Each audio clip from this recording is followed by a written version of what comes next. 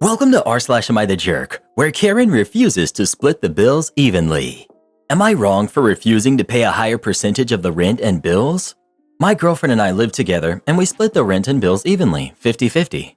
We both earn similar amounts and work full-time, so it's always felt fair to split things this way. That said, my girlfriend has struggled with work anxiety in the past. She's had periods where she called in sick frequently or switched jobs more often than she wanted. But now, she's finally landed the job she's been dreaming about for years.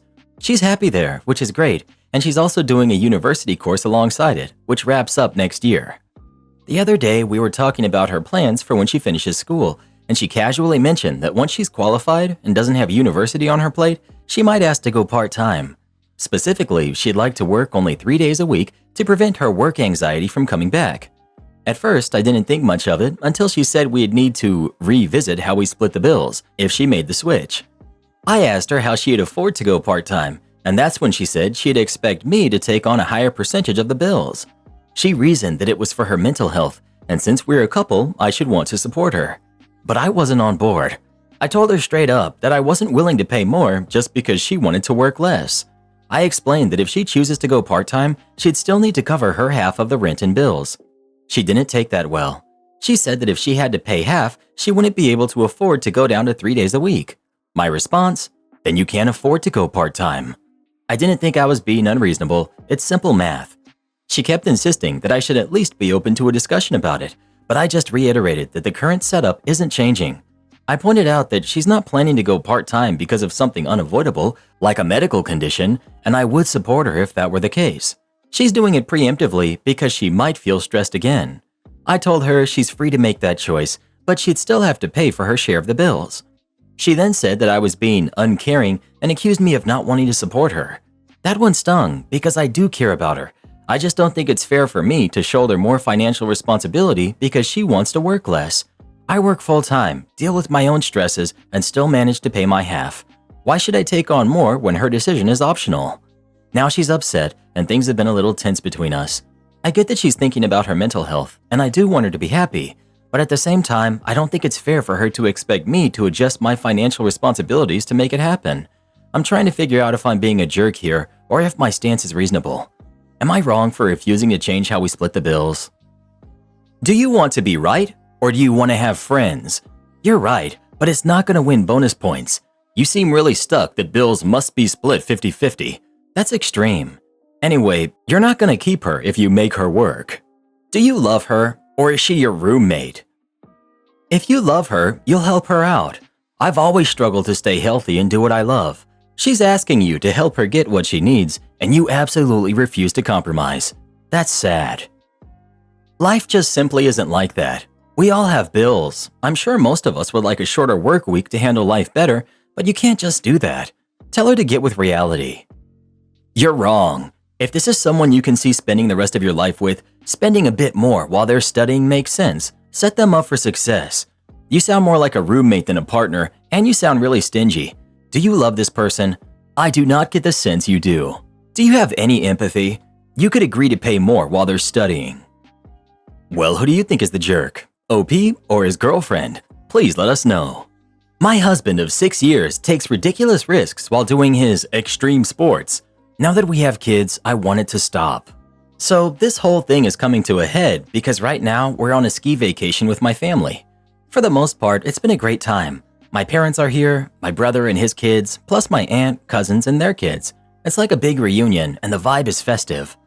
My husband, Greg, lives for this kind of stuff. He's the first in the lift line at 9 a.m. sharp, and he doesn't come off the mountain until 4:30. No breaks, no slowing down, just full throttle all day long. While the rest of us are drinking hot chocolate or grabbing lunch together, Greg is off doing his thing. He'll join us for dinner, but once the plates are cleared, he's off to bed with his headphones, listening to music until he falls asleep. Meanwhile, the rest of us are sharing stories, sipping wine, and just enjoying each other's company. It's frustrating, strike one for me, because he's so antisocial during these trips. But honestly, it's not just that. The real problem is that Greg keeps doing these things that we fought about over and over again. He's got this whole, I'm still 19 and invincible mindset, which drives me insane because, newsflash, he's not. Last night, I found out he made friends with some local kids who have been showing him the back hills. Apparently, this involves skiing outside the resort boundaries, where there are rocks, cliffs, and zero ski patrol. To top it off, when he's done, he has to ski down to the road and hitchhike back to the resort. I was livid when I found out, like literally seeing red. This isn't a one-off thing either.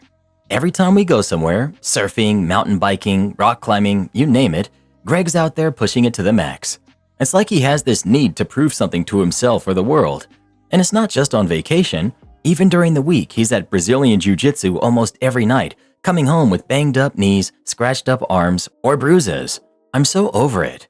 In Greg's defense, he is an amazing dad.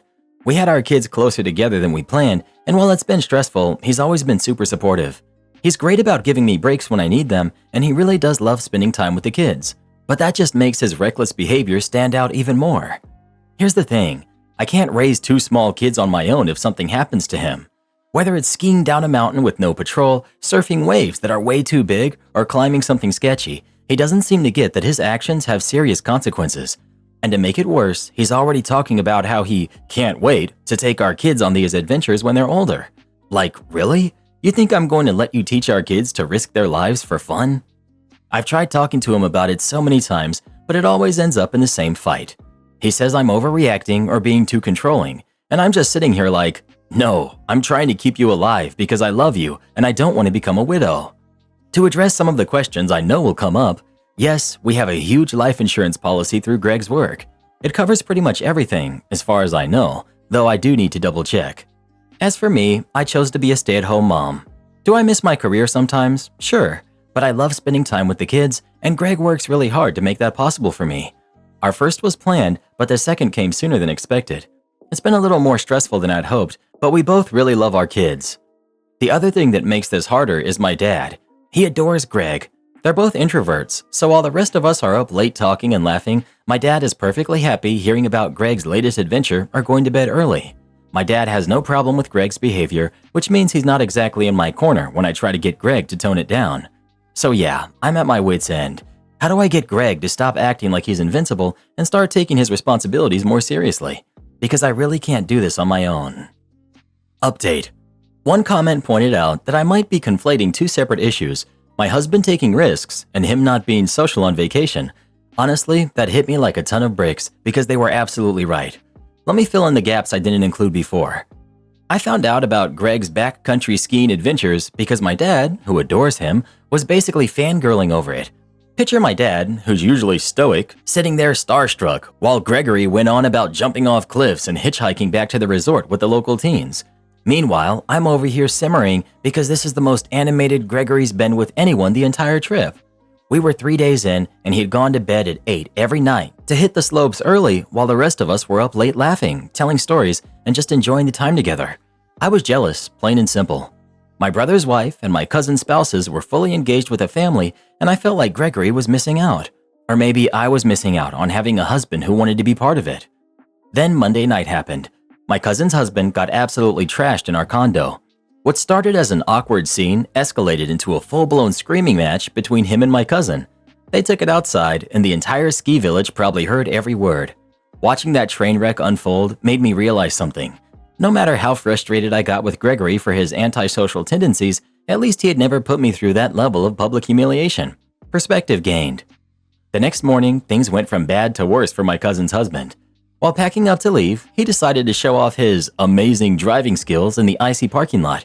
Predictably, he slid into a snowbank, wrecking their brand new Lexus. Gregory and my dad stepped in like it was no big deal. They calmly dug out the car, got some gravel for traction, and backed it out like pros. It was over in 10 minutes tops. Watching Gregory handle the situation with such calm confidence made me feel incredibly lucky. Meanwhile, my cousin's husband was standing there, hungover, overweight, and whining about his $6,500 grill like a toddler who'd dropped his ice cream. Not gonna lie, seeing Gregory fit and level-headed, take charge while that guy melted down was a bit of a, wow, I hit the jackpot moment for me. Later that day, I decided to ask Gregory if he'd ski with me. Honestly, I'd avoided it because I didn't want to feel like I was holding him back from doing his thing. But he immediately said yes and told me he'd been hoping we'd get at least one day together. Strike one on me for not communicating better. We had a great time, and he even taught me a few things I probably wouldn't have picked up in a lesson. It reminded me why I fell for him in the first place. While we were on the chairlift, I brought up my concerns about his backcountry skiing and how it felt like he prioritized his adventures over family responsibilities. I also mentioned how, on past trips, I'd ended up watching the kids while he went off to do something risky without really talking it through with me. Gregory, to his credit, listened. He assured me the backcountry skiing he was doing here was safe, but admitted he should invest in proper safety gear for future trips. He also apologized for bailing on me during our last vacation to chase waves and promised to make trip planning more collaborative going forward. Hearing that was a relief. I also apologized for being cold toward him at the start of the trip. I told him I'd appreciate it if he could hang out with the family a little longer in the evenings. That's when he admitted he can't stand my cousin's husband. Apparently, this guy is constantly trying to one-up Gregory and talks down to him every chance he gets. Now that he was gone, Gregory felt way more comfortable. True to his word, he cooked steaks for everyone that night, stayed up chatting until 8:30, and actually seemed to enjoy himself. The next day was my planned day off to watch the kids, so Gregory got up early to meet his new friends for some in-area hiking before the lifts opened. We agreed he could stay out as late as he wanted if the snow was good, and honestly, I was fine with it. I felt like we'd finally found a balance. Looking back, I realize how lucky I am. Gregory isn't perfect, but neither am I, and this trip helped me appreciate what we have. If I hadn't made that post on Monday, I might have spent the rest of the vacation stewing in my own frustration. Instead, we talked, we compromised, and we're all the better for it. Am I the jerk for not going to the wedding of my dad and his affair partner? Plus final update. When I was 17, my mom was diagnosed with cancer. For 2 years, she fought hard, and during that time, my dad was barely around. He was always working, going on business trips, and leaving most of the caregiving to my aunt and grandma. They stepped up in ways I'll never forget, but the absence of my dad still stung. 2 years after her diagnosis, my mom passed. I was gutted, but I tried to hold it together. My dad, on the other hand, didn't seem affected. Just 5 months after we lost her, he introduced me to his new girlfriend. I remember standing in our living room, looking at this woman I didn't know, and feeling pure rage. I exploded. I yelled at him, asking how he could move on so quickly when we had just lost Mom. That's when the bombshell dropped. They told me they had actually been in a relationship for 3 years. My dad had been cheating on my mom the entire time she was sick. All those business trips? They weren't business. He was meeting up with his affair partner. I couldn't stay in that house another second. I packed a bag, walked out the door, and never looked back. I've been no contact with him since that day. Now I'm 25, and the only family I'm close to is my aunt, the one who helped me when I left. She's always been supportive, so it caught me off guard when she called a few days ago and asked if I'd heard from my dad. I said no and asked why I ever would. That's when she told me he's getting married to his affair partner and suggested that I go to the wedding to help mend our relationship. I laughed. I couldn't help it. I told her there was no way I'd ever go to that wedding. My dad is done to me. The line went quiet for a second, and then I heard a voice I hadn't heard in years. My dad. He asked if that was really how I felt about him. I was furious. I immediately hung up and texted my aunt, reminding her that I specifically asked her not to share anything about me with him. She apologized for breaking my trust and then called me a jerk for what I said, claiming my dad was crushed. She added that it was time for me to move on. I didn't even bother arguing. I just blocked her. 2 days later, I got a wedding invitation in my mailbox. The only person who knew my address was my aunt, so it was obvious she'd given it to him. On top of that, my phone started blowing up with calls and texts from family members on my dad's side. Apparently, she'd handed out my number too. The messages were brutal. Some of my uncles and cousins called me selfish for not giving him another chance. Others outright insulted me, saying I was a heartless brat. Even his affair partner texted me, claiming my dad was thinking of postponing the wedding because of me. She added that I should just talk to him and stop being difficult. For context, this woman was a friend of my mom. She knew she had cancer and still chose to have an affair with my dad. That alone is unforgivable. I texted back, telling her it wasn't my fault if he postponed the wedding and that I had no interest in a relationship with either of them. She didn't reply, but the barrage of messages from my dad's side of the family didn't stop. It's been quieter in the last day or so, but I'm still conflicted. Part of me wonders if I'm being too harsh. At the same time, I know I can't just sweep everything under the rug for the sake of family. So, am I the jerk? Update 1 month later. So, after all the texts and calls from family members, I'd had enough. I sent out a group text to all the numbers, laying everything out. I detailed exactly what my dad did, how he cheated on my mom, and why I chose to go no contact. I didn't hold back. Once the message was sent, I blocked all their numbers. I ended up changing my number. However, I kept my old phone active to keep the old number in case they tried to contact me from random numbers. I figured if they started harassing me again, I'd have evidence. Luckily, nothing happened after that, and I thought it was finally over. But of course, it wasn't. About a week later, my aunt's fiance showed up at my apartment. I wasn't expecting him and immediately felt apprehensive when I saw him waiting in the parking lot. He must have known what time I got off work. He waved and came over, saying he just wanted to talk. He seemed calm, so I gave him a chance to explain. According to him, my group text caused a huge mess in the family. Apparently, some of my cousins didn't know the full story about what happened. They started asking questions, and when my dad and his affair partner tried to deny everything, someone else in the family confirmed that it was true. That's when things really blew up. There were arguments left and right. A few cousins decided to pull out of the wedding altogether. My dad wanted to postpone it so he could try to talk to me, but the affair partner wasn't having it. She apparently threatened to leave him if he delayed the wedding. It didn't stop there. Word got out to some of their mutual friends, many of whom also were friends with my mom at one point. A handful of them backed out of the wedding too, which pushed the affair partner into some kind of meltdown. She started banning anyone from the wedding who so much as mentioned what had happened. This included family members who were on my side. The kicker? My aunt's fiance told me that the affair partner is blaming this entire mess on me. She claims I did all of this intentionally just to ruin their wedding. I couldn't help but laugh when he said that. Like, yeah, their own actions had nothing to do with it. Despite all this, the wedding is somehow still happening. I asked him why my aunt even got involved in the first place, knowing how I felt about my dad. He said there had been some conversation in the family about how bad it would look if I wasn't at the wedding. My aunt apparently offered to call me, even though her fiancé told her it was a bad idea. She went ahead and did it anyway. He said he only came to tell me what was going on because he felt I deserved to know. I thanked him, but told him I'd be cutting contact with my aunt completely, and by extension, him as well. He nodded, said he understood, and wished me the best before leaving. I'm not going to lie and say I'm completely okay. I miss my aunt. I miss my mom. The grief and anger are still there, and it's a lot to carry. Right now, I'm staying with my girlfriend, and she's been my rock through all of this. She's been trying to cheer me up by coming up with ridiculous, over-the-top ideas to ruin the wedding. Some of them are so absurd that I can't help but laugh. And yeah, a lot of you suggested therapy, and I think you're right. Reading your comments made me realize just how much grief and anger I've bottled up over the years. It's overwhelming, but I know I need to do this. I'm nervous, but I feel like it'll help me finally start to heal. Update 1 year later. For everyone asking about the wedding, I honestly don't know much. From what I've heard, they got married. No one from that side of the family has contacted me since, and I didn't bother digging for details. At this point, I'm at peace with not knowing. As for me, life's been pretty different lately. For starters, I'm single now. Mia, my ex, and I broke up about 4 months after everything went down. We had celebrated 2 years together in March and even talked about our future. Marriage, kids, the whole thing. But I was a complete mess. Therapy had started off okay, but the deeper we went, the more I realized just how many unresolved issues I'd buried after losing my mom. I was struggling emotionally, crying at random times, plagued by these dark thoughts that I might somehow turn into my dad. I spiraled into fears I couldn't control. Meanwhile, Mia had dreams of a stable future, and I knew I wasn't in the right place to give her what she deserved. Keeping her tied to me while I was trying to get my life together would have been selfish. We had a long, painful talk. There were a lot of tears, but we were honest with each other.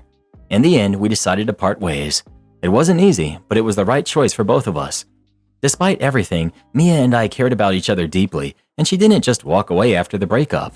She, along with my friends, made sure I wasn't left to face things alone. They checked in on me constantly, and I can't express how grateful I am for that. In July, something unexpected happened. I was offered a transfer to my company's head office in another city. The timing felt right, and after talking it over with my therapist, I decided to take the opportunity. I figured a change of scenery might help me hit the reset button. By September, I was packing up my life. My best friend practically moved mountains to help me. He used 25 of his 30 vacation days to assist with packing, the move itself, and even getting me settled into the new place. I don't think I've ever been more thankful for someone in my life. The move turned out to be exactly what I needed. My new coworkers were incredibly welcoming, which was a huge relief since I'd been so nervous about starting over somewhere unfamiliar. Work has been a great distraction, and I've thrown myself into it completely. On top of that, I've been keeping up with therapy. I attend online sessions twice a week, and I've started grief counseling in person here. It's been hard work, but it's helping. Slowly but surely, I'm getting to a better place. I'm still not ready to start dating again though, and I'm okay with that. For now, I'm focusing on my career, my mental health, and just trying to keep moving forward. It's not perfect, but it's progress. And that's all I can really ask for. My sister stole my cat, so now I'm taking her to court. I, 24 female, asked my sister Susan to house sit my house for 2 days and basically make sure my cat was fed. Long story short, Susan claimed my cat ran out the door under her feet and had gotten hit. I grieved and was so depressed for a good week after. I've had my cat for 4 years. The weird thing was, though, that my cat was usually scared of the outside. Fast forward, I ask my sister if I can come by. She makes up some excuse. She did this for 3 days. Finally, I show up unannounced and my niece lets me in, then excitedly asks me, "Want to see our new kitty?" I say sure, and she shows me an exact identical cat of mine. Definitely my cat. I call my cat by its name and she comes running to me. The only difference between the cats were that someone did a horrible job shaving this one's face. It's long-haired. My sister came in yelling that I couldn't just walk into her house, even though I've done it a million times before. I told her I wanted my cat back and she denied it being mine. I went home and did a lot of research and was looking into lawyers and evidence that I needed. I then texted my sister today. I lied and said that I had a lawyer and I would be taking her to court for stealing my cat. She sent me an angry text back about how if I took her to court, I'd be a horrible sister and she has kids to think of and I don't, and that my lovable cat made her want to get one. Blah, blah, blah. The kids love their new cat. I told her I don't care. She told me I was acting crazy over a cat and how she'll never forgive me. I'm not delusional. The cat was identical to mine, came directly to its name. I love the cat like it's my kid. My sister has done messed up things to me in the past, but I never thought she would do something like this. Am I the jerk? Did you have your cat chipped? That would be all the proof you need. Anyone who owns a cat or a dog and does not have them chipped is making a big mistake. Not the jerk. Go back to your sister's house and retrieve your cat. What's she going to do? Call the police? They have better things to worry about these days. You may want to pay a lawyer a small sum to write a letter to your sister with enough legal verbiage to scare. I doubt this issue would ever end up in a courtroom. Am I the jerk for leaving a vacation after my girlfriend brought her friends along? My girlfriend, Sarah, who's 29, and I, male 28, have been dating for 5 years, and I wanted to go on a vacation with her to celebrate. I planned the trip for several months. Of course, I shared my plans with her and decided on skiing and snowboarding and other winter activities in Colorado. The activities seemed perfect, and I was looking forward to this for months because I wanted to propose to her at the end of the trip. 5 days before the trip, Sarah dropped the ball on me that she invited 2 of her friends to meet her there. I was upset because I wanted to spend one-on-one time with Sarah for our anniversary. I feel like it was plain and clear that this was a trip just for us. Even though I expressed my concerns, Sarah insisted that her friends already made plans to come and won't back out. I decided to accept this because there was no way for me to force her friends to not come. I wish I fought more on this. I figured we could make some changes to our plans and I would still be able to propose to her privately. Sarah essentially blew me off for her friends and we didn't get any private time. After 3 days of being in second place, I decided to leave the trip and head home. I told Sarah why I was leaving and she was upset. She told her friends about my decision and I was ganged up on. They said we were all having a great time. She thinks I'm being a jerk for making her pick between her friends and me, even though her friends weren't invited in the first place. I never had personal issues with her friends prior to this trip. I never made Sarah pick between me or her friends because everyone needs friends outside of a relationship. I'm at home now and thinking about everything. I have a day to myself before Sarah comes home, so at least I get to relax a bit. Sarah and her friends think I'm overreacting and think that I ruined the trip. I think Sarah was disrespectful and rude to me by ruining the purpose of the trip and having her friends gang up on me. Am I the jerk for leaving a vacation I planned for my girlfriend after her friends came along? Edit. This was a planned anniversary romantic trip. I was clear that we have plans just for us two. We've been on other anniversary trips together without her friends there. We did discuss marriage beforehand, so it's not like a proposal would have been out of the blue. Minor update. My friends are here at the house and they've been running potential interference, just in case her friends try to bombard and harass me. They've been great and I'm so glad to have them. Minor update too. None of Sarah's friends came by the house or harassed me yesterday or last night, which is good. Sarah hasn't come home yet. I figured out what I want to say and I have it written out. Not the jerk. You sure you still want to propose? This. Even if it wasn't a proposal trip, it was so disrespectful of Sarah to basically pull the rug out from under him and get her friends to gang up on him. To do that to someone you've dated for 5 years? Jeez. I would sit her down and go through the plans you had, including the proposal.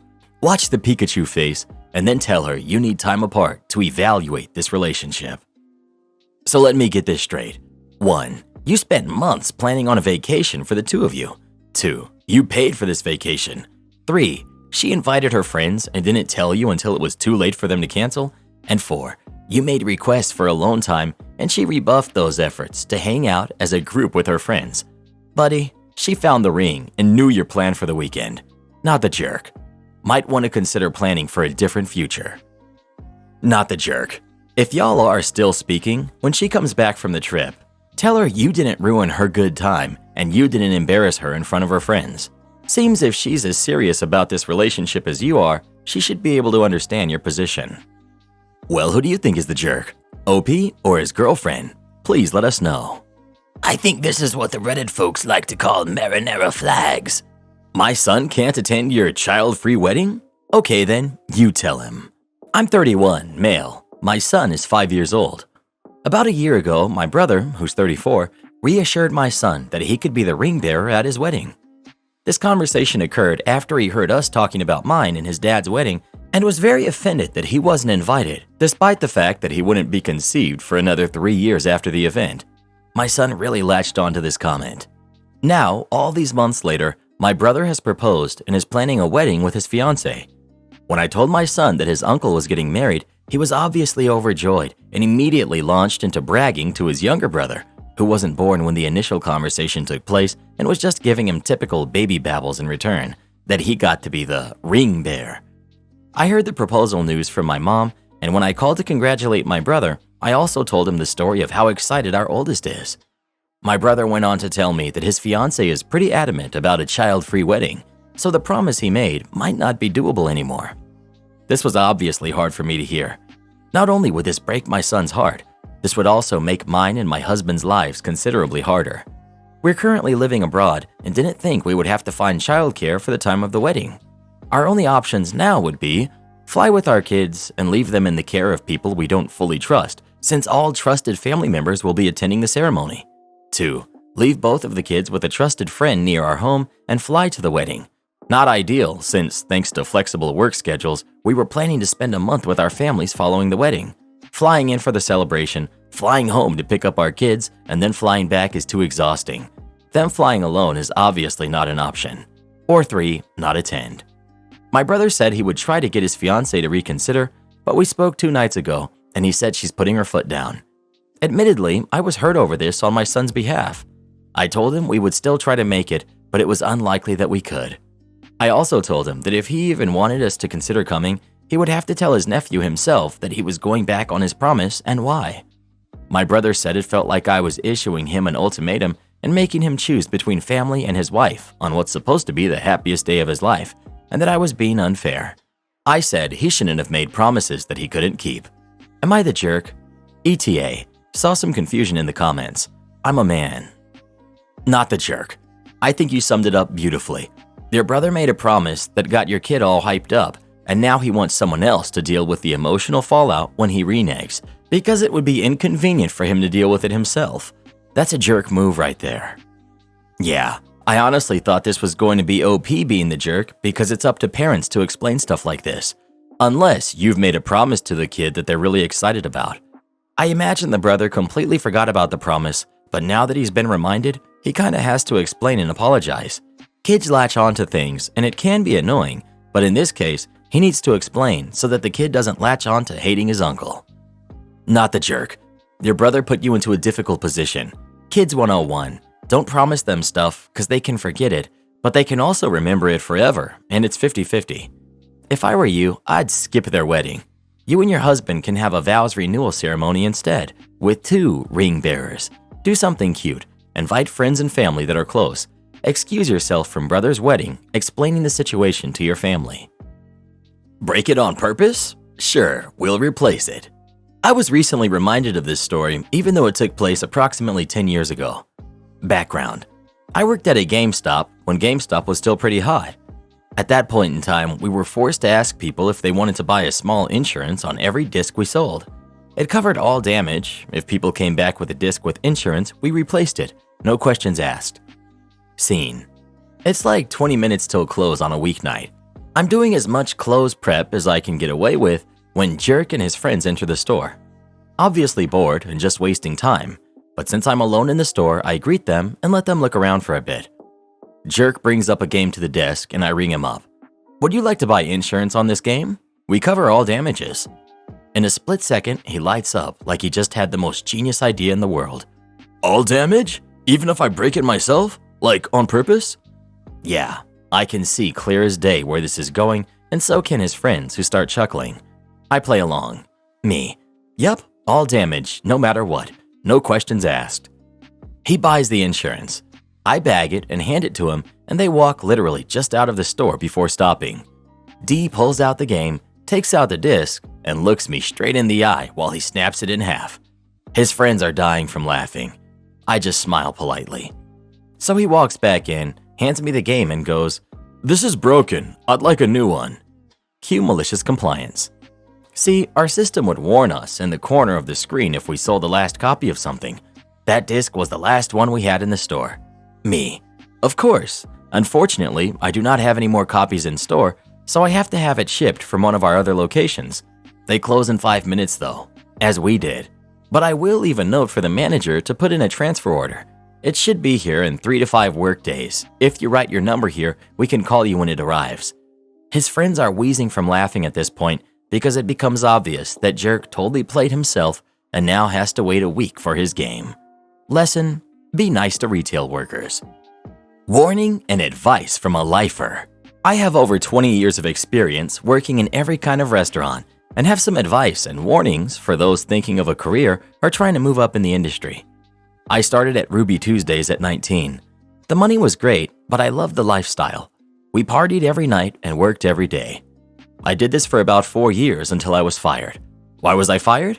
New management came in and cleaned house. All 10 of us were let go for BS reasons. This was a wake-up call. I realized servers could be fired at any time for any reason. I was devastated. Luckily, I found another job relatively quickly: Longhorn Steakhouse. This job was less fun, but the money was about 15 to 20% better. I decided to learn what it takes to work in fine dining to make as much money as possible. I talked with management about moving to a high-end restaurant in the same company, the Capitol Grill. They promised me if my sales were up and I was studying food and wine, they would transfer me.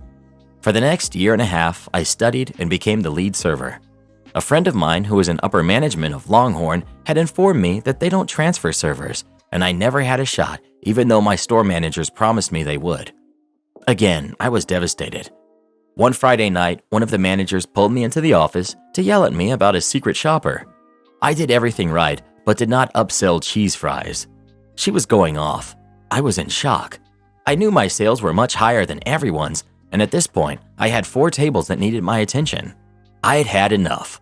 Longhorn was never going to promote me, and by this point, I knew how easy it was to get another job. She asked me how I was going to rectify the issue, as if I had committed some unforgivable sin. I told her I wasn't, and I immediately quit. Now she was in shock. She knew I was her strongest server and tried to backtrack. I had never quit a job before, and it felt good. I went to the door, asked my tables to cash out, and let them know what had just happened. All my tables did, and way overtipped me. At this point, the manager was fuming and said I would never work in the industry again. At this point, I decided it was time to apply to some fine dining restaurants. My first choice was the best restaurant in the area, Sky. They were trendy and had actual chefs and a crazy wine list. I got an interview, and the GM first asked me if I had experience in fine dining. I told him no, but I had been studying food and wine for the last year and a half, and I promised I would work hard and do what it took to prove myself. So he took a chance with me. Within a year, I was the head server. My PPA, per person average, was higher than anyone. Management loved me, and so did the owner. I took this job very seriously. I had regulars that were worth millions, if not billions of dollars. I had worked at Sky for several years, making more money than I ever had, Then our GM leaves and 2 managers get transferred to sister restaurants. We get a new GM and he brings in his friends to manage and starts to clean house. Several servers were let go for no reason. I fear I might be fired too. The new servers he brought in were horrible. They were sloppy and lazy and their PPA was the lowest. Yet they were given bigger sections and better shifts. This upset everyone, myself included. One night after my shift, I tried and calmly talked with the new GM about how this affected our money and asked if there was a fair way to schedule. He exploded on me. I was shocked. I profusely apologized. I meant no disrespect, but he had heard enough and fired me on the spot. Again, I was devastated. 2 days passed and the restaurant owner called me up, apologizing and wanting me to return. I told him what had happened, how the GM spoke to me, and how he was cutting our shifts to make room for his friends. I asked the owner to look at the numbers and asked him who he would rather have representing his company. The owner agreed he would rather have me than the questionable new hires. I explained this situation had left a bad taste in my mouth and I wasn't sure I wanted to return. He offered me $15 an hour plus the tips I would make if I returned instead of the standard $5 server wage. I decided to accept and return to work a few days later. For the first time in my serving career, I experienced a power shift. As soon as I walk in, I'm summoned to the office. The GM is sitting behind his desk and he looks upset. He said the way I spoke to him and went behind his back was unforgivable. I again calmly explained what happened and reminded him that he fired me.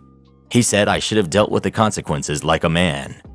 He said some things would be changing. My shift would be cut and I would be put on a trial run to see if I could come back. I cut him off and said, "No, I won't. I will work my regular schedule with a fair section. If he doesn't like it, he can talk to his boss, the owner." I thought the guy was going to start swinging. I have never seen someone so angry. He screams at me to get out of his office. I start taking tables and working my shift, and the GM comes on the floor while I'm at the table and pulls me by my arm to go to his office. This shocks the guests and me. The owner is in the GM's chair, and I sit next to the GM. The GM immediately starts laying into me, saying I'm a colossal problem. I calmly explained I had guests I was taking care of at the moment and asked if it would be possible to continue this conversation once my section was empty. The GM says no. The owner disagreed and said yes, we would talk after my shift. As I'm working my shift, I see every manager and chef go into the office to talk with the owner. They talked for a while. Once my section was empty, I knocked on the door and said I was ready to talk whenever they were. I change out of my uniform and I'm summoned to come back to the office. I'm sure I'll be let go for some random reason. As soon as I sit, the GM looks nervous but is still furious with me. The owner says we must squash this little beef and return to business. I agree, but the GM interjects and says I'm a huge problem. The owner says he's talked with everyone and no one has a problem with me. He says my sales are the highest and he has no guest complaints. The GM then went on about how I questioned his authority. I calmly explained if I couldn't make money here, I couldn't work here. We had already lost 3 strong servers the last month due to them quitting, and he fired a few other people. The owner had heard enough. He told the GM to give me whatever shifts I wanted and change his attitude. I was told I could leave and to close the door. As I left, I could hear the owner screaming at the GM that he should fire him. I went home, but another server told me they were in the office for an hour and the owner was going off. The next couple of months were rocky. The GM wouldn't even look at me. One day I heard the GM and the new servers were fired. They were all stealing. About a year later, I left on good terms due to moving. I got another fine dining job and studied under a master wine steward and James Beard award-winning chefs. Unfortunately, that restaurant closed and now I'm at another fine dining job. It's a good company and the money is excellent. I get whatever hours I want and I'm respected. I hope my story saves you some time and aggravation. I'll list some bullet points below so that I can help you. 1. If you know you will serve for a few years, apply to fine dining restaurants. Even if you don't think you're qualified, the difference in money is enormous. 2. Don't use things you shouldn't be using. I've witnessed many servers go down that path, which always ends badly. 3. Management will almost always try and take advantage of you. They will throw you under the bus in a second if it makes them look good. 4. There is no job security in this business. Even if management loves you, managers come and go, and you might have a nightmare boss next week. 5. Always have a backup plan. I only work 2 or 3 days a week and do my own business on the side. Remember, no job security. If the restaurant is going under, they won't tell you. They will lock the doors. 6. Doing this job full-time will fundamentally damage you. Fake smiling and pretending will lead you to feel horrible after a while. You have thoughts, dreams, and feelings, and you are entitled to them. Extra onions. This happened years ago. I was working at a McDonald's on a highway rest stop as a teenager over the summer. I was making the burgers in the back when a belligerent customer came up and ordered a cheeseburger with extra onions. He made sure to emphasize, "I want extra onions," loudly and repeatedly, and banged his fist on the counter because last time he ordered extra onions, there weren't enough onions on it. My manager overheard the order as well because the customer was being loud and rude to the cashier. I looked over at my manager and he gave me the nod. He knew what I had in mind and that he would have my back. Cue malicious compliance. Standard cheeseburgers are supposed to have a little sprinkle of this diced onion mix. I proceeded to pile on about a cup of diced onions on top of the burger. To keep it from spilling off the burger, I alternated a slice of cheese between 1/2 inch thick onion layers. So a total 1.5 inch thick layer of diced onion and cheese ended up on this burger along with the other toppings. I microwaved it so the melted cheese fused with the onions to keep it all together as best as possible. Wrapped it up carefully and put it out for the cashier to pick up. It was as tall as a Big Mac and weighed 3 times as much as a normal cheeseburger. The cashier picked it up and her eyes grew wide as she hesitantly bagged it, glanced at the manager as he waved her on, and walked back to the register. The customer snapped the bag out of her hand and says, "This better have extra onions on it or I'll be back." We watched the guy grab his condiments and napkins and he heads to the seating area, so the manager stayed at the counter waiting for any blowback. It wasn't busy, so we sent a staff member to go check on the napkin section that was near the guy to see his reaction as he opened up his onion burger. Sure enough, he unwraps the burger, looks at it inquisitively as onions and cheese spill out the sides, does a little nod and smirk like this was exactly what he was looking for, and takes a huge bite out of it. Chews a couple times. His eyes then go wide and he realizes his mistake and immediately spits it out onto the tray. He sits there sheepishly for a few moments with an embarrassed look on his face while he inspects the burger more closely, and you can see him ponder the next move while he drinks his soda and munches on fries. He tries scraping off some of the onions onto the wrapper, but the cheese and other toppings are coming with it, basically left with a plain burger and bun. He tries unsuccessfully to reassemble the burger with less onion and some of the other toppings, but it was a big pile of onion, ketchup, mustard, cheese with a single pickle. He takes another bite, then throws it down on the tray in disgust. He finishes his fries, tosses the burger in the trash, and we watch him leave in embarrassment. He doesn't even glance back to the counter on his way out. Am I the jerk for throwing away cookies given to us by my mother-in-law? It was technically one cookie. Here's what happened. My husband's mother baked cookies and gave us 5 more to take home. My son ate 2 of the 5, leaving 3 cookies left. My husband ate a lot at my mother-in-law's house before we left the same day. Now I've been trying to lose baby weight from our most recent baby, and as such we have a rule. No sweets in the house. I have a binging problem, and thus if we do want sweets, we usually either make it from scratch or go out to get them when we want them and store them in designated areas in the house. He's free to store his snacks in his office and gaming area, which isn't even on the same floor. We have multiple spots for them that aren't hard to reach. It's just not sitting out in my face all day. I also told him earlier that I was trying not to eat many cookies that day because my progress was slowing down due to us going out to eat a lot.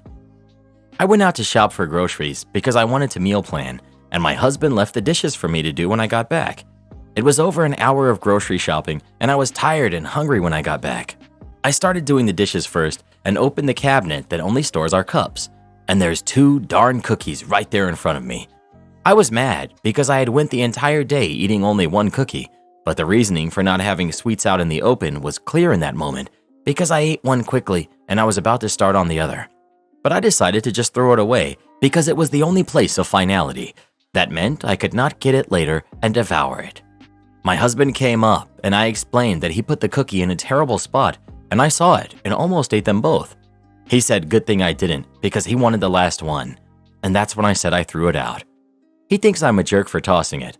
I think he was a jerk for putting it in the dumbest location possible, knowing I was going to do the dishes and see it. He literally just had to walk less than 5 steps over to the snack shelf and put it there. I'm on a weight loss journey. We don't leave snacks out in the open because of it, but designated areas. My husband left cookies his mom baked in a cabinet meant only for cups, although knowing I was going to do the dishes, and so I tossed one of them after eating one to prevent myself from eating the other. So, am I the jerk for throwing it away? Edit. Alright, time to move on from reading comments. To those who voted me the jerk, I get it, it's food waste. To the ones calling me a jerk for making my family suffer, fully read my post. Our house has lots of sweets and snacks. In fact, I realized we still have chocolate chip cookies frozen in our freezer. No one is suffering in an inability to indulge themselves when they want to. To those who said not the jerk, thanks. I think everyone deals with food in their own ways. Mine was cemented into my head to be unhealthy at a young age, so here I am, unable to control myself at times. Thanks. You're the jerk. What? Why didn't you move it to the snack shelf for your husband? Seriously, good luck with the weight loss if you have this little self-control. You have to be petty and throw out a home-baked cookie. Jerk move 100%. Food addiction is a hard thing to beat. I've done what OP has done. I've also gone back to the trash to get the thing I wanted so bad that I had thrown it out in the first place, like hours later. Not proud of it. And it wasn't a sealed takeout container, but still nasty, I know. OP set up boundaries with her husband, who presumably does not have food impulse control issues, and he put the cookie in the worst possible place. She's not the jerk for being sick. She just needs more time to work at her issues and a little support from her family. Not the jerk. I think the comments are pretty mean. If OP had a diagnosed eating disorder, would that make it okay for her to have no self-control? She does have self-control because she didn't eat the cookie and tried to create a system that would work for her needs. It was one cookie after everyone had already had plenty, and not that big of a deal, to be honest. Not the jerk. If husband knows OP has a problem with binging, which is disordered eating behavior, then it's also not hard for him to just move the cookie to his office or gaming area or snack shelf if he wanted the last cookie so badly. As a person who also struggles with binging, I'd rather chuck one cookie in the bin to maintain self-control than eat it and trigger a binge. Binging is horrible, and once a cycle begins, it's really hard to get out of.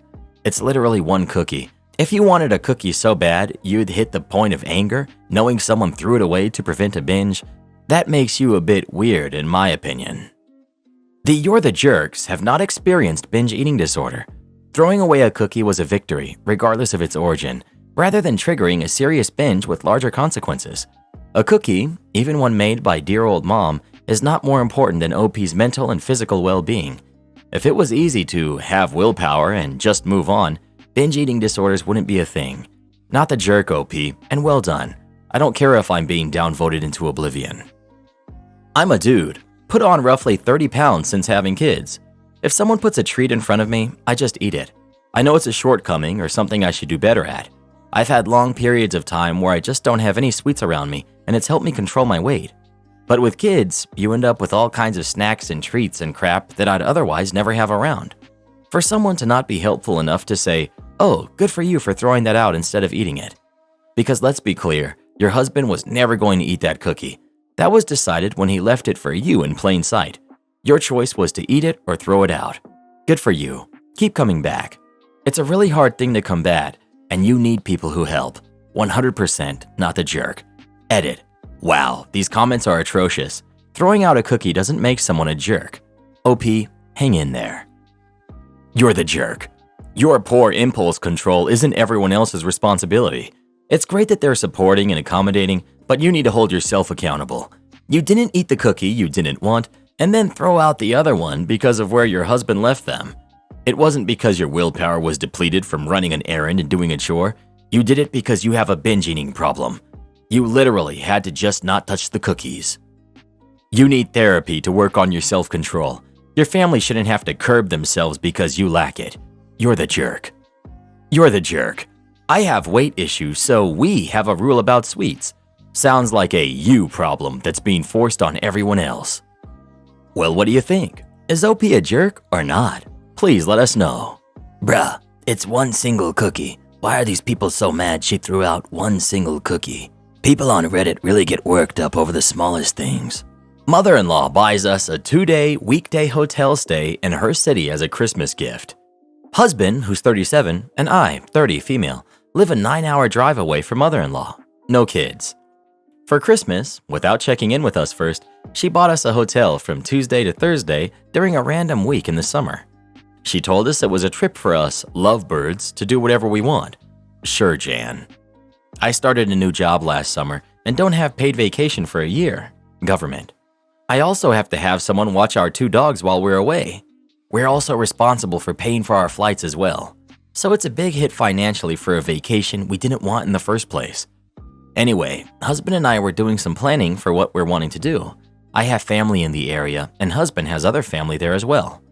Mother-in-law finds out and tells us we need to spend the whole trip with her. We were planning on spending all Wednesday with her, but then she goes into a guilt trip about how we never see her. For the record, we saw her last summer and at Christmas. Anyway, she wants to spend Wednesday and Thursday with us and is now saying the trip was for her to spend time with us. Duh. But we fly in Tuesday night and fly out Friday morning, only flights available, which means I won't be able to see my family unless I extend our trip, and expenses. I got 10 text messages at midnight, 11 p.m. her time, last night about why we need to focus on her for the trip. She has surgery, not while we're there, but later in the summer for a shoulder injury. She doesn't get time off besides this. She can't travel, etc. Her tone was rude and she's never talked to me like that before. Today, she told my husband she wants to sell her house so she can contribute to a down payment on a home we're saving for. We told her we don't want to talk about that until the summer. How do we put an end to the generosity that is actually leveraged to control our behavior? Is there a way to gently shut her down? She doesn't listen and isn't interested in our opinions or perspective and doesn't respect boundaries. Please help me. Nope, nope, and nope. Selling her house to help with your down payment equals moving in because she has nowhere to live and she helped pay for it. And don't accept that hotel. It's too much out of pocket to be forced to maintain someone else's itinerary. Next time she gives you a gift, tell her you hope it's refundable because it doesn't work for you. When she brings up the house, no thank you, we'll be buying our own home. Invite your family on the days you're in town. Just because she's forcing you to visit her doesn't mean you have to play her game fully. Hubby really needs to tell her this doesn't work for you and give her boundaries. My jealous wife demands I fire the new nanny because they were enemies back in high school. I, male 30s, live with my wife, who's in her 30s as well. We both work full-time jobs and we have 3 kids, who are 3, 6, and 7. I used to work from home with flexible hours, but I've been offered a promotion which requires me to go to work in person. The pay increase is really significant, so my wife and I agreed I should take the promotion and hire a part-time nanny for our kids. I got in touch with a nanny agency and they matched us up to someone who lives local. They only told us her first name, which was a really common name anyway. But for the sake of storytelling, we'll call her Sarah. I spoke to Sarah on the phone and she seemed really nice. We arranged a day for her to come over and meet my wife and the kids and for us to show her around the house. When the day came around and we met her, it turned out that my wife already knew Sarah. It was really awkward. I wasn't sure how they knew each other until afterwards. My wife told me that back when she was in high school, her boyfriend at the time cheated on her with Sarah, who was in her class. She wasn't enthusiastic about it, but my wife didn't seem to have a problem with Sarah being our nanny at first. Our kids love her, she has lots of experience, and she's available when we need her. After a couple of weeks, with pretty much no issues, my 2 oldest kids came to me and started telling me that they don't want Sarah to come back. I asked them why, and they said that she's evil. I ask what they think she's evil for, and my 6-year-old starts crying and says that Sarah is mean and wants to hurt mommy.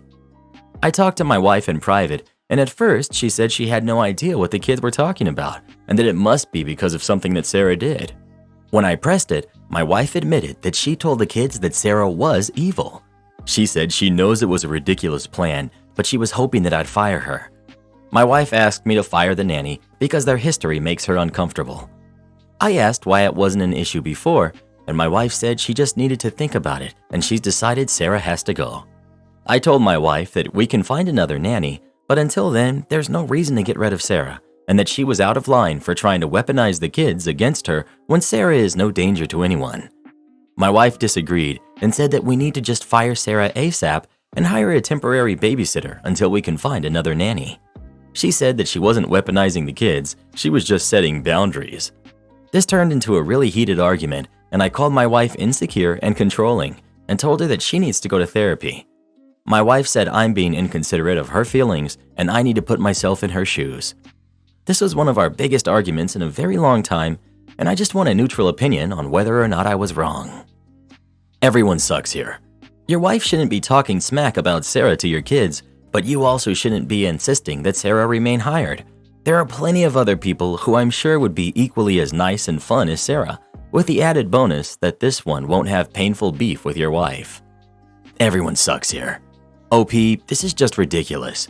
Your wife was way out of line to say to the kids and try to use them like that, and it sounds like she did some actual, hopefully just temporary, emotional damage in doing so. But she's right that Sarah needs to go, immediately. Why the heck would you want to keep your wife in a clearly uncomfortable position, much less continue to keep your kids in this situation? Keeping Sarah around for a couple more weeks just because you don't want to bother finding someone to fill in until you and your wife find a permanent replacement is a terrible idea, and it shows your wife and your kids that you don't give a hoot about their feelings. Save your kids and your marriage, and Sarah, frankly, any more of this dealing with crap. Everyone sucks here. Your wife got cheated on by her ex with the woman who is in your lives and in your kids' lives. The sensible thing to do would have been to say right away, okay, we'll find someone else. You are being inconsiderate of her feelings. That makes you a jerk. Your wife should have never used your kids the way that she did. That was beyond the pale. That makes her a jerk. All in all, it means you all suck. Well, who do you think is the jerk? OP or his wife? Please let us know. Here's an idea. How about OP's wife tells the kids that she lied to them about Sarah? You need to think long and hard about whether you want this job? Okay. Context. I work in IT in a very small area where everybody knows each other in one way or another, so networking with people is very important. I got a new job in a private school, partly because I knew the consultant acting as hiring manager at the time, but also because he knew I had skills in Azure and its many cloud components, which was the direction he envisioned the school going. Great stuff. I can do the migration no problem, as I've gone through it twice at previous companies. I started just before the summer holidays, which were 9 weeks at this school, so I spent a bit of time getting to grips with the equipment, network, and just generally settling in. It was a small team of myself, 2 desktop guys, 1 part-time, and the consultant and manager, who worked 3 part days, usually 10 a.m. to 2 or 3 p.m. After about 3 months, the school hired a permanent manager and dropped the consultant after he had handed over all of his responsibilities. Things continued as normal. I worked away on getting the prerequisites in place while juggling some other projects, like managed printing and network upgrades. Everything seemed great, although I was being pulled away from my cloud tasks more than I'd like, but figured it was just how things were here with such a small team. Jump forward to December. My 6-month probation was done, so I asked the manager, let's call her D, when we could have a meeting to discuss how things have been and sign off on my probation. She kept putting it off with generic excuses, and it ended up happening in mid-January when she absolutely destroyed me. Instead of talking to me like a reasonable human being, she held up all these microaggressions and spent over 30 minutes unloading them onto me, absolutely crushing my motivation.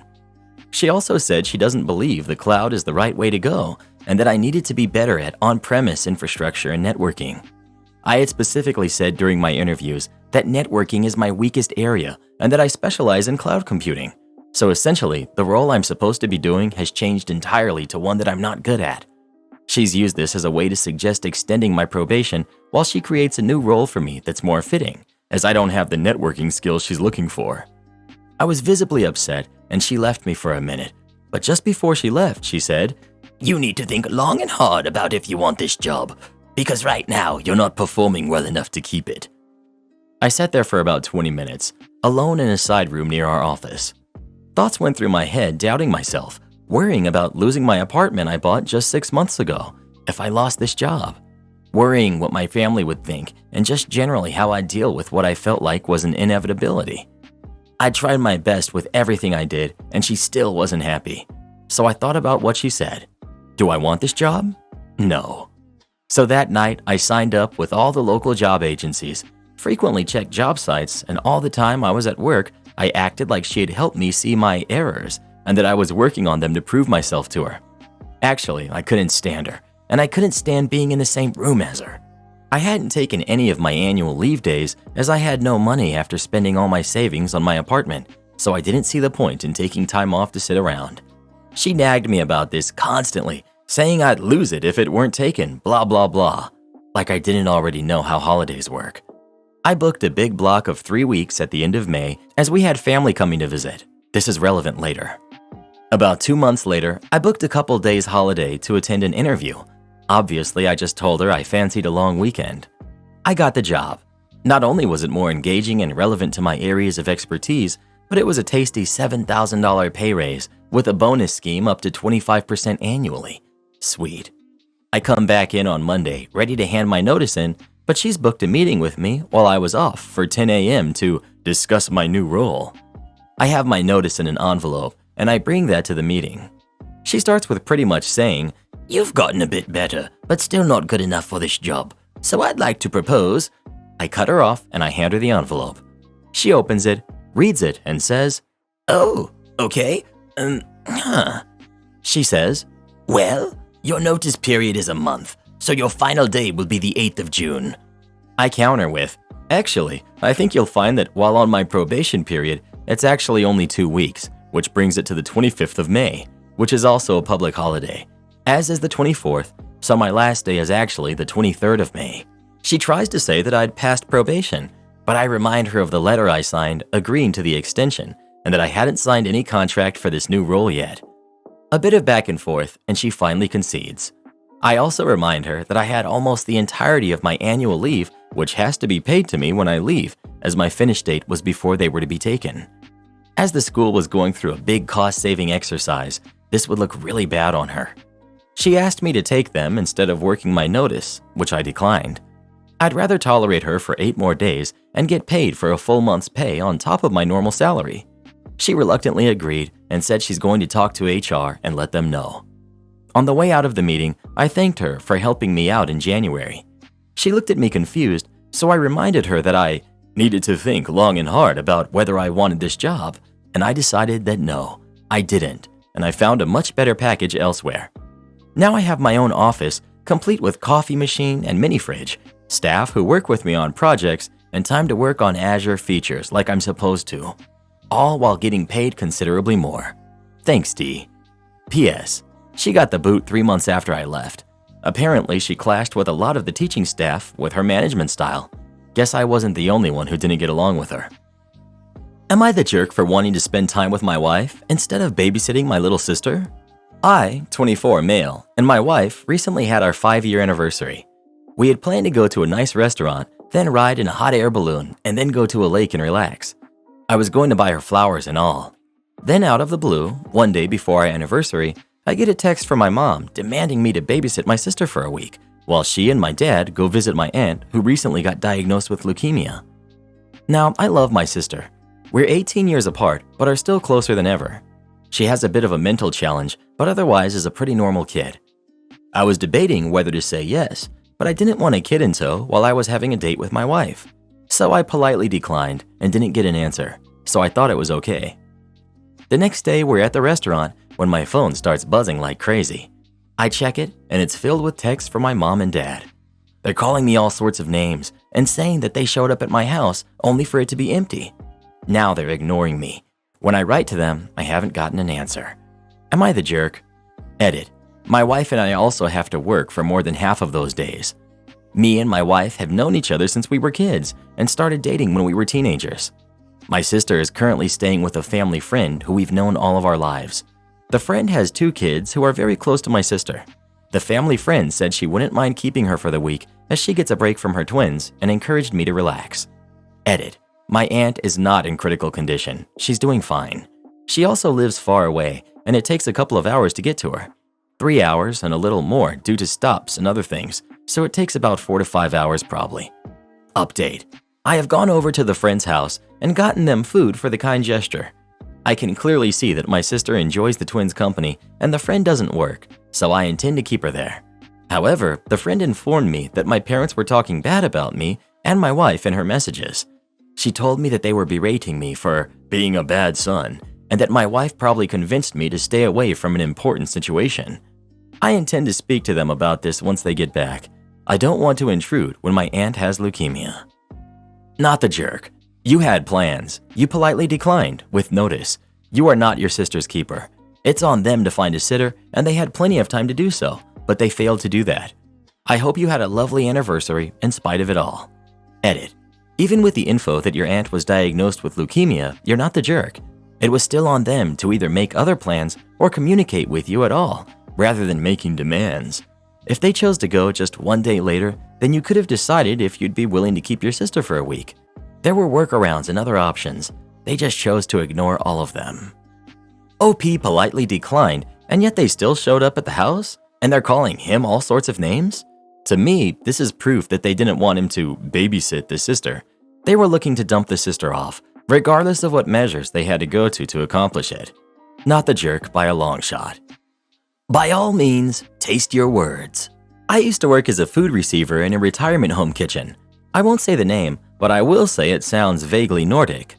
When I took over as food receiver in the primary kitchen, didn't have much training. I was just told, "You helped the previous guy. You know the most. Job is yours now." Over the next almost 8 years, got that place maximized for peak use of space. Every now and then we would get a new head chef, and they always made the mistake of trying to run it like a restaurant. Usually in about 2 weeks, they'd realize that it was a different vibe and tone and adjust accordingly. Had a great head chef as a boss for about 5 years. He knew that since deliveries were food and to some degree perishable, my schedule needed to be a little fluid and flexible to account for late deliveries while not having me rack up overtime. We worked out a great system where I basically set my own hours and got everything done. Fast forward to a regime change. Head chef was a tool, but with him came a woman whose job title was never told to any of us in the kitchen. We were just told she outranked all of us. First thing she did was decide I would no longer have a fluid schedule. My shifts would be posted on the board like all the others, 2 weeks in advance. I didn't like it, but okay, fair enough. Cut to about 2 weeks later. I had to leave early for a dentist appointment that had been submitted and approved months ago. I reminded her the day before and the day of. Day after, she gives me a dressing down and a written reprimand for leaving before end of scheduled shift. She told me she didn't care what happened before. She never had papers for this request. Luckily for me, the head of the entire dining department, even above head chef, told her that she had been given all of those time off approved papers when she started, and if my shift didn't reflect my pre-approved leaving early, it was her fault for not paying attention. Unluckily, she decided to take it out on me, saying that, "From now on, once schedule is posted, no changes unless it's in writing and signed by both of us, minimum of 2 days prior, no exceptions." I looked at the calendar and saw I'd get to have fun and get payback. See, being a food receiver, a monthly job of mine was to do end-of-month inventory on all food, beverage, cleaning items. I had actually created the inventory paperwork myself, so instead of being alphabetical, the items were all listed together based on which area they were in. Dishwasher, chemical closet, freezer, dry food storage, soda syrup room, etc. Meaning after a few months, I could go room to room quickly and be done in less than 2 hours. Catch was, it had to be done either last thing, last day of a month, or first thing, first day of a month, and could not do 2 in the same month. With no weekend deliveries, I worked Monday through Friday. Now, under the old cool-headed chef, if I had to do it on a Saturday or Sunday, I'd just come in and do it, then leave early on a slow day, canceling extra hours. And lo and behold, this was one of those months where inventory would have to be done on a Saturday or Sunday. Days she had me down as off on the calendar. I grinned like Tim Curry in The Grinch or in Home Alone 2, and I waited. Sure enough, last Friday of the month, she asks me, "Which day are you coming in to do inventory?" I told her I wasn't. I was scheduled off. She goes into a tirade about, "It's your job. You don't tell me no. I'll have you written up," etc.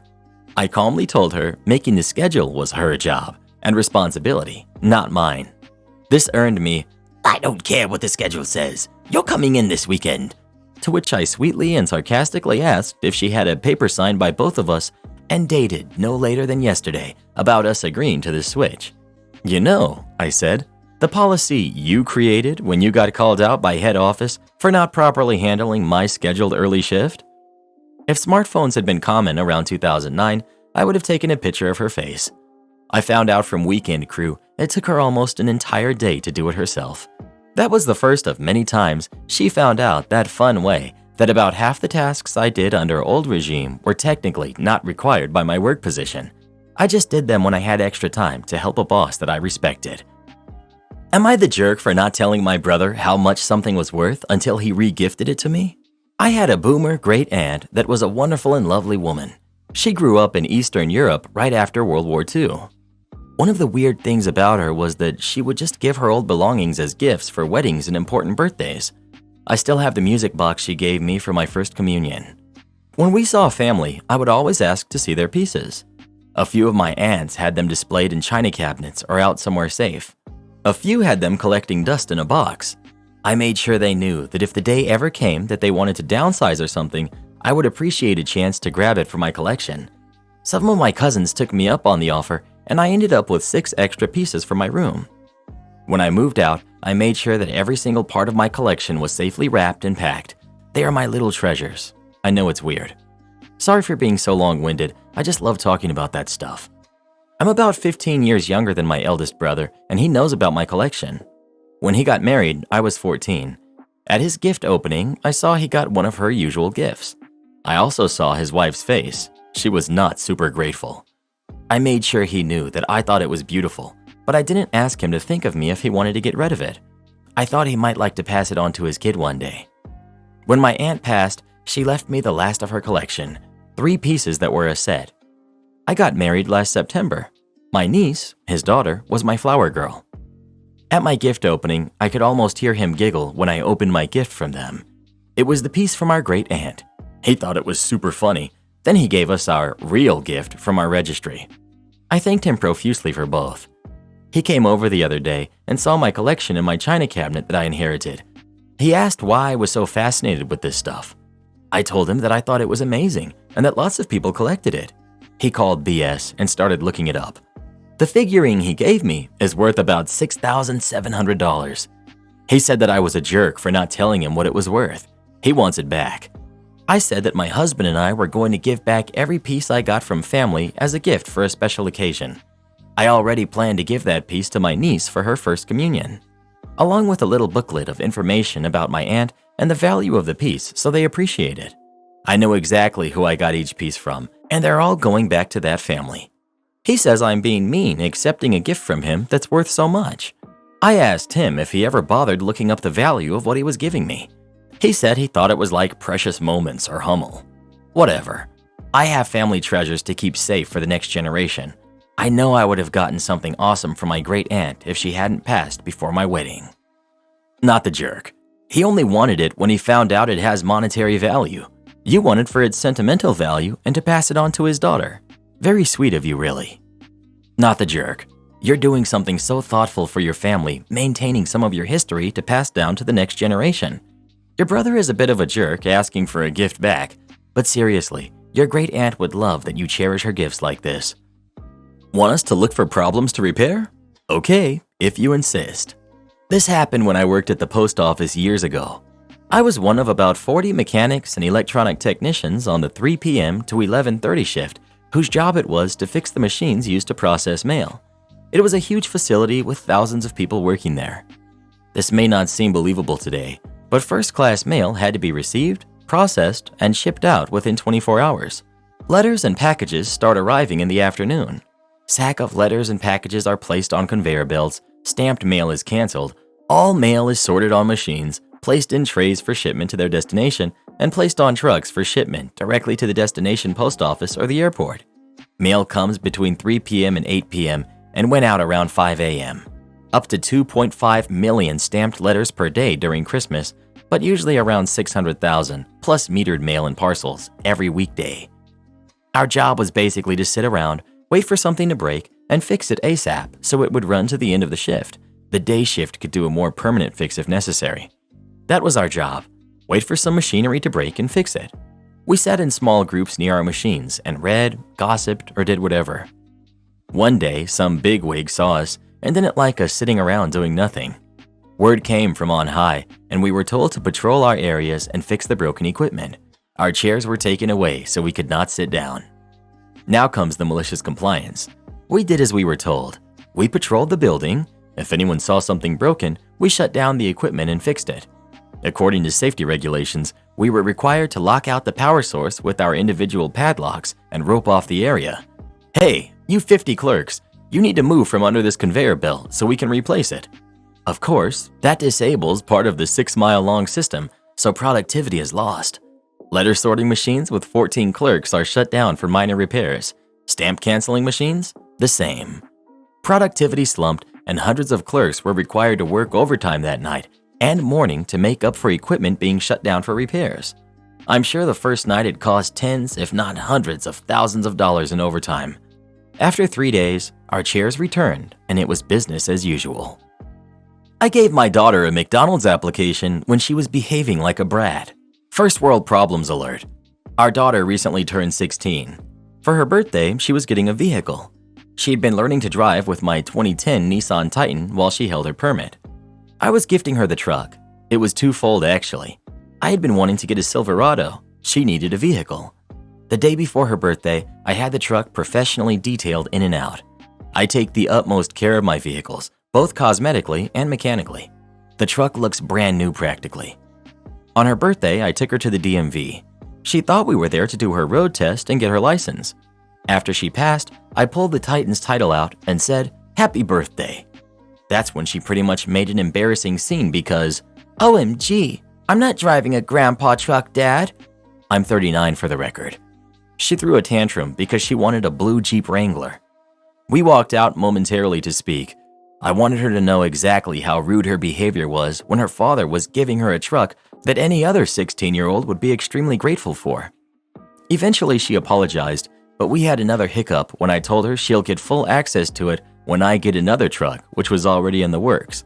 I was just waiting on the bank to close the loan. Ultimately, I told her to forget it. She was just acting like a spoiled brat. Later that night, I suppose she thought about her behavior as she began asking questions, then said she realized how immature she acted. She asks, "So, since you were going to sign it over to me, does that mean I could drive it for a bit, sell it, and then put the money towards a Wrangler?" My response was, "Of course you could have. By me signing the vehicle over to you, it was officially yours to do what you'd like with it." She says, "Oh, okay. Well, I've thought about it, and I would like to have it." Nope, doesn't work that way. You gone lost your opportunity, girlie. She totally flipped out, said I should have told her at the DMV she could sell it and keep the money. She told her mother I was being totally unfair. My wife agreed to her not getting the truck, probably because she didn't want me buying a brand new Silverado. The next day, she very sweetly asked for the truck again and then hinted about me finally getting a Silverado. I didn't say anything. I went in my office, printed out a McDonald's employment application, I stuck it in an envelope and handed it to her. She was ecstatic, probably thinking it was the title. She opened it and said, "You suck." I told her, "If you want a Wrangler, get a job." My wife said I was an idiot. I took it way too far. Maybe so, but I've realized our kid needs to learn not only the value of a dollar, but also needs to learn how to be grateful in life.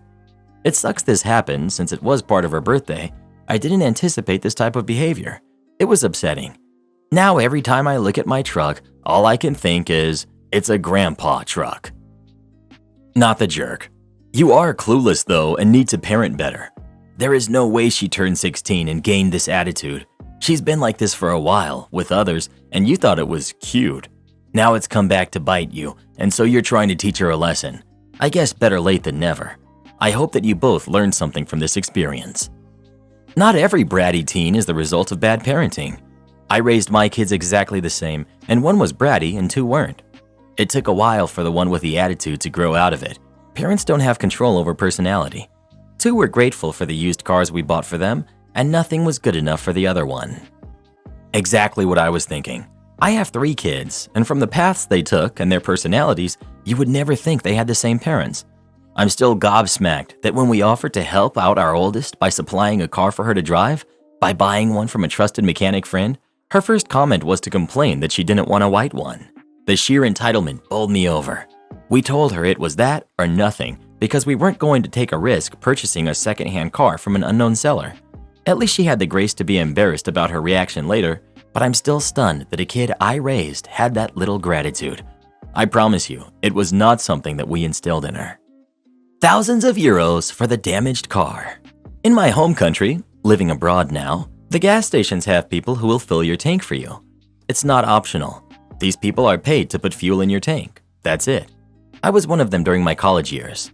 The fuel we had at the station was unleaded Benson 95, 98, and 100, and diesel. One day, a regular customer came over.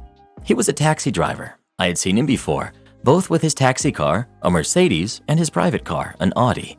The Mercedes was a diesel car, and the Audi was Benson. Keep in mind, back then, every taxi in the country was running with diesel. That day, he came with a taxi. I noticed he was a bit out of it, but didn't comment on it. I asked how much he wants in the tank. He said, full, unleaded, 100. I looked at him strangely. You mean diesel? No, I mean unleaded 100.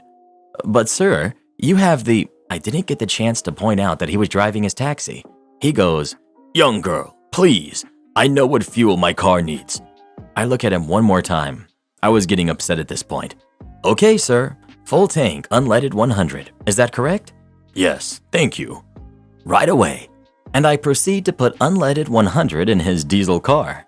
He paid and left. 2 days later, he comes again on my shift with his Audi this time. I go out to greet him by trying not to laugh at his face. What's it gonna be today, sir? Diesel? I asked, trying to bite my tongue. He eyed me carefully. Unleaded 100, please. Full tank. Are you sure? I asked, and he side-checked his car. Yes, thank you. Right away, sir. I fill his tank, and as he was paying, he adds, next time, I would appreciate it if you told me I was being an idiot and putting in the incorrect gas to the tank. He said this seriously, but I could see the humor in his eyes. Was the damage that much? I asked. He groaned. You have no idea.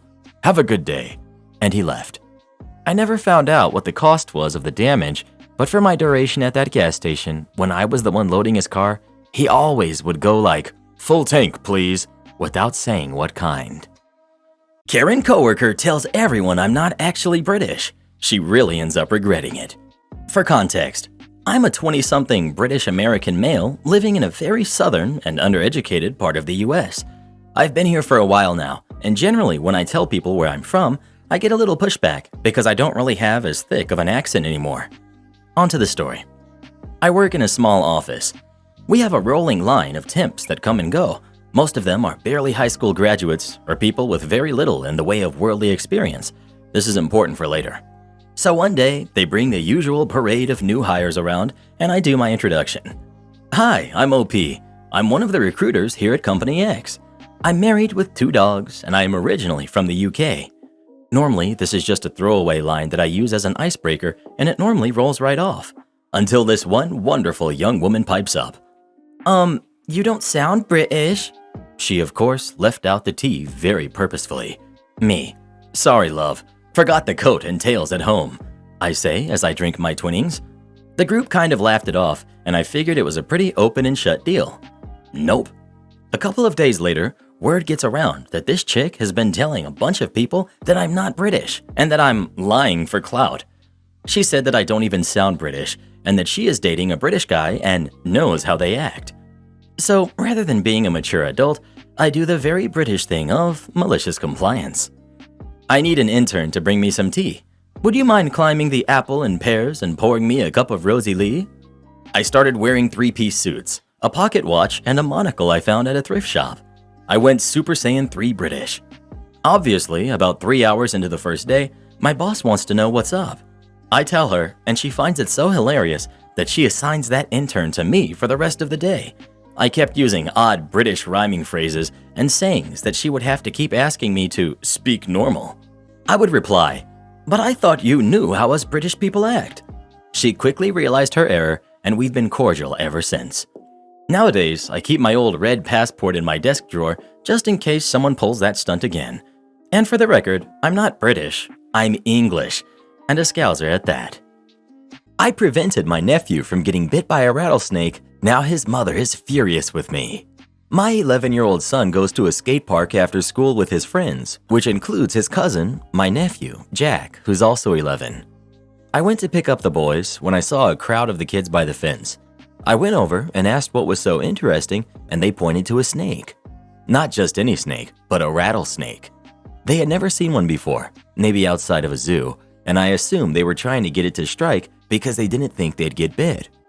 I told them all to get away from it, and they did, except for Jack, who actually got closer with his phone. I think he wanted to get a close-up video of the snake striking. I yelled at him to get away, and he told me to hold on. I took him by his arm and pulled him away. He gave me this angry stare. I told him, "What the heck? That snake could hurt you." He gave me the silent treatment until his mom picked him up. Then 20 minutes later, she called me up in a rage about how I grabbed him and did this and did that and hurt him, etc., and I'm not his dad. I asked her if her sweet little angel told her about the rattlesnake that he was provoking. She said, "What snake?" I hung up. She called up again and said that I still owed her and Jack an apology for handling him. I told her to buzz off and check his phone and see if I did any of that stuff, as his camera was recording everything. An hour later, my brother called me up and said what Jack did was stupid and he was happy I was there, but I still owed his wife an apology for telling her to buzz off. I said I'm not apologizing for nothing, at least until she apologizes to me for coming at me sideways twice. To be honest, I don't even care because I don't like her anyways. He apologized and I said not acceptable. She needs to apologize. Your sister-in-law needs to apologize and to learn that you don't just listen to kids then go nuclear, you ask questions. If she had asked questions like a normal human, then she would not have gone nuclear. She has issues and she's teaching her son that he's a precious being that no one can discipline. I mean, seriously, it was a rattlesnake and you were yelled at for handling him. Yeah, she owes you a big apology and also needs to take some anger management and parenting classes. She's teaching her kid that he can lie and she will go full nuclear, rather than teaching her kid about the boy who cried wolf. Entire class skips optional early start to lab. We were given an hour for lunch and we're going to take all of our time. I'm a second-year veterinary student. This is the time when we start our live surgery labs. We work in teams of 3 students, a surgeon, an assistant, and an anesthetist, and are obviously overseen by certified specialists, anesthesiologists and surgeons, and many experienced vet nurses as well. We have lectures from 7 a.m. to 11 a.m. Lunch is 11 to 12. Our lab begins at 12 p.m. sharp. However, we were told we have the option to come to lab early and begin. It became very clear after the first week this is an expectation, not an option, that we will skip lunch or eat during lecture and come straight to the OR. During one lab at 11:50 a.m., the anesthesiologist yelled at a student for a few minutes in the pharmacy area while getting drugs for the lab for not having his patient ready and waiting in the induction room 10 minutes before lab even begins. And this group was set to induce during the last wave, normally 1 to 1.5 hours into lab. There's no reason to be an hour early when your group is final wave. Being on time is sufficient, and they were actually still early. Our class has been getting berated by this anesthesiologist as well as some of the surgeons in this lab. Just as one example, a student surgeon asked for help. A surgical resident came over from another patient to help, and she was now not sterile. The resident told the student she was holding her forceps wrong, proceeded to grab them from her hands, and then made the student leave her patient on the table to re-scrub, re-gown, and re-glove, and open a new instrument pack, all because she wanted to ask a question. This is a common technique they will use on us when we've done something incorrect to get us to remember it next time. Well, the entire class is fed up with this. Our class called a meeting about it, and we all decided we're all going to start showing up to lab at 11:50 to 11:55 a.m., only 5 to 10 minutes early. Not for petty reasons either, but it's a matter of patient safety as well. Several students have fainted from skipping lunch to go and operate instead. We were given 11 to 12 for lunch, and we're going to take all of our time. So that's what we did. At 11:40 a.m., one of the surgeons came to our lecture hall, where the majority of us stay and eat lunch, and asked us why we're not in the lab yet. A student at the front of the room said simply, "Lab begins at 12 noon. The surgeon gave us a long spell about professionalism and how we're all being inappropriate and putting our patients at risk, and she left. The OR is a 2-minute walk from the lecture hall, so we finished lunch and all showed up around 11:55. The clinicians were very mad about it and reported our class to the dean, and so the dean called a school-wide meeting about it. Some of our classmates spoke eloquently about our reasons and our actual patient safety concern, turning it right back on the clinicians citing patient safety. And the school claims to care immensely about student mental health, and cutting our break/lunch is no way to support us. Beyond that, the schedule says we begin at 12, and we're still showing up a few minutes early to ensure we can begin right at 12. Ultimately, the dean just released a statement saying they cannot force us to begin lab an hour early, and we will start at 12 when the dean's office scheduled lab to begin. It's a small win for us. Certainly we will face backlash, but we have a break to eat at least. Our class is known for not putting up with BS from the school. We got a dinosaur of a professor fired for the inappropriate comments she made to a student during the middle of a lecture. After she had terrorized students at this school for decades, she forgot our lectures were automatically recorded on Zoom during lockdown. We're hated by the clinicians, but at least the classes behind us are having a slightly better time. Edit. About the fainting thing. Yes, from skipping a single meal, most healthy adults shouldn't faint.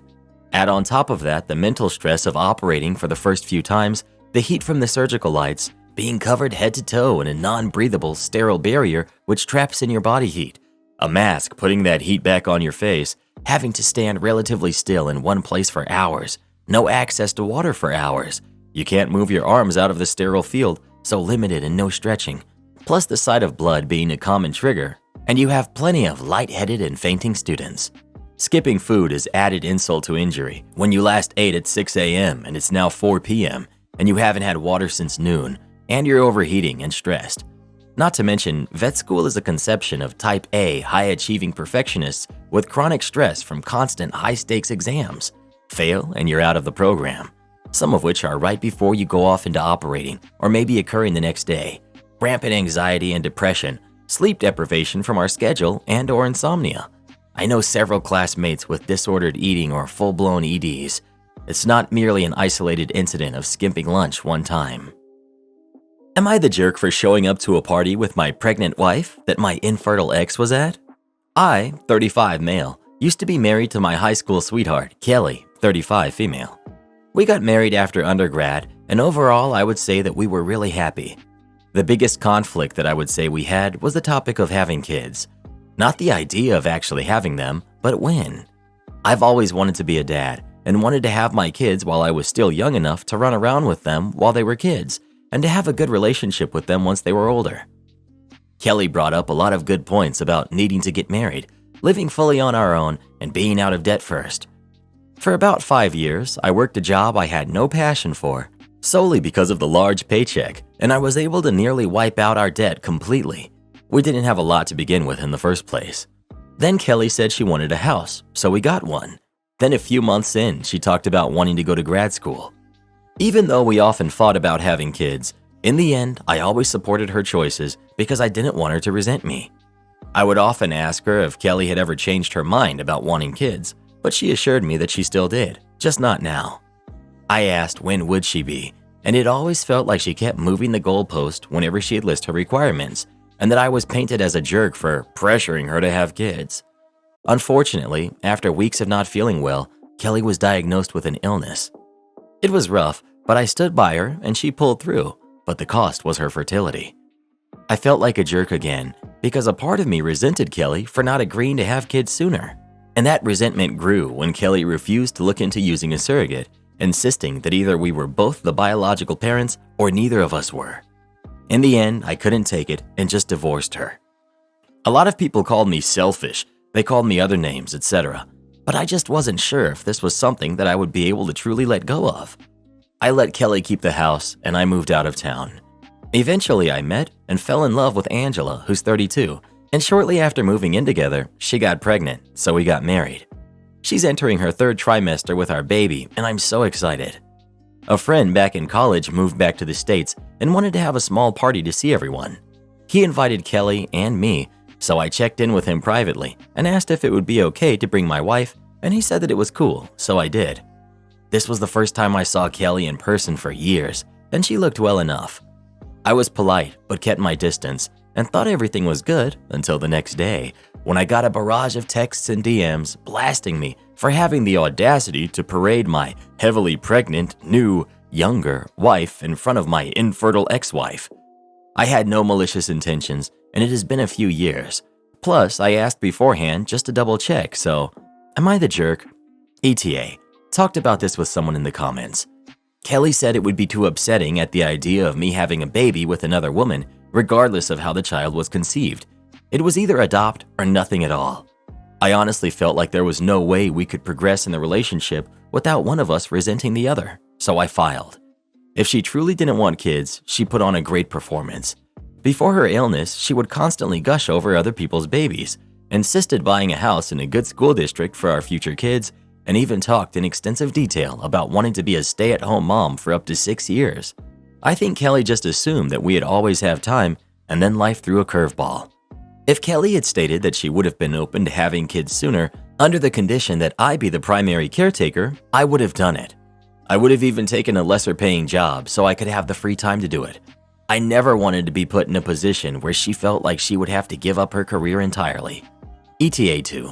Stepped away for a little bit, but I just wanted to be clear about something. I did not leave Kelly while she was still sick. It was a year after she was healthy again, and we had been in therapy for months. Not the jerk. You divorced. It doesn't sound like you did her over in it, and you each have your own lives now.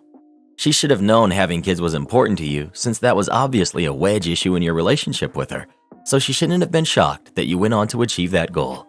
Also, 32 is essentially the same age as 35. It's not like you showed up with a pregnant 20-something. Not the jerk. It's sad that Kelly is infertile, but you didn't bring your wife to rub her infertility in her face. You reached out to your friend and you got the okay. Just block anyone sending you those kinds of texts.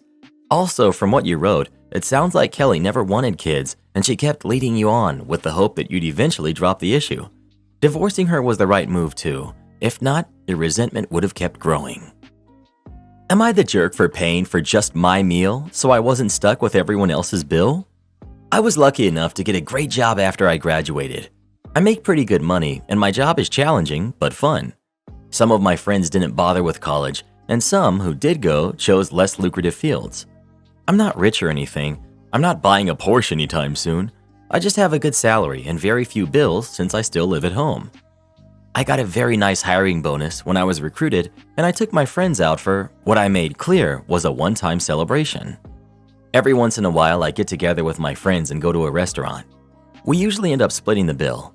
I don't drink a lot, so I might have a beer with my meal, but that's it. I know they don't all have disposable income like I do, so I usually also cover the tip. They tend to go overboard. Like one girl orders 5 or 6 drinks over the course of the meal, and she will order appetizers for the table. I never eat the appetizers because they're almost always deep fried, and I tend to avoid that stuff. It's also common for one of us to leave and just cash app or leave money for the bill. Last Saturday, we went out to a nice Mexican restaurant. The food was excellent and my margarita was delicious. That girl brought her girlfriend and a couple of the guys brought their girlfriends. I mentioned that I had to have an early night. After we finished eating, I hung around until everyone started ordering more drinks and desserts and all that. And I'm not joking here. One girl even ordered a to-go meal for her roommate. I excused myself and went to the bathroom. Afterwards, I paid my bill at the front of the house and bailed. I started getting texts about 45 minutes later. The bill came and they wanted to split it. I told them I had already paid my share and I had to leave. My bill was $55, including the tip. The 3 guys and the girl were going to be splitting the remaining $640. They wanted to split their guest's bill as well. The other guy, who didn't invite someone, was saying it wasn't fair for him to split the bill when I didn't. I said that I had paid for my food bill and I wasn't going to give more. They ended up each paying their own bill, and one guy ended up paying for his dates, and her roommate's food. He's especially salty about the situation. The other single guy also ended up just paying for his own stuff, and he's also in their bad books. I feel bad for leaving without saying goodbye, but if I stuck around, I'd be subsidizing food for strangers. Not the jerk, but I feel like you should have gone back to the table and said, I paid for my portion. Good to see you guys. I have an early morning. Other than that, you're not expected to pay for anyone else's bills, so they have no cause to be upset. Am I the jerk for dressing casually to a work dinner? My girlfriend, Lauren, has a great relationship with her boss, Chelsea. Actually, really friendly outside of work. They go to dinner or lunch together and discuss both work stuff and real talk. Even though Lauren always looks very clean and put together, she also isn't a very professional dresser in my opinion. Not the way an office lady usually looks. She rarely wears makeup, keeps her hair in a short cut and does nothing to style it, and wears only pants to work, never a dress or a skirt, and only button-downs and blazers. I love her, and I love that the work environment she's in lets her feel comfortable enough to dress like this. She likes makeup. She just likes either to be barefaced or to go for dramatic looks that aren't appropriate for the office. Rarely, she'll put on some lipstick and basic contouring. Those two facts together made me think when she invited me to join her at a work dinner on Tuesday that it wasn't a formal occasion. I asked Lauren what was she wearing, and she said nice slacks, a button-down, and a blazer, telling me that I would be fine to do the same. Plus, on FaceTime, she had metallic eyeshadow and white eyeliner on. So I dressed in dark blue jeans and a plaid flannel button-down. When I showed up, I quickly realized not only was there more than just Lauren and Chelsea, but I was the only person wearing jeans. Not that it was easy to see that, especially once we were all sat down. One of Lauren's coworkers was wearing a polo and khakis though, which I felt was equal to my outfit. No one looked twice at my clothes and we all had a good time. It was a non-issue. Lauren and I had planned on her following me home so she could stay the night with me. But when we got to our cars, she said she didn't want to anymore because she was mad I didn't dress appropriately to dinner. I said I dressed just as appropriately as she did because there was nothing business appropriate about wearing white eyeliner. She just laughed in my face at that and told me to buzz off. I tried texting and calling her, but she just told me to leave her alone and refused to discuss the fight instead of just shutting me down. Edit. No, not all women need to wear skirts to be professional, but you match the formality of your boss in the work, and Lauren is the only woman in the office that never wears a dress or a skirt. Contrast where Chelsea always does. No, she doesn't need long hair to be professional, but there needs to be some styling to it, something to give body or make it look less like she just ran a brush through it and called it a day. It wasn't a lumberjack-style flannel, it was black and white and pressed nicely. I could have dressed it up with a jacket, and in hindsight I would have. You're the jerk. She said she was wearing nice slacks, a button-down, and a blazer. How does that translate to you wearing jeans and a flannel? You picking apart her physical appearance makes you double the jerk. Why do you think she needs to wear makeup and have special hairdos for work? From what I read here, her work is business professional and she meets it. How she looks is irrelevant. ETA, a polo and khakis are business casual. You showed up casual. Am I the jerk for not acting impressed by my wife's accomplishment? I'm 28, male, and my wife, who's 26, female, we've been married for close to 7 years. We currently have 5 kids together, who are 6, 4, 3, and my wife gave birth to fraternal twins, son and daughter, a year and a half ago. My wife intended to graduate high school the year we got married, but life got in the way. My dad had given me an investor relations type of role at his company, so we were traveling a lot, and then after that our kids needed our attention. After our twins were born, my wife was bedridden for longer than we and even the doctors expected. Since we had to hire extra hands to do the childcare tasks that involved mobility, my wife had some time on her hands. Her mother told her that her friend who proctors at a testing center said that they give GED tests basically every week, at least across the state of Idaho, and that she should dust off her general education knowledge. She started browsing her laptop and decided to enroll in a GED prep class online. It seemed she was better at self-paced learning than classroom learning, because the stuff they were testing her on came way easier to her now than it did back in school, even though she's been away from structured classroom instruction for many years now.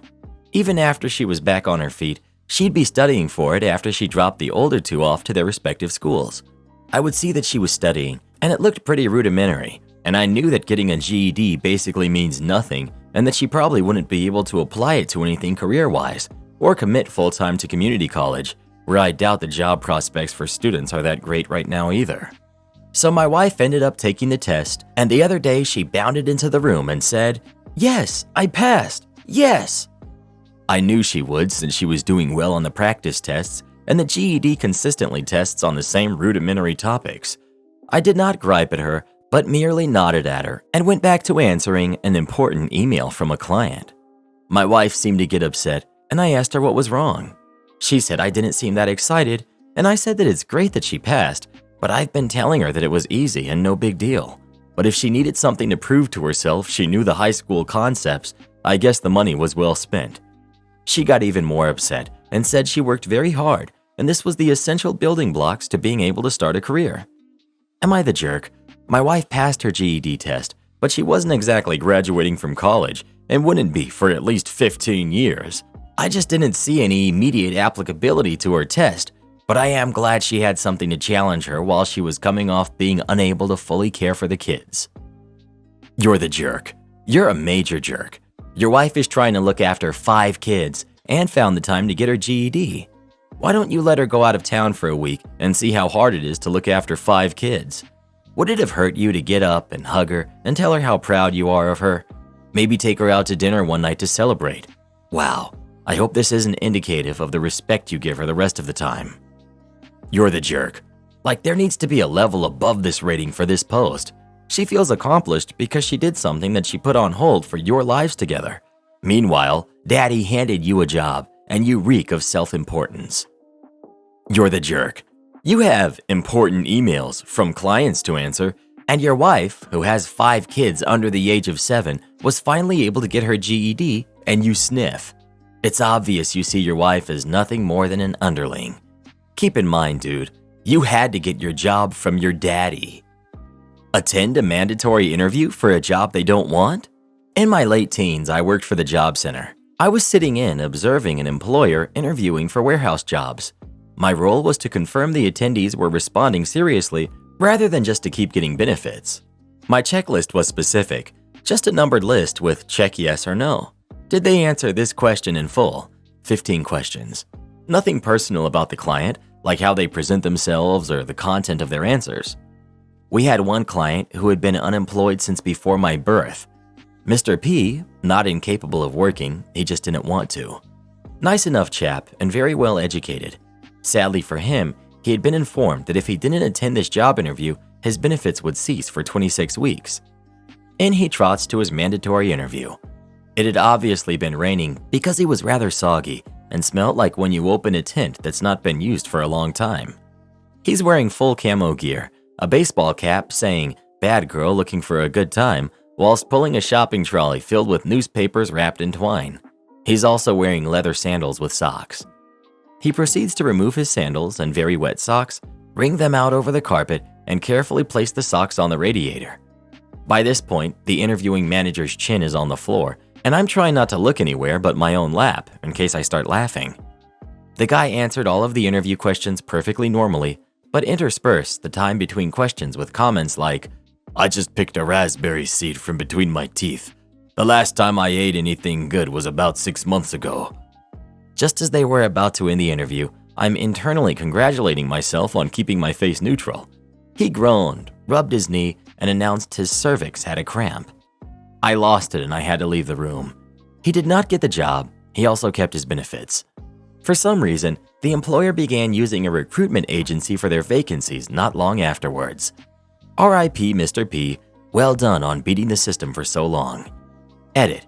Just to clarify, Mr. P wasn't homeless, had no mental issues he made us aware of, and usually dressed normally. I'm not mocking a vulnerable person. I'm not making fun of anyone's misfortune, except the interviewers.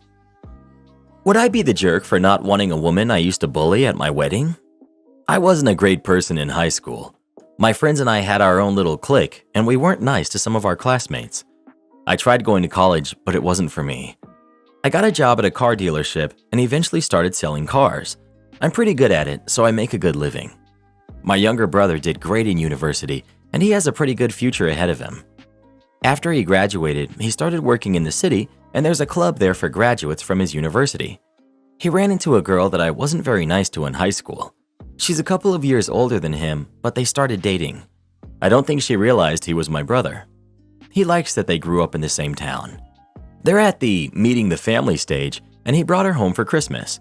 My parents had sold their home after we all moved out, so they didn't live in the same town anymore. She recognized me right away. I didn't recognize her. I guess she got past the ugly duckling part of growing up. She is very physically attractive. She is also doing well in life. She didn't say anything until I approached her after dinner. She asked if I honestly couldn't remember her. I didn't, until she reminded me of the stuff I used to say to her. I felt sick to my stomach. I immediately apologized for everything and said that I had been a bad kid and that I had grown up since then. She said that she was glad and that she accepted my apology.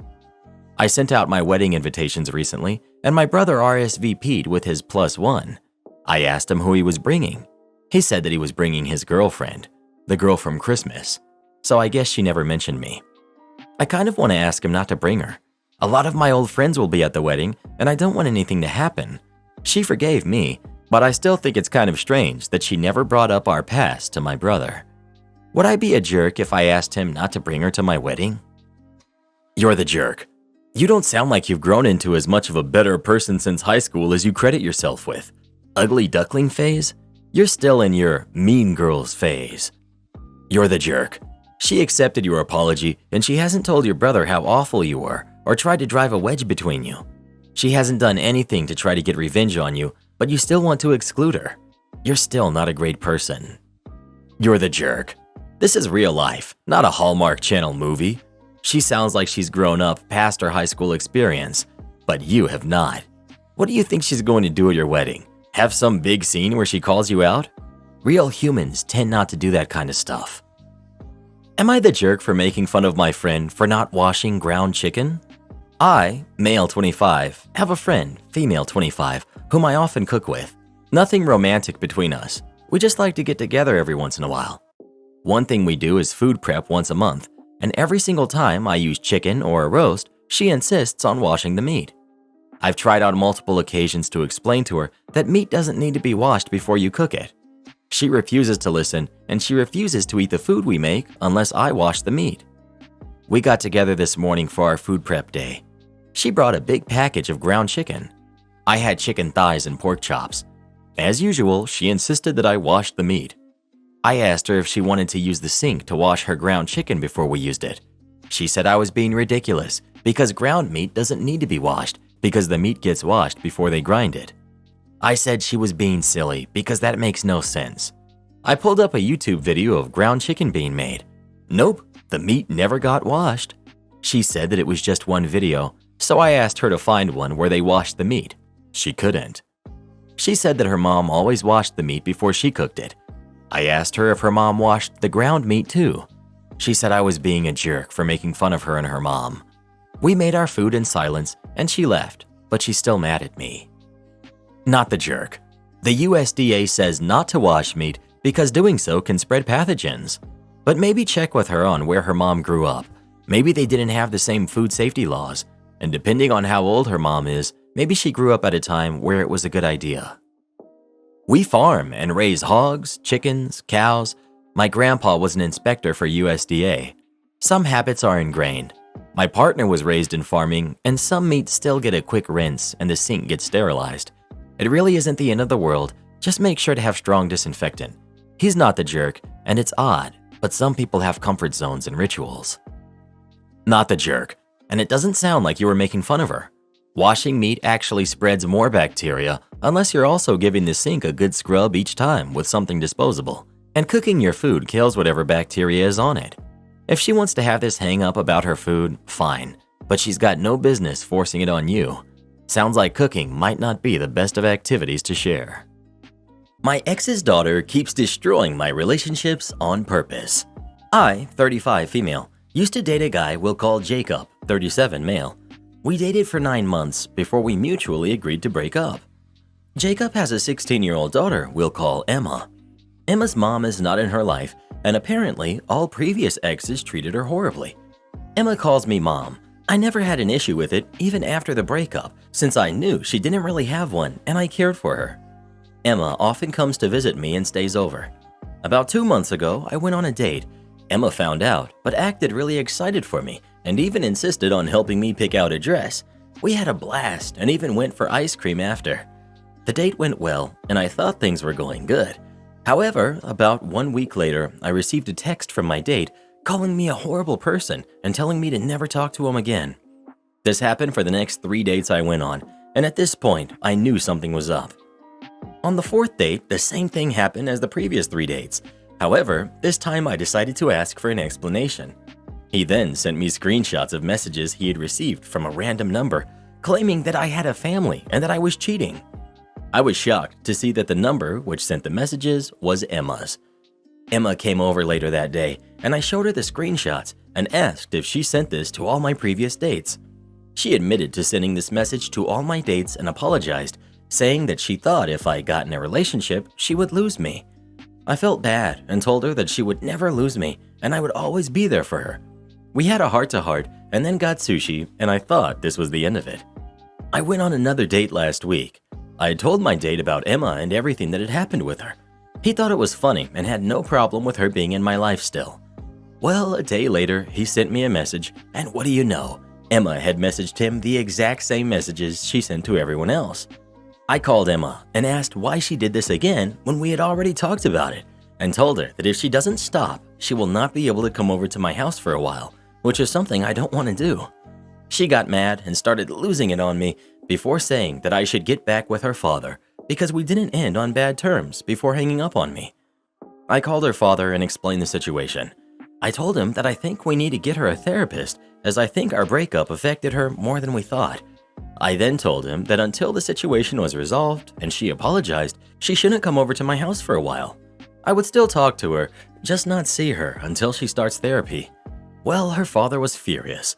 He called me everything in the book and said that while she was in the wrong and should see a therapist, I was a jerk for essentially cutting her out of my life because of it. I explained that it was only temporarily until the situation was resolved, however, he hung up. It's been a day and I feel really bad as I'm the only healthy mother figure she's ever had. However, I don't think I'm in the wrong as it's only until she starts therapy. So, am I the jerk? Crazy woman assaults me for not knowing where the coffee is. Some of these stories have reminded me of an encounter that I had about 7 years ago. I was keeping a very detailed diary at this point, so I have all the details logged, as well as all of the info that I got afterwards. A little bit of background is in order here. I grew up in a horrible household until I had finally saved up enough money and mustered up enough courage to leave.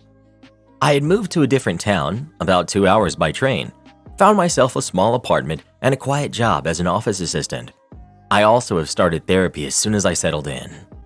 With all that out of the way, let's get to the actual encounter. It was about 10 months after my move. One Saturday, after a really long crying episode, I went to the fridge to find out it was empty, and I needed to go get some groceries unless I wanted to eat crackers and pickle water. I totally wasn't in any shape to go anywhere where there might be other people, but it was my fault for postponing the trip for so long. So I just pushed myself to get dressed, brush my teeth and my hair, grab a shopping basket, and go to the nearest supermarket, which is actually the same chain I used to work at prior to this. So I walk into the shop, already shaking and anxious, and trying not to attract any attention to myself whatsoever. I grab a bit of produce, a carton of milk, several packets of ham and cheese, some yogurt. I'm almost done. Just a bag of sugar, some pasta, and ketchup, and I can bolt to the register. When someone taps me on the shoulder, and I'm immediately triggered, meaning most of my system shut down in order not to do something stupid. I slowly turn around to see an angry-looking woman that could be my mother, which is acting as another trigger, nervously tapping her foot on the floor. Can I help you? I managed to get out through the fog because my polite system stays operational at all times. About time you noticed me. I've been talking to you for about 3 minutes by now. Where is that coffee that's supposed to be on sale? It takes me a while to process what she's saying and formulate an answer. I don't know. I don't drink coffee. What do you mean you don't drink coffee? I didn't ask if you drink it, you dimwit. I asked you where I can buy it. At this point, the lady's practically screaming at me, at which point I start to back away from her, and then everything goes blank. The next thing I knew, I was staring at a hospital ceiling with a throbbing pain at the back of my head, and a nurse leaning over me, asking me how I'm feeling, to which I'm asking her what day and time it is and what happened. She frowns and says, "It's Sunday, 8 p.m., and apparently you hit that shelf pretty hard." I just let myself fall asleep again, because I seriously wasn't in any shape to think straight at that point. On Monday, my therapist came, helped me call my workplace since I definitely wasn't coming to work for a couple of days. Then 2 police officers came in to take my testimony and ask if I wanted to press charges, which has taken me back. Like me suing someone? For what? Apparently, after I started backing away from the woman, I shut down for good and started frantically pleading with her to please not hurt me, while she continued to scream and closed in on me, until I could not step back any further at which point she got so upset she grabbed my shirt and yanked me to her to be close to my face, to which I have instinctively reacted by pushing her away with as much force as I could. Since she didn't expect retaliation, she lost her balance, let go of my shirt, and we both went backwards. She landed on the tile floor while I hit the shelf behind me head first. The security guard and one of the employees got there at about the same time, so they saw us fight and fall.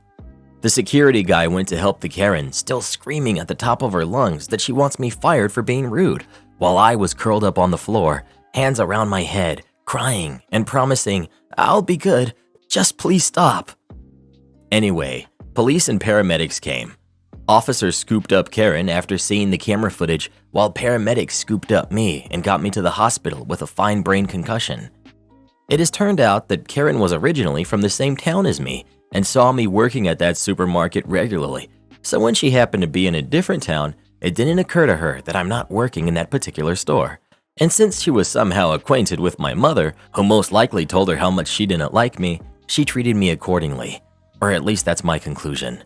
To this day, I'm not aware of any other interaction between us other than this. I ended up pressing charges after consulting my therapist. I think Karen got charged with assault, destroying property, and something I don't really remember, and apparently didn't bother writing down and ended up in jail for 2 years since I've got a head injury and my lawyer didn't miss the opportunity to throw in my mental health state as well. I didn't set foot in that supermarket for at least a year afterwards, just bought a new shopping basket and went elsewhere. When I eventually did go back, I ran into that employee that was there during the incident, and they told me a couple details the police and doctors omitted, like the point where I was crying and begging on the floor.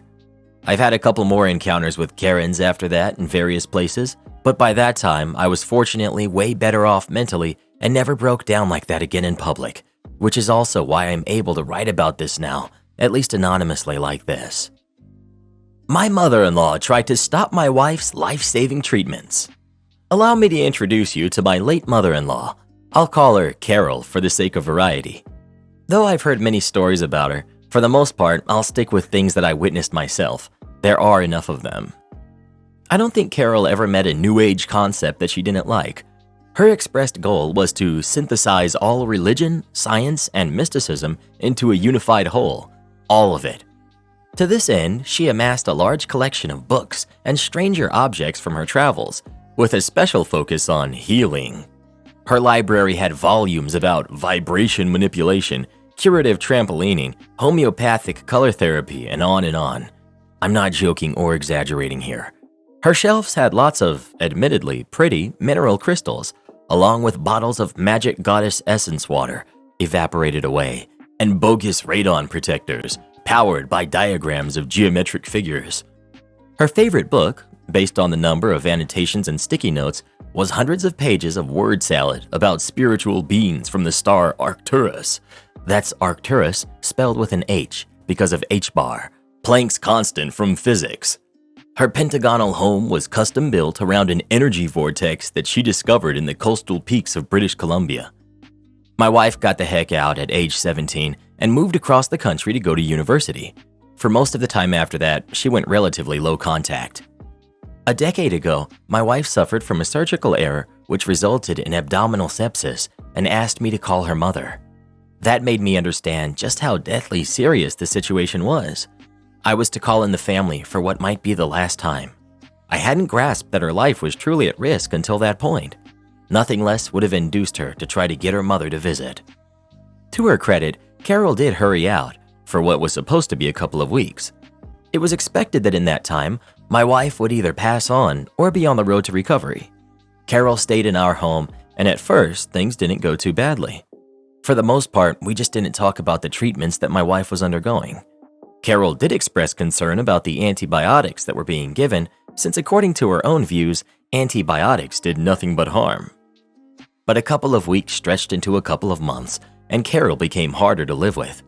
She was angry when I stroked my wife's hair with my hand because I was blocking the energy from her chakra. She started blaming me for having somehow caused the nausea that the botched surgery was supposed to cure. I drove her out to pick up a magical concoction of essential oils on the condition that she check with one of the doctors before applying them. I pointed out that if the mixture had the power to heal, then it also had the power to cause harm, which Carol denied. When we got back to the hospital, I nabbed one of the residents when we reached my wife's floor to ask about that. Carol became furious about that, and it was clear that she had no intention of talking with the doctors. At home, she got worse with me.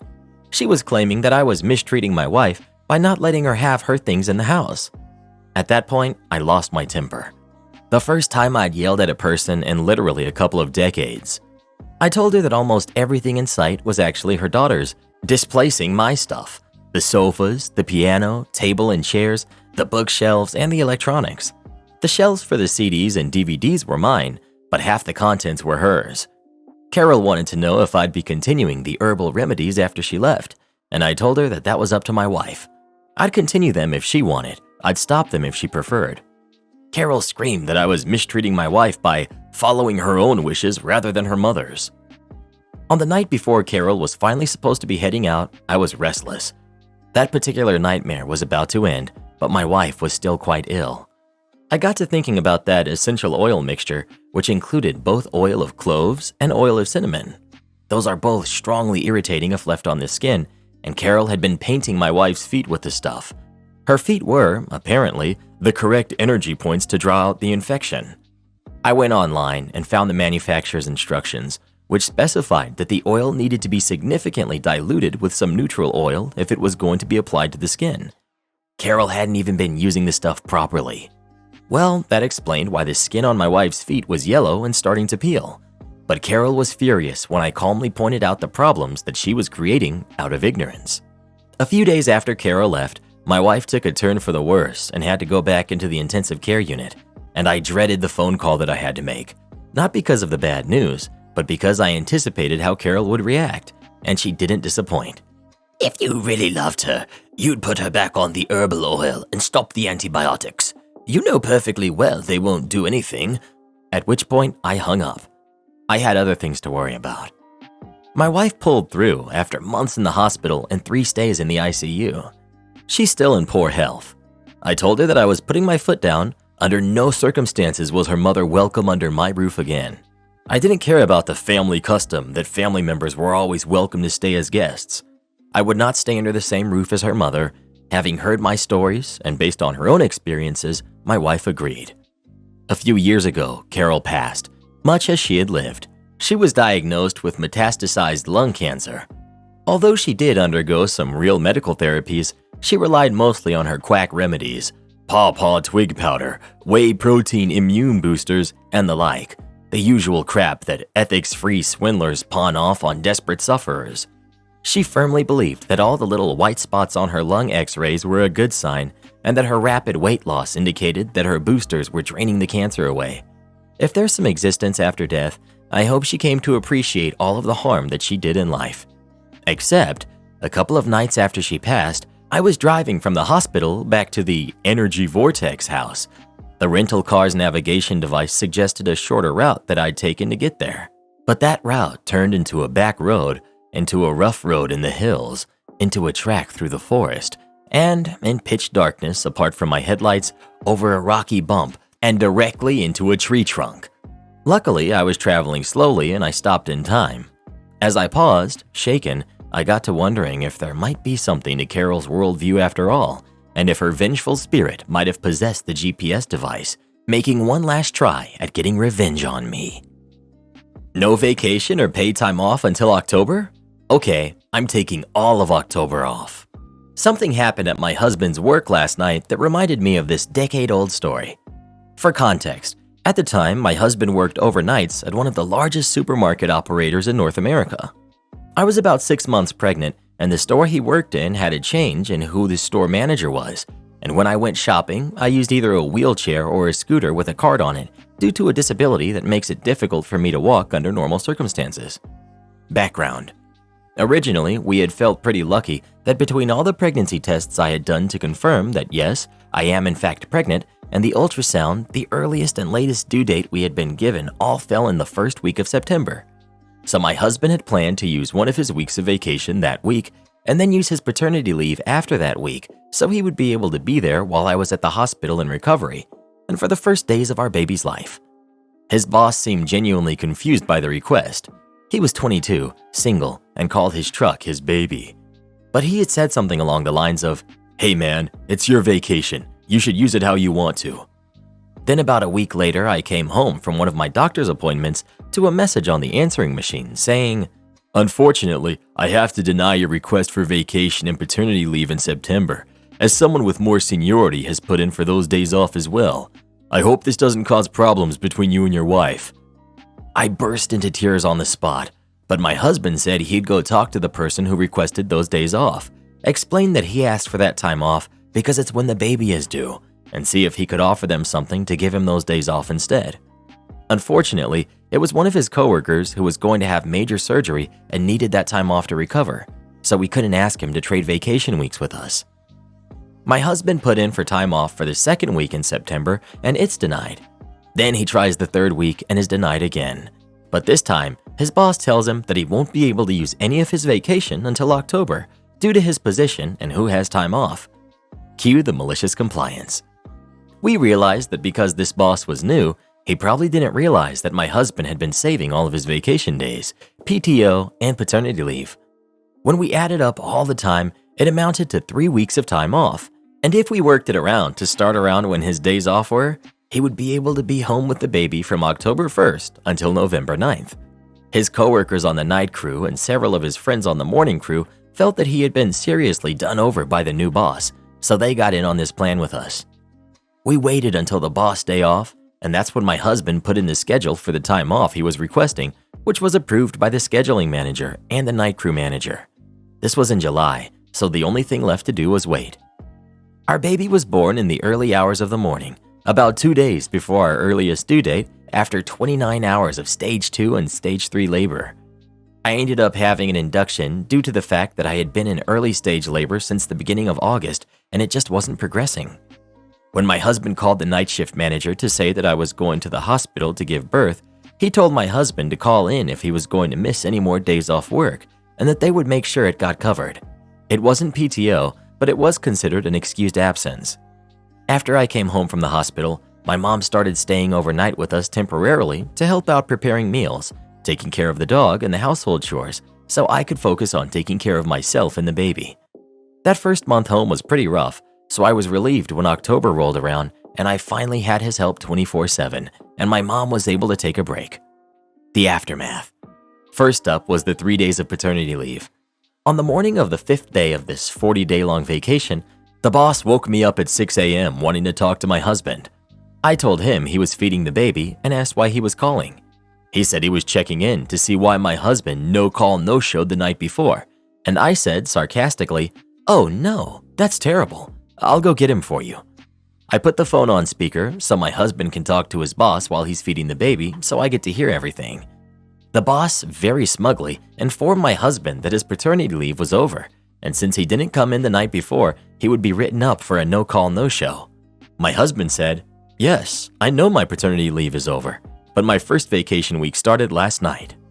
Boss, "First vacation week?" Husband, "Yeah, I have 3. I was going to use 1 in September, 1 in October, and 1 in November, but since you told me I couldn't use any paid time off until October, I decided to just take all of October off to be with my wife and newborn." Boss, "I'll call you back after I look into this." I don't know how I managed to stay silent and not laugh at this conversation, but somehow I did.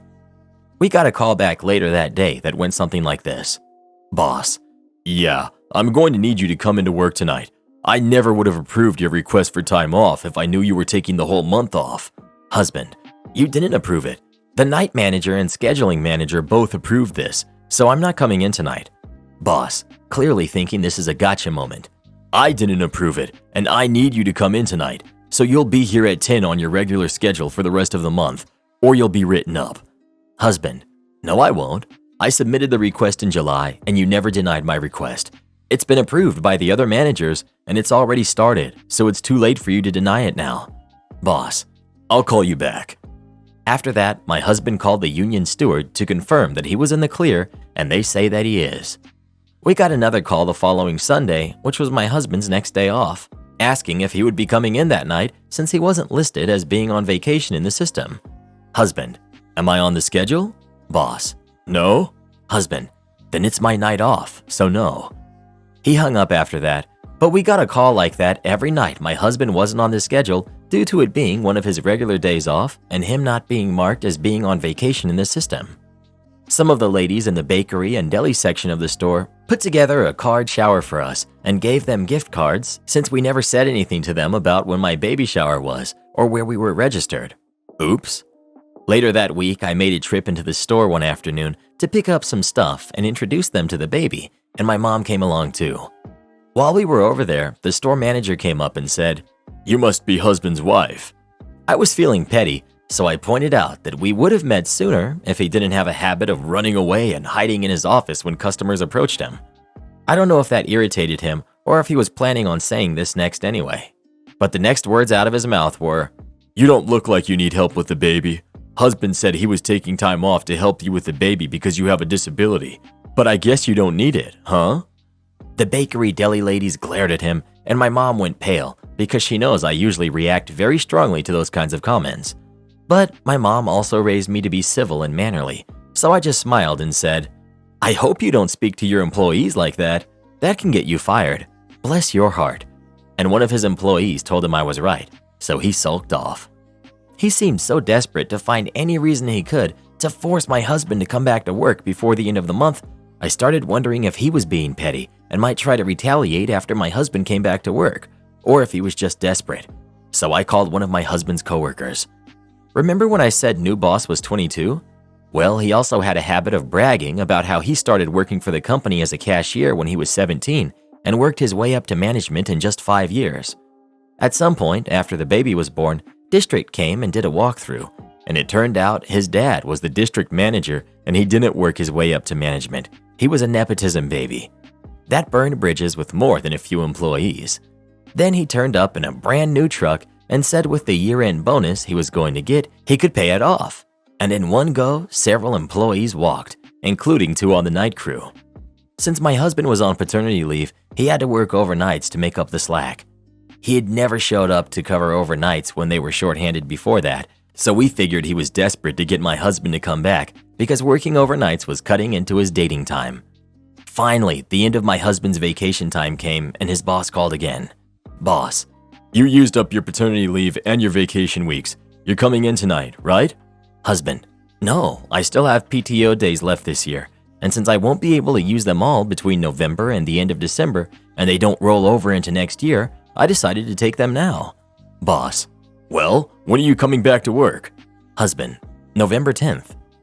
Boss called back the next day to tell my husband that actually he had used up his paternity leave while we were at the hospital giving birth, so he would have to use PTO to cover that. And actually, he had used a week of PTO when he took me to the hospital with fake labor, so actually he would be coming back to work on November 1st. My husband called the union steward and filed a complaint that his boss was retroactively deciding what counted as paternity leave and what counted as PTO, and trying to force him to use PTO days to cover days where he either went in late or left for a couple hours and then came back and stayed late to make up the missed hours. He went in to fill out some paperwork, and we didn't hear from his boss again between then and when he got replaced at the end of the following January. Am I the jerk for making a bratty teen weigh herself at the top of a water slide? I work as a lifeguard at a water park, and part of my job includes managing the top of the water slides. I'm to make sure that no one does anything dangerous, like going face first, cramming too many people in one inner tube, etc. I'm also instructed to ask anyone who looks like they could be over the weight limit, 250 pounds, to weigh themselves on our scale, and deny them entry if they refuse. I'm not super comfortable with this, but it's much better than risking people's safety. Here lies the problem. I lift weights, and for this reason, I am very dense. I weigh 185 pounds, but somehow wear a size 6. Most of my friends also lift and have similar body compositions to me. For this reason, I have trouble estimating how much someone actually weighs. This problem presented itself last weekend when an overweight teenager wanted to ride the slide. She most likely wasn't over 250 pounds, but I couldn't be certain. I've gotten way better at estimating weights, but my supervisor says if there's any chance that they're over 250 to weigh them. So I approached her gently and asked her to please get on the scale. She met me with a snarky teenager attitude and said, "What if I refuse?" She was with a group of teenagers, some of whom were giggling. "Then you won't be allowed on the slide," I said matter-of-factly. She rolled her eyes and got on the scale, and her weight wasn't even close to 250, so I felt kind of bad. She then said, "See?" and went along with her friends. Although she gave me attitude, I could tell she was embarrassed. Her face was red as she went back to her friends, who were all thin. I asked my supervisor how he would have handled the situation, and he said I did the right thing, that it's better to hurt someone's feelings than to break someone's bones. However, yesterday I was called into the office of the owner of the water park. She told me she received an angry email from a parent about how I embarrassed their kid in front of her friends. I explained to her that I was just following protocol, and she asked me how much she actually weighed. I gave her the answer, and she laughed at me and told me I could never get a job as a weight guesser at a carnival and that I need to do my job better.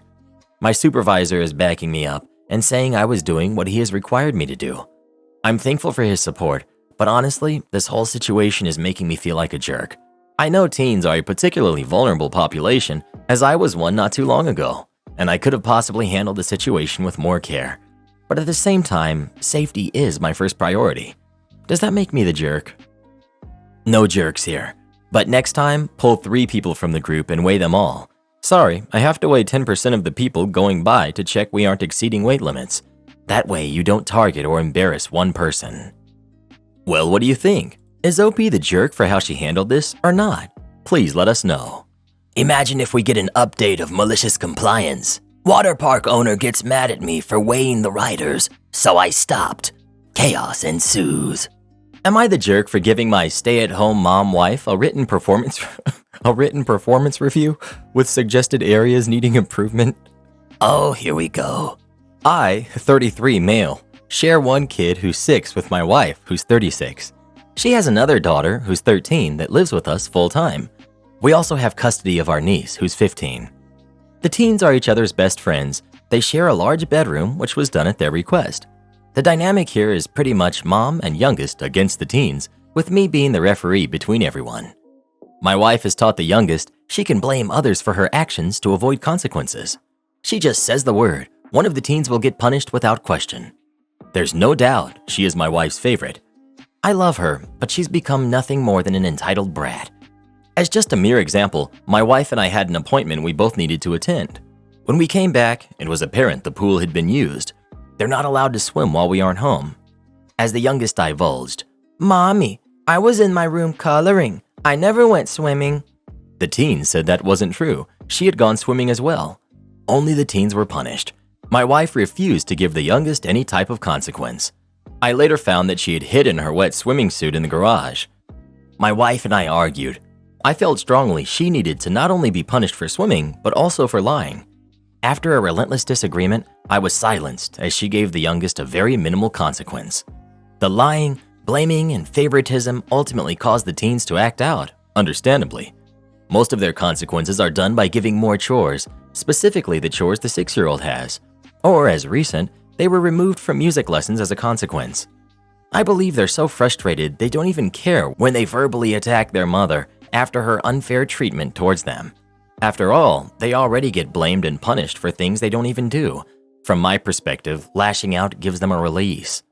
We've had countless tiring arguments. She'd either not see her faults, or we had agreed to do this and that, but it was never actually done. I decided to write her a performance review as a stay-at-home mom. Her area is in need of improvement. Well, it was a lot.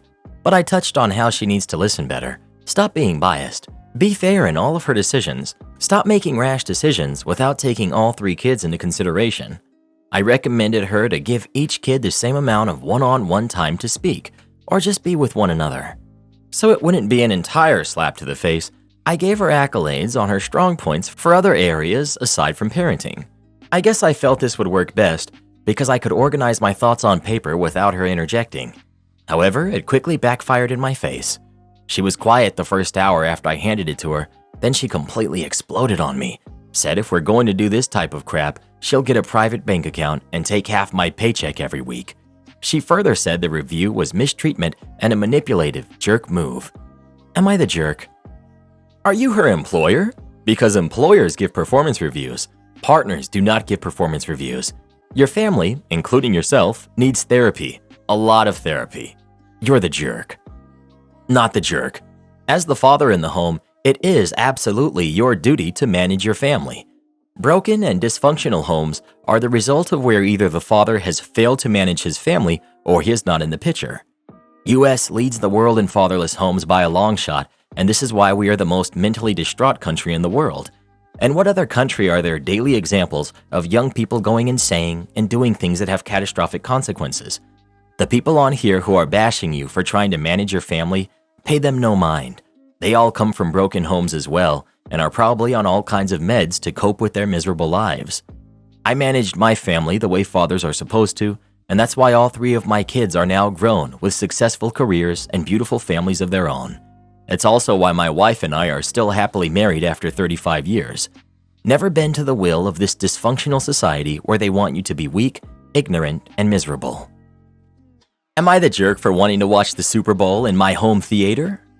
First world problem here, but I'm being called a jerk for it. A brief summary. I spent most of lockdown turning my basement into a world-class home theater. I designed it, I spent the money, I spent the time. It took a lot of effort. It's a work of art with a 120-inch screen, laser projector, Dolby Atmos sound system, comfy sofas, popcorn machine, and snack bar. It's all as awesome as it sounds. Needless to say, it's become very popular. With family, with friends, with the kids. People are over all the time watching TV, movies, and playing video games. It's great. I love I've created something so many people can appreciate and enjoy. While the vast majority of the time this theater is available, I've made it clear that there are times when I want it for myself, certain sporting events, and most certainly the Super Bowl, which is kicking off shortly. I made it clear anyone who wants to join me is welcome. There will be popcorn, pizza, and drinks. Come on over, should be great. My wife is off doing something else, and our kids and teens are off somewhere else. As it turns out, I thought I might have it all to myself, and that's fine. But like I said, anyone was welcome to join me. I got a call yesterday from family, wife's sister-in-law, who's married to my wife's brother, who have a couple of kids who are 11 and 9, asking if they could come over for it. Sure, I said, but I didn't know you guys were sports fans. I asked if they even knew who was playing. Yeah, she said. Philadelphia, right? The Flyers? No, the Flyers is a hockey team. Whatever, come on over. I thought the worst thing might be I'd be explaining football rules to people who know nothing about the game, but whatever. They came over an hour before kickoff, and the kids ran to the theater while I said the hellos upstairs. By the time I came back down to watch the pre-game show, they were on the PS5 playing and asked what movie we'd be watching, which led me to go upstairs and discuss with the parents. What's going on here? As it turns out, the parents thought they could come over, and of course I'd hand over the theater, and said so to their kids, and my wife is not even here.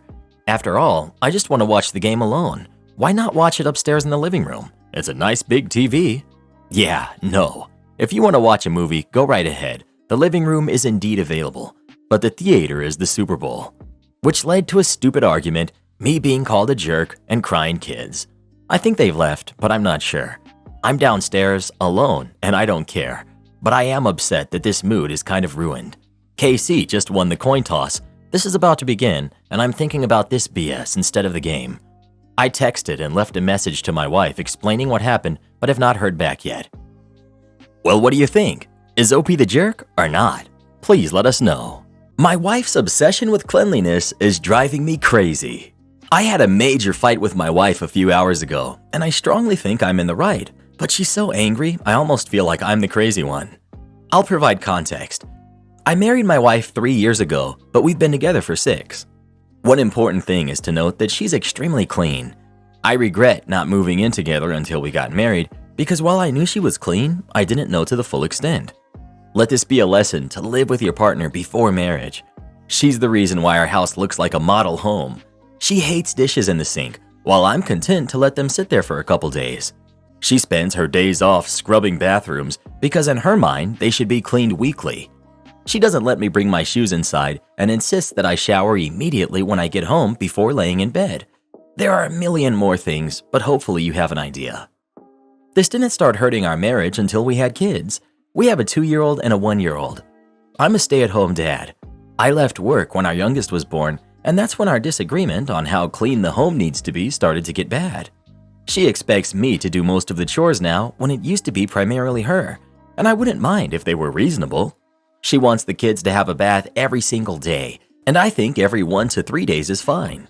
She wants all of their toys put away by the end of the day, and I think there's no point when it will be a mess again. She wants the dishes done daily. She wants all house bedding washed weekly. She wants me to vacuum weekly. She wants me to mop every 3 to 4 days, since in her logic, the kids spend a lot of time playing on the floor. They won't get hurt or be sick if I mop every 2 weeks. Because I don't play along with most of her demands, she ends up being the one to do most of the housework when she gets home or on her rare off days. She works 40 to 80 hours a week, so it is a lot, but she does it to herself. I feel I do what's reasonable. This all built up to today. She got home and saw that I hadn't yet washed the dishes, and there was still grease and food in some of the pans and on the countertop. Also, I hadn't yet brought in the trash cans from the previous 2 days when they were emptied. She flew off the handle, calling me lazy and a slob. She said she would like for me to return to work, since in her eyes I'm doing a poor job, and use the money to hire a weekly housekeeper and a nanny who wouldn't leave the kids in PJs all day. I got upset, and I told her she's crazy, and she works herself up over small things, and I will not be leaving my kids with a stranger. She packed a bag for herself and our babies and went to her mom's house. I'm furious. Am I the jerk? You're the jerk. Your standards are too low. I am someone who genuinely has always struggled with keeping my environment clean. But dishes should be done every day. The house should be vacuumed like every other day, not even weekly. Mopping every few days is normal. Washing yourself before getting in bed is my preference as well. Washing sheets weekly is standard. Picking up all the toys and putting them completely away at night is incredibly good for your mental health. Kids are definitely washed every day. Soap is every other day. The PJ thing though, there's definitely 1 day a week on the weekends where we're all in PJs all day. Are you doing this every day? Based on your standards, I'm actually wondering if maybe you're depressed or have ADHD. I have ADHD, and I know that doing the bare minimum isn't easy. Maybe talk to someone and see if you can work through this. You're the jerk. Every single thing you listed as her cleanliness standards are very reasonable in my book. They are the same standards I have in my home. If I had kids, they would likely be stricter, since kids touch everything, put stuff in their mouths, and roll around on the floor. In my book, I would consider you a slob. Right now, your wife is coming home to a place where she doesn't feel comfortable living in. Regardless of how you feel about cleanliness, she isn't comfortable in her own home. That, in my opinion, supersedes your disagreement about cleanliness standards. Think of how you would feel in her place. From what I'm reading here, you're a stay-at-home dad, and you're not keeping up your end of the bargain. If you don't think you should clean that often, then she's right. You should go back to work and hire someone to help clean your house. Well, who do you think is the jerk? OP or his wife? Please let us know. If you're a neat freak like I am, never get into a relationship with a slob. You'll end up resenting them more than you can imagine. Am I the jerk for wanting my son to move back closer to his family? I'm 56, female, and I live with my husband, who's 64. We only have one son, who's 33, who currently lives abroad, and we only see him once a year, as it's very far away and expensive to go. We live in a small town. He moved away when he was 18 for college and never came back. We expected him to move back after he graduated, but he decided to stay where he was, since he already had a job and a girlfriend there. They got married. Our town is close to our state's capital, where his work field is very strong. Ever since his senior year in college, I've been trying to convince him to move closer for a better career and to stay closer to his family. He never showed any interest, which I found odd, especially since his wife also works in the same field. 4 years ago, they moved abroad. I felt betrayed when he told me. He was already living 3 hours away from us. Why would he choose to go even further to another country, but not the city right next to us? I never said anything about it, other than to let him know that his father and I are always here if they need us. Until recently, things were fine. I miss him a lot. We text every day, but we don't get to speak to each other often. The problem is, my father, who's 84, whose health took a dive and is very fragile. And with my son living so far, he's missing a precious time he could be spending right here. His grandfather is not likely to live many years now. I told the news to my son and he was sad about it, and he came to see us and left a week ago. I was honest with him. I said his grandfather won't be around much longer, and since he lives so far away, he'll lose the opportunity to stay close and enjoy the time he has left. He was not happy about me touching this matter. He said I was trying to guilt him into moving back. I asked him why he was doing this to me. Why doesn't he miss me and his dad? We're getting old, and he's only seeing us once or twice a year. It's cruel to us. He said he missed us, but he's happy where he is and does not plan on moving back, and he and his wife are already making plans on buying a house where they live. I couldn't take it anymore, and I burst out crying. I told him I felt abandoned, that he didn't seem to care for us, and that he should enjoy his family while he can, because we won't be around forever. I asked what makes him think he can't be happy living here, and he didn't respond. The few days after this were very awkward, and after he left, he seems to be even more distant, avoiding me and being very short with his texts. Yesterday, his wife called and said my son was feeling bad and had told her what had happened. She called me a jerk and said I had no right trying to manipulate him like that, and I should be ashamed of myself. I don't think I'm the jerk for wanting my son closer to me. They're the jerks for abandoning family. And I'm including her as well, since she did the same. I talk to her mother often, and she's on my side. Edit. I didn't realize we could edit the original post. I just want to add some information. 1. I'm not asking my son to sell his happiness just to be by my side. I just can't see why he needed to be so far away, while he and his wife could have a wonderful career around our area. They could earn more money while staying close to the family. It's illogical for me to think about anything different. 2. Some are under the impression I gave up my life to become his mother, and that's not true. I had my own career and a good one. I worked hard to give my son the best I could. I retired 6 years ago. 3. I realize this is a very strong cultural background where we come from.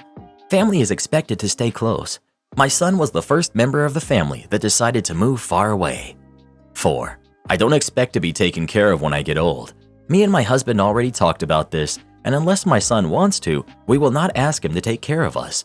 5. Just to clarify, I am not Indian.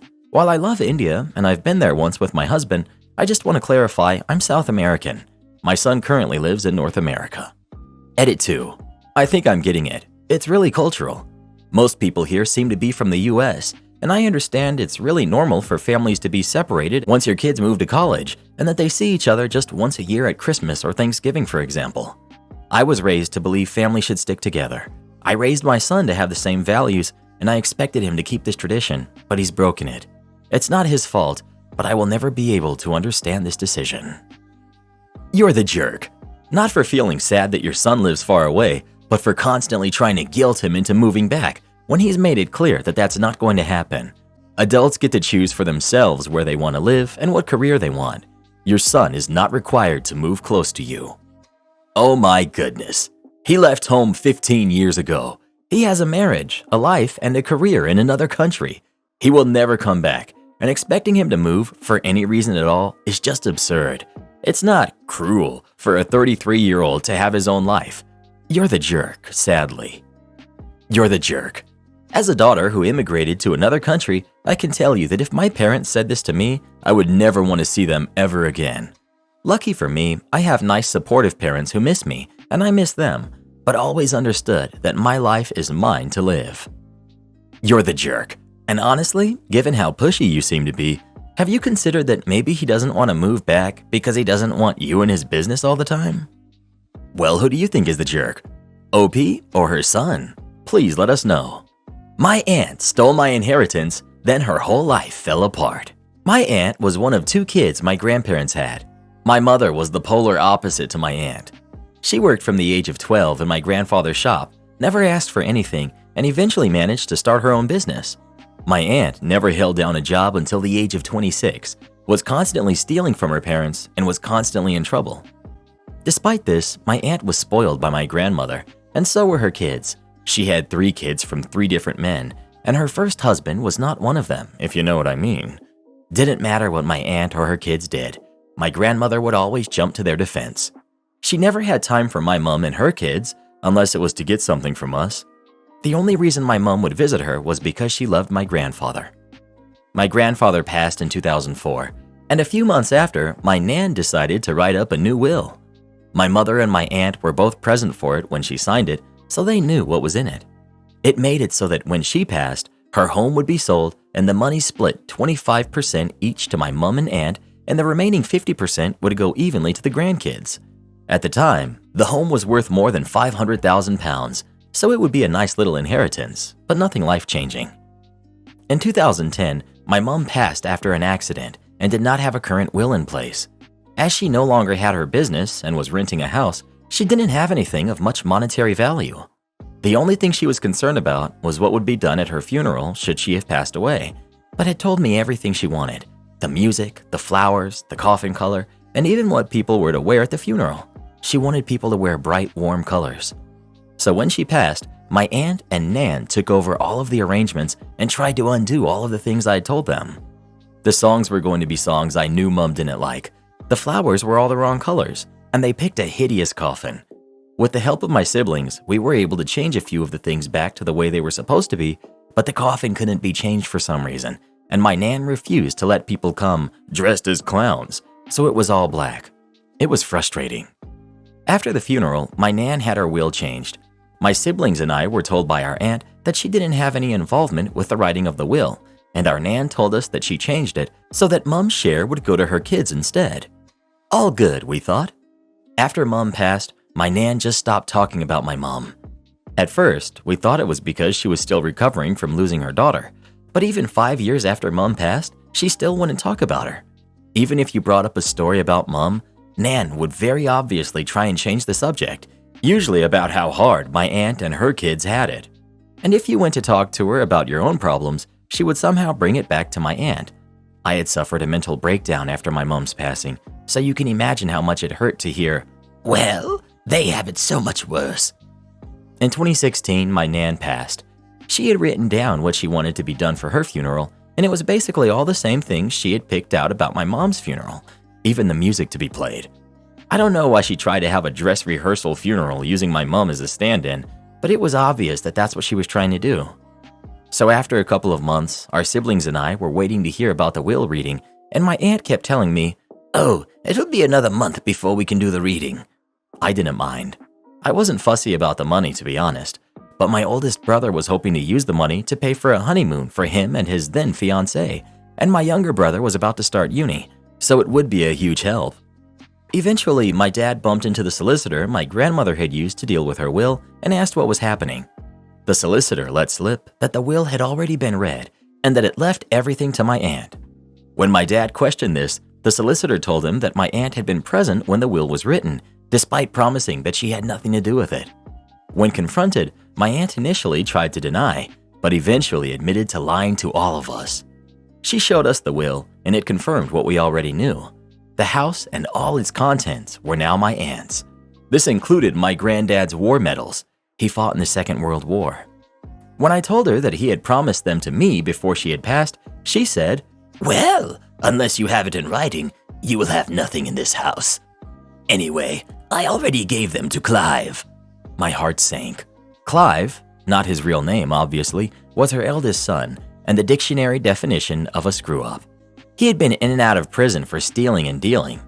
I knew that the moment that jerk got his hands on my granddad's medals, they would be sold off.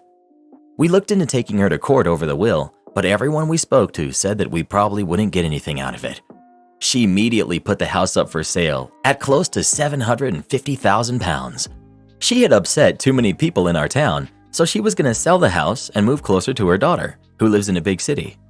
An offer was made on the house, and she put down a deposit on her house near the big city, and I thought that was that. Here's where karma comes into play. The people who wanted my Nan's house had a survey done on the house to see if there were issues, and oh boy, were there. Turns out that the land the house was built on was way too soft for the type of house it was, and it was sinking. It has sunk about 2 centimeters in the 40-plus years my Nan and Granddad had lived there, but the sinking was accelerating to 1 centimeter per year. This meant that within the next 3 years, the house would need some serious work or be knocked down. The new value of the house? £60,000. The buyers immediately pulled out of the deal, having not even put down a deposit.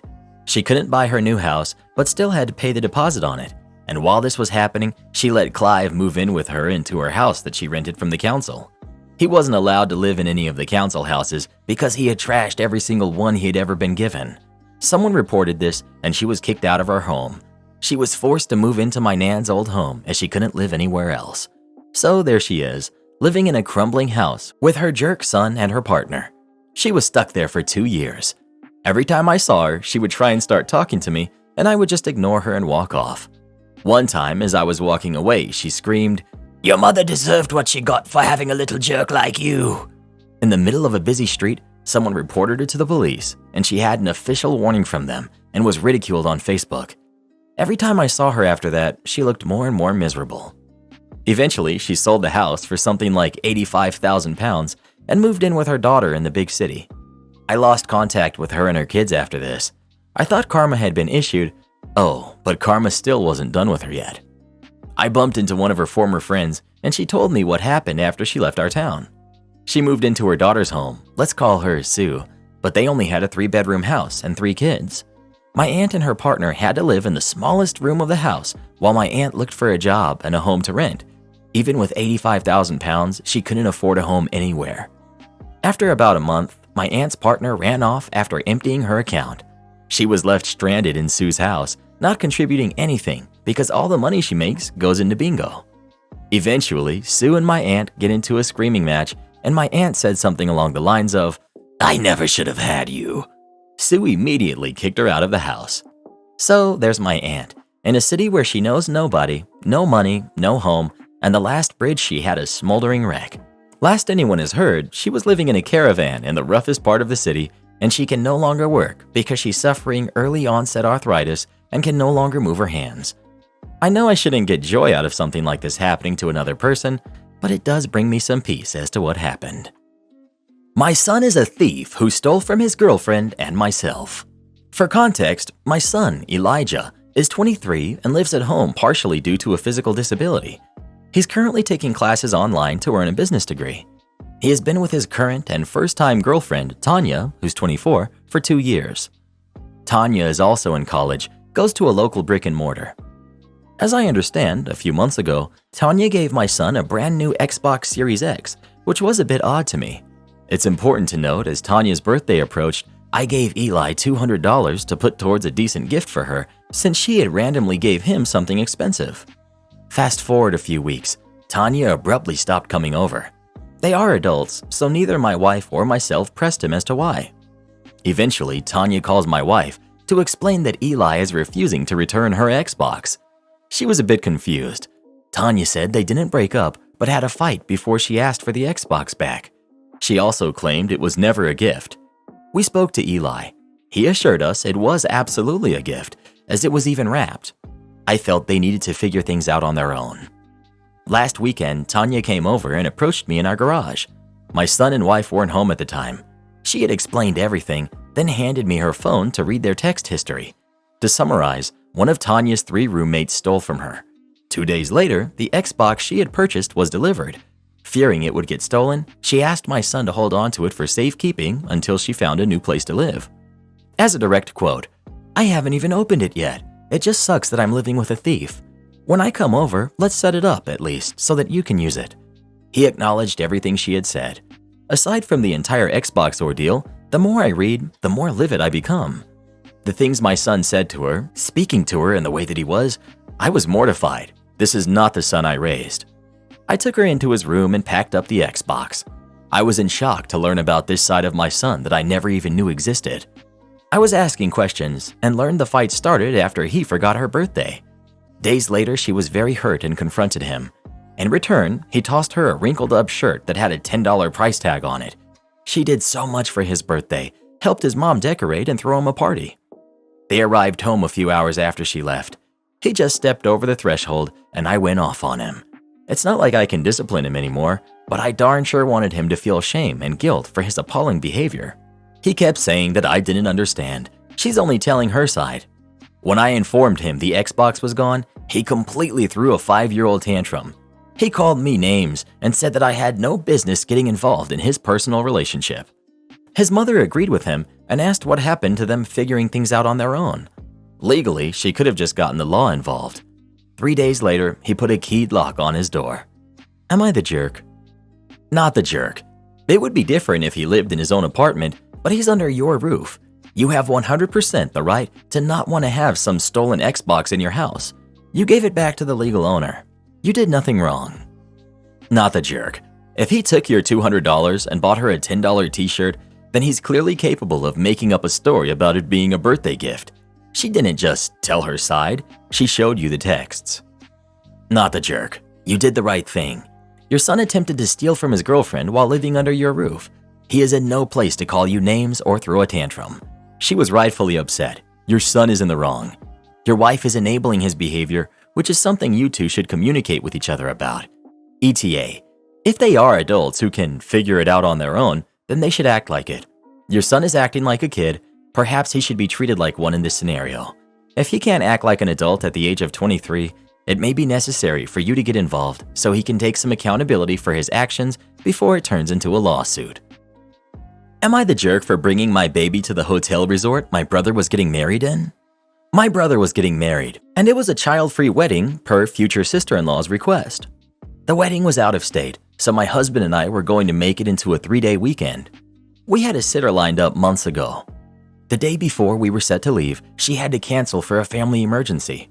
We tried to find a last-minute sitter that we trusted and could also do just overnight, but came up empty. I tried calling and texting my brother about the situation, but I couldn't get a hold of him. We were both in the wedding party, and I didn't want to leave my brother and his soon-to-be wife in a bind. So I called my mother after that, since I knew she was with them. I explained the situation, and she said she'd call me back after talking to him. 4 hours passed, and we didn't hear back. We had to make a decision, and since we're currently sharing one vehicle, couldn't really leave my husband and kid without a vehicle, and had put a lot of money already into the wedding and trip. We just took our baby with us. We got there later than we originally planned and just went to our room. The next afternoon was the wedding, and my husband and I planned to swap time out. I'd go to the ceremony and part of the reception while he stayed with the baby, and he could attend the second half of the reception while I stayed with the baby. When the ceremony was over and we were heading inside to the reception, my husband had the baby inside of her stroller. I joined my husband and went to say hello to some family members and went with him to congratulate my brother and new sister-in-law. Husband said his hellos and congrats, then went back to our room with our kid. I left the reception area a few times to bring my husband some small plates of food so he didn't have to wait for his turn to eat. On one of my trips back, my brother spoke with me about it being a child-free wedding, and his wife was upset that my husband had the baby in the lobby and that I kept leaving the reception. I told him they can't be too upset because we didn't bring the baby into the wedding area or the reception. The rest of the time I was at the reception, I kept getting comments from who I'm guessing were sister-in-law's family and her bridesmaids about how I was trying to steal her thunder by having my baby there. Sister-in-law kept asking why I didn't just leave them at home and would not accept my reason for not doing so. It's been a sore spot for my family and her all weekend. Am I the jerk for bringing the baby with us? Info. The wedding ceremony itself was outside in a courtyard. It was not in a closed-off area. We had to go through the lobby area to get to the reception hall. My husband was in the lobby walking with the baby and getting coffee from the hotel shop. Not the jerk. Excited to hear what magical solutions everyone had to offer. You were in the wedding party. You had a solid plan for everything. You showed up and did an amazing job under those circumstances. Not the jerk. You and your husband did all you could to respect the child-free wedding while also dealing with an unexpected sitter cancellation. You tried to reach out to someone in advance of the wedding and did everything you could to not have the baby be the center of attention. The only piece that maybe stands out is the left the reception area a few times, but without knowing what kind of setup there was or how you left, it doesn't change my opinion. Everyone sucks here. I think where you messed up was having your husband and baby greeting guests as they headed to the reception. That comes across as attention-seeking, and I do think it violates the child-free feeling. Yes, other unrelated kids may have been in the hotel, but they weren't going around greeting people, especially to go greet the bride at her child-free wedding. Overall, I think you mostly did the best you could, but I would not have taken the baby around. You're the jerk for bringing the baby down to the lobby so guests interacted with her on the way to the reception. It would have been fine if you had maybe waited until the whole wedding was over, but no, you brought the baby down during the middle. That was rude. I assume your husband knew the timing of the reception, so why was he down there at that time? Well, what do you think? Is OP the jerk or not? Please let us know. Sister-in-law demands I sell her a Barbie baseball cap. I have a baseball cap from my childhood that has a Barbie logo on it. It's black with the name Barbie in pink with a fancy font. My son loves it. He's only 3 and doesn't know what it says. He only likes it because we were looking through the basement in my parents' house and came across the hat and a photo of me wearing it when I was younger. He got super excited when he saw the picture and has been in love with the hat ever since. He calls it the mama hat. Everyone thinks it's cute. We were having dinner with my sister-in-law and her family. My sister-in-law has an 8-year-old daughter who I love. She really likes Barbie, and everything she owns is Barbie themed. I had a feeling that maybe it wouldn't be best for my son to wear the Barbie hat while we were there, but he really wanted to show his uncle, aka his best buddy, and my husband said it shouldn't be a big deal, so I allowed it. The night went pretty well, but I noticed my sister-in-law was a little quiet. Right before we left, she pulled me aside and asked if I could do her a big favor. She asked if I could sell her the Barbie hat. I asked her why she wanted the hat, and she said that her daughter's been eyeing it all night and asked for one. I told her to just buy one online or something, but she said that she feels like that would be a waste. I said I was sorry, but I wasn't giving her the hat. She argued that my son is a boy, and once he realizes it's Barbie themed, he'll throw it away.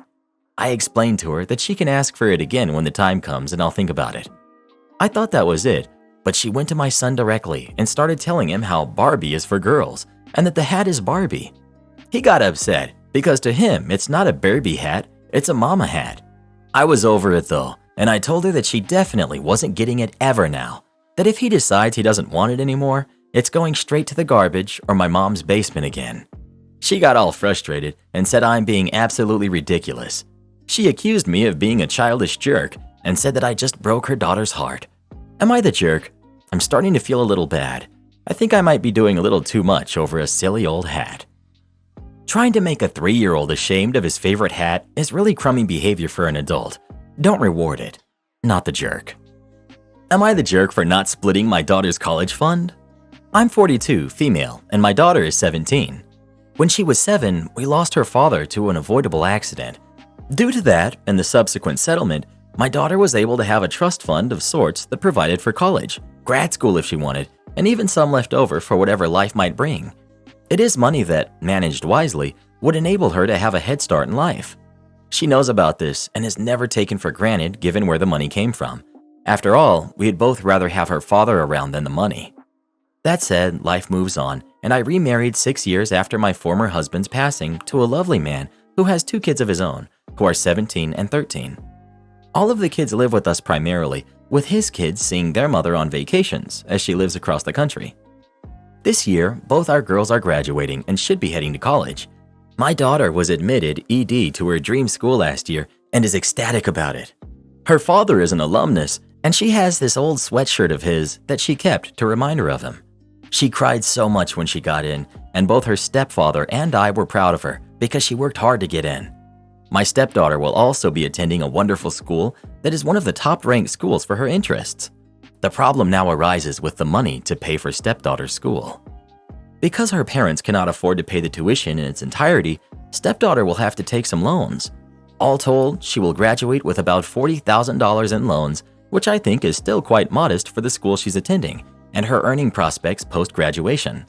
But my daughter will graduate debt-free, and for my husband, this is suddenly a problem. He wants us to split up my daughter's fund between all 3 kids because then they could all, probably, have college fully paid for. My daughter won't have much left over and will definitely need to borrow for grad school, which she has expressed interest in attending. But, according to my husband, that's okay because everyone will start off on equal footing post-college. I think this is unfair to my daughter because 1, her father had to pass for this money, and 2, this is like her inheritance from him. My husband thinks that they are all siblings and should be happy to share the money with them if it means giving her siblings a head start in life. I absolutely do not want to put her in the position of being guilted into saying yes if she doesn't want to. I have expressed all of this to my husband, and he thinks that I'm being selfish, that I'm teaching my daughter to be selfish, and I obviously don't consider my stepkids the same as my daughter. Am I the jerk for wanting to protect my daughter's trust for her as it was intended? ETA. Since I've seen this a few times already, both kids do have college funds, but somewhat smaller because my husband and his ex got their finances together later in life. So there is some money, but with the caliber of the school that stepdaughter will be attending, she will still need some loans to cover costs. I haven't brought up going to a cheaper school because that will be a fresh set of problems given where my daughter will be going. Not the jerk. That settlement was for your deceased husband's kids, not your future kids, and certainly not someone else's. I agree. Not the jerk. The money is for your deceased husband's kids, not your current husband's kids. Keep your stance. This is your daughter's money from her father. The other kids have money from their father. To me, your current husband is the jerk for even suggesting it. Well, who do you think is the jerk? OP or her husband? Please let us know. When will the new step-parents stop trying to steal the kids' college funds? The world may never know. Asking my girlfriend to give away her cat because I'm allergic. To give some background, my girlfriend, female 23, and I, male 24, have been dating for almost 2 years, and I asked her to move into my apartment. It's much larger than hers, so it made sense. Having decided to move in, she brought her cat, Riley, with her. She's had Riley for 8 years now, and it brought her tons of happiness. The issue is, I'm allergic to cats, like super allergic. I develop hives, I start coughing, and I get these really watery eyes. I didn't know this was a problem before we moved in, as while we were dating, she used to just come over to my apartment as it was close to both the school she started to work at and my university. I'm in medical school. I would occasionally get watery eyes when she was around, but I always just chalked it up to pollen as it was never severe enough to care. Now though, it's getting to an extreme level. That being said, I know how much she loves Riley, so I tried to find the best homes I could that would take her in. All of them are either people we knew or people who have a lot of experience with cats. I made a list, and then I told my girlfriend the problem. When I asked her to possibly give Riley away, she said she wasn't giving Riley away to an animal shelter. I said of course I would never make her do that, and that's when I showed her the list with all the families. I proposed this to her, and that's when she just lost it at me. I don't know what I did wrong. Am I the jerk? Edit. I've tried a variety of medications, and none of them have worked for a sustainable period of time. Others have been out of my budget to be effectively sustainable. Also, we both wanted to move in together.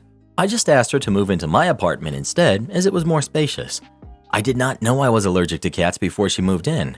I got tested recently after I got all these symptoms and found out that I was allergic to cats. I've been to her house, and yes, I developed symptoms. They were much more milder, mind you. I just didn't care enough because they were so mild. As for the list, I just wanted to make sure Riley was safe as she is an older cat. I realize now this may have been a bad idea as it cornered my girlfriend into a corner. That was not my intention. I did not intend to do that. I just wanted to give her options. I think the best suggestion was making some no-go zones for the cat, like not having the cat allowed in the bedroom or the office, not allowing the cat in my chair, plus air purifiers, etc. Also, y'all are treating me like a doctor.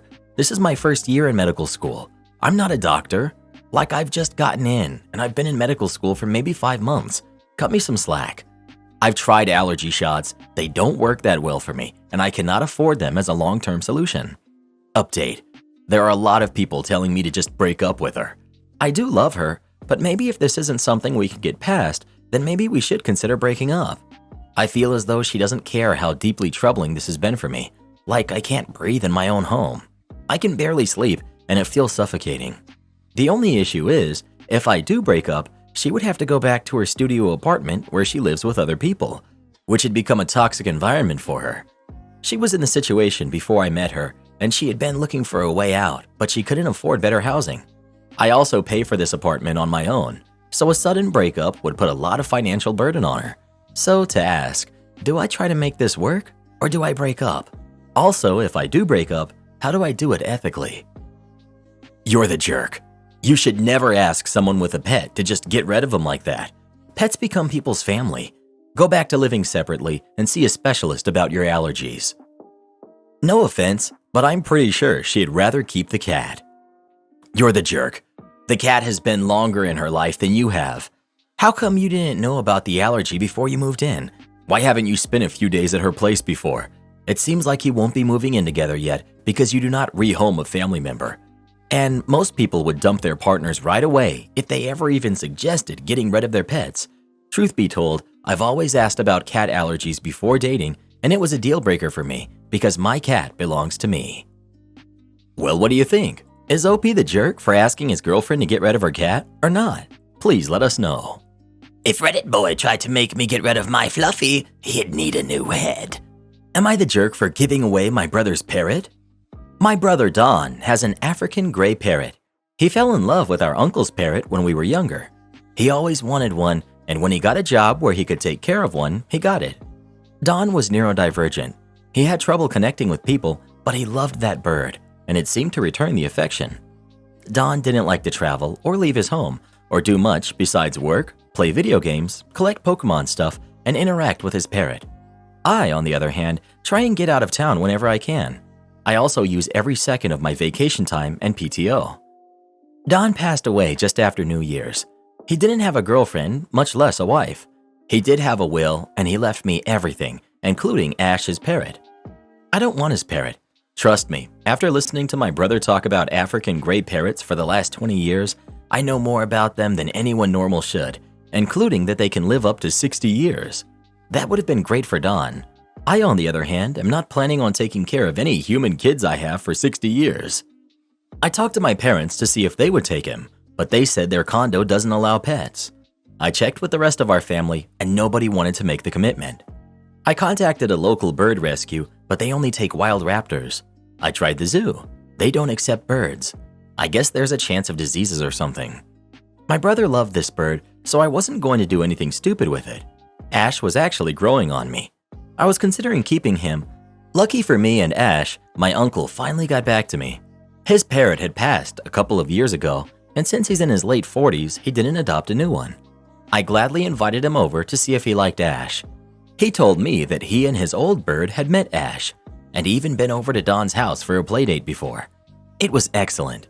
My uncle knows more about them than my brother did, and now I have that information stuck in my head. Ash went to live with my uncle. I thought it was the perfect solution until my mom called to chew me out for imposing a bird on my uncle. He doesn't make that much money, and birds are expensive to take care of, I guess. Not that it was any of her business, but my brother left me a nice chunk of change and an impressive collection of Pokemon stuff. I had already told my uncle that I would be paying him for food and vet bills for Ash. I even volunteered to bird sit him if my uncle needed and I'm in town. I know Dawn would want that. She still said it was a bad decision to give her brother the bird. I probably didn't improve our conversation by giggling when she said that. I honestly think I did right by everyone involved, but my mom disagrees. I need someone with no skin in the game to tell me if I'm missing something. Edit. When I said normal, I didn't mean neurotypical. I meant not obsessed with parrots. Not the jerk. You found Ash a loving home with an experienced person. You might have slipped into you're the jerk territory if you hadn't volunteered to cover the expenses for the bird. Your brother would love to know that the person who inspired his love of that species was the person you entrusted to care for his Ash. Not the jerk. What does your mother expect you to do? Take care of a bird you don't want? Your uncle is more experienced and he loves them. You even solved the financial issue by offering to contribute. What else is there for your mother to complain about? Well, what do you think? Is OP the jerk or is his mom? Please let us know. Definitely mom. I don't know what she's on about. Teach him how to do your job? Okay, boss. So this happened a good 15 years ago, and another story just reminded me of it. To keep it short, 15 years ago and some change, I worked for a local computer programming company that made automation software. Our company got bought out by a bigger national company, and after the dust settled, corporate decided they were going to send a liaison down to our local office to learn how you do things to be a better bridge between offices. AKA, hey new hires, teach our guy how to do your job so we can let 3/4 of you go before your next quarter. None of us were happy about that, but our new corporate overlords had spoken. A month or so later, here's our liaison, fellow all ready to go. So, show me the interface, he said. And that was when we all stopped, looked at each other, and grinned. For you see, the reason it took us so long to bring new people up to speed is that we didn't configure new projects. Configure, in this corporate speak, meant go check off the boxes in an interface until it does what you want. No, my good friends, we coded everything by hand. Our main program accepted straight-up VB files, not even scripts, full-on files, and our new friend here was not a programmer. At all. The guy didn't know a for loop from a bubble sort. So, as we were instructed, we started walking him through our code. Here's our X policy. It's the most common one we use, and it's about 1,500 lines of code in its base form. Didn't you guys say you had some default policies you worked from? Oh yeah, but they end up being more trouble trying to customize than it is to just write the entire thing from scratch. So up here is where we're declaring our global variables. To our friend's credit, he tried. Oh, he tried for days, and every time we thought he was about to figure something out, we intentionally switched him up to an even worse one. We hired requiring a computer science degree, 6 months of on-site gearing up, and another 6 months of shadowing before we would let anyone handle a project on their own. This poor guy got the full year's worth of training in a week. To his credit, on his last day, he flat out told us he was sent down to learn how to replace us, but that he was going to tell them that we were doing a great job, and if anything, our time frames were surprisingly short given what we were doing. We ran that department for a good 5 years before the inevitable revolving door of upper management decided to bring in a new, easier-to-use suite. People are still saying, "Man, I miss X. It could have done this in half the time." And instead of a 5-man team upkeeping everything, we have multiple departments that still can't manage to fix a broken image link in the new stuff 10 years later. Am I the jerk for asking my husband to return a gift? In December, my husband asked what I wanted for Christmas, and I told him the UGG Ultra Minis. By that point, they were sold out and on back order. I kept checking occasionally in case they did come back in stock, but they didn't. Fast forward to the week after Christmas. I found a near-identical pair of boots from LL Bean and ran it by my husband first since, 1, we just got done with Christmas and it's not exactly a small gift, and 2, in case he did order a pair and was waiting for them to get in. He encouraged me to get them, so I did. I've been very happy with them and put the UGG version out of my mind. For the last couple of weeks, he's been saying that he got me a great gift for Valentine's Day that I'll love and hyping it up. This morning, I went to the kitchen to find flowers, candy, a card, and the UGG boots. I told him thank you, but I was confused because I had the other pair that he told me to order. He acknowledged that he did, but thought I could use a second pair anyways, saying he thought the stitching was different. I asked about returning them because I don't need 2 pairs of essentially the same shoes, and he got upset because it was $25 to get them shipped and another $25 to return them, so we would be out $50.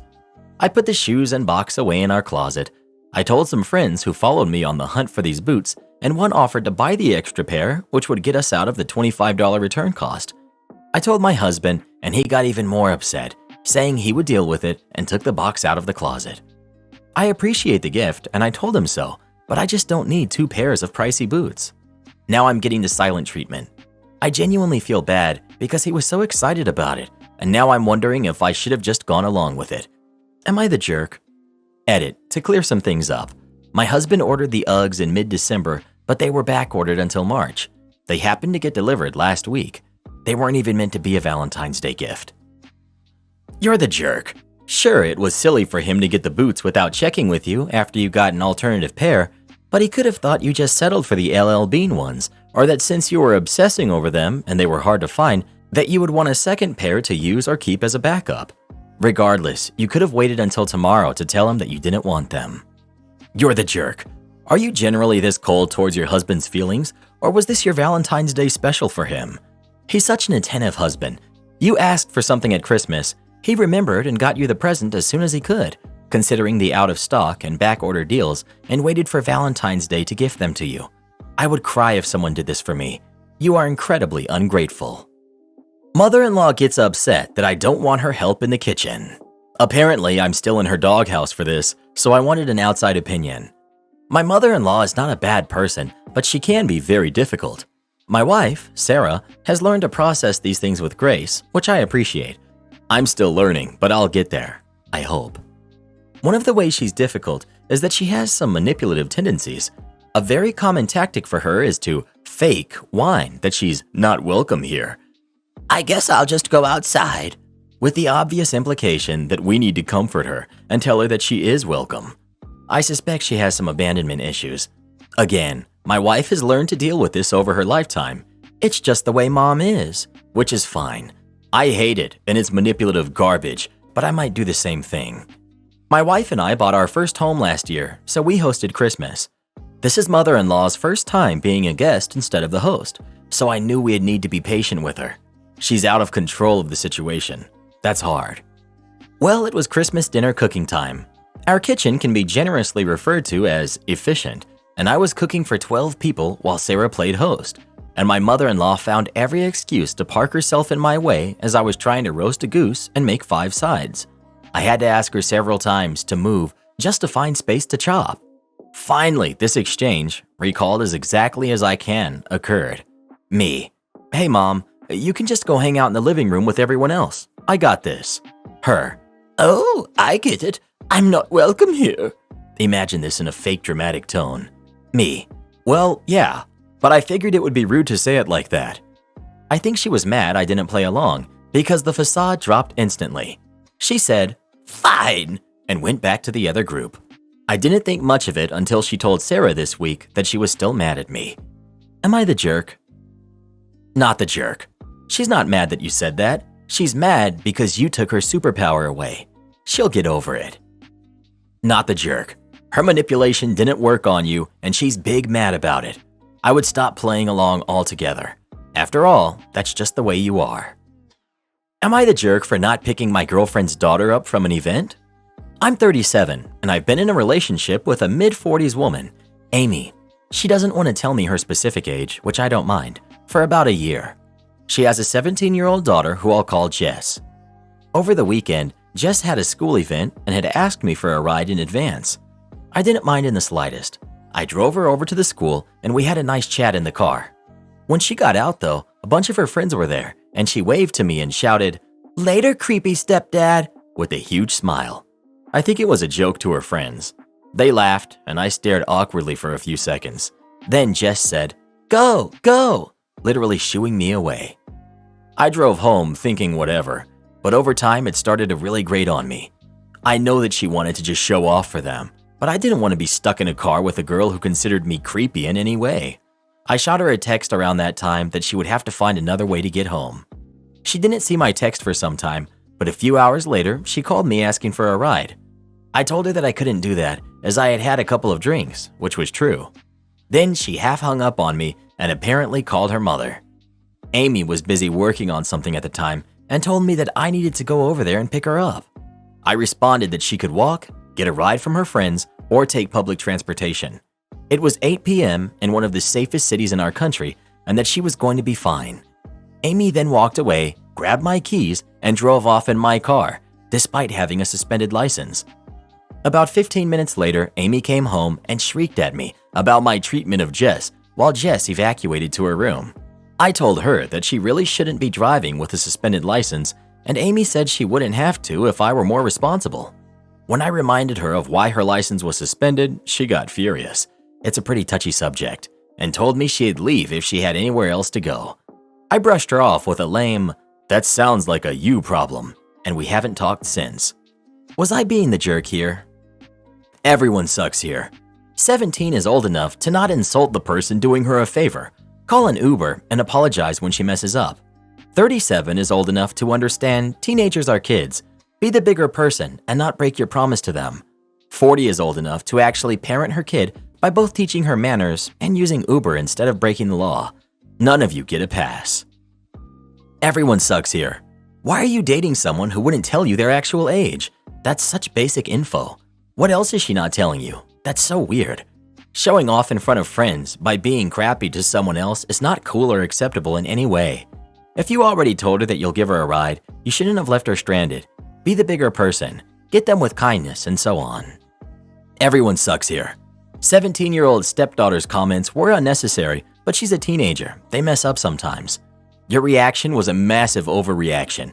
You still pick her up, then discuss it when she gets home. Girlfriend driving without a license is silly. It means no insurance even if you don't get stopped. I'm not sure how far away she was and what public transport options there were, but she could have sorted out a taxi or something instead. Everyone sucks here. The part I can't get past is how are you in a relationship with someone who won't even tell you their age? And they have a suspended license? Nah, I'd be noping out of this love story. Well, who do you think is the jerk? OP or his stepdaughter and Amy? Please let us know. You need to dump her so you'll never have to deal with those two crazies ever again. An honest class review. This story takes place in the spring of 2008 while I was a senior at my Catholic high school. My AP English teacher periodically asked her students to write a review of the class, what we liked and disliked, what we would change, etc. Now, if you've ever had to do something similar, you'll know that the reviews aren't really meant to be honest, but rather ego-stroking exercises for the vast majority of teachers. My teacher was no exception to this norm. I can't remember why I was in a bad mood that particular morning. All I recall is my upset attitude persisted throughout the day until I got into said classroom. Before class officially started, a friend of mine was being made fun of for having highlighter all over his khakis. One had exploded in his pocket, basically covering everything on his left side. Our teacher then began to make fun of him as well, even making comments throughout the rest of class. Needless to say, this only upset me even more. Cut to the point of class where the teacher began passing out the class review sheets. Being in the horrible mood that I was in, I decided to write a truly honest review of the class. I specifically mentioned how I thought it was childish for seniors to make fun of someone for something so benign, and how it was foolish and unprofessional for a teacher to pile on. It will be important later on to mention that I did not curse, nor did I use any language that I would deem inappropriate within the review. Predictably, I was called into the vice principal's office the next morning to answer for what I had written.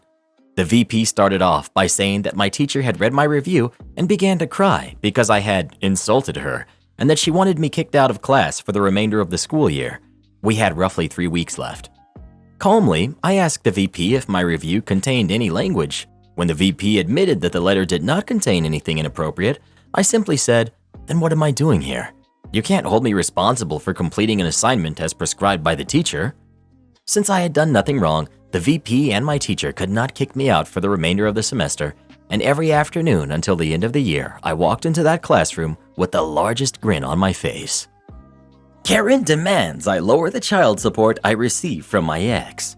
My daughter's dad, male 25, and his fiancée, female 28, want me to lower the child support that I receive. My daughter, who's 3, lives with me, female 23, and I go through the state for child support. They stated that the original amount he was approved for was too much and dropped down to half of that. I was fine with it at first. It would help pay for childcare fees and school supplies, and I've supported her solely by myself for 2 years now. I didn't get paid for the first or second month yet, and when the state started pulling from his checks, they complained that it was too much. They want to go down again to help save for the wedding. I feel conflicted because I'm happy that he's happy, but as a single mother, it's been a struggle. I don't ask for money from them at all, and they do not want her full-time either, which I'm fine with. My daughter means everything to me. They want to make an appointment to lower the amount, and I don't have the money at this moment for a lawyer to argue it. They both make twice the amount I do, so I don't understand the big deal. For additional context, I live alone with my daughter. He's engaged to my cousin, and they do not give me any information about where she's going with them and do not ask for her or call her outside of his weekends. Not the jerk. Your cousin chose to marry a man that already has a kid. Your ex is responsible for supporting his kid. Do not lower the child support. Your expenses will continue to rise. If you give in to this pair now, wait until they have a kid. They will double down trying to get you to reduce the child support because now they have a kid of their own to pay for. OP. The fiancé does have a kid already, and although I understand that kids are expensive, he does so much more for that kid than I've ever seen him do for his daughter. What worries me the most is that she works for the county that we live in, and I'm always living in fear that they'll use something against me. But this is the most affordable living area that the state offers. Not the jerk. This money is for the well-being of your kid. You say that you struggle. You're struggling because he wants to be a deadbeat and not provide the financial support his kid needs and deserves. A wedding is a party. You do not leave a kid in need because you want a fancy, expensive party. Keep going through this state and insist on whatever the authorities consider appropriate. Your kid's father is a jerk for thinking that a party is more important than his kid. Am I the jerk for letting my daughter wear a tiara to my cousin's wedding? I'm 32, female, and my daughter, Chloe, who's 4, has a fascination with princesses. She loves the color pink, wears only dresses, and has an array of tiaras she wears everywhere except at preschool where she can't, but she does have it in her backpack. My cousin, 33, male, Alex, fake name, invited us to his wedding, which was this past Saturday. Chloe was excited because she got to dress up and stay dressed up the entire time. She also couldn't wait to see the bride's dress. She asked if she could wear her princess tiara, and I said of course. We got to the wedding on time. However, the start time was delayed for unknown reasons. 15 minutes after it was supposed to start, one of the bridesmaids came out and told me that the bride, Jen, who's 31, female, was refusing to come out because my daughter was wearing a tiara. I thought she was joking, but she wasn't. Apparently, the bride was also wearing a tiara and wanted to be the only one wearing it.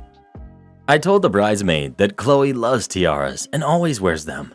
The bridesmaid said, "Not today she isn't," and told me it needed to be removed. I said no. The bride is a grown woman and was being petty over a kid's tiara. The bridesmaid left for a couple minutes, and then Alex himself came out. He told me to leave. I asked why, and he said because I won't tell Chloe to take off the tiara. I said this was ridiculous, and Alex said it's not my wedding, and when I get married, then Chloe can wear one to mine, but that I'm officially uninvited regardless. Others around me told me to just take it off, and I wouldn't. Alex's mom came over and escorted us out. Chloe was upset and crying because she feels she did something wrong, and I'm upset because I can't believe someone would be jealous over a literal 4-year-old. I also feel bad because Chloe was really looking forward to seeing Jen's dress because she loves wedding dresses, but literally no one is on my side. Am I the jerk? Edit. Someone asked if my cousin has an illness. I said no, but the bride has Asperger's, and they said that's important for you all to know. You seriously need to parent up and teach your kid that there's a time and a place for indulging your inner princess and a time and a place for sitting back, following dress codes, and letting other people shine. For example, at their own wedding. You were asked nicely, but you were petulant and entitled.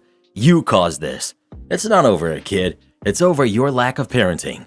There's a reason nobody is on your side. You're the jerk. I agree with this.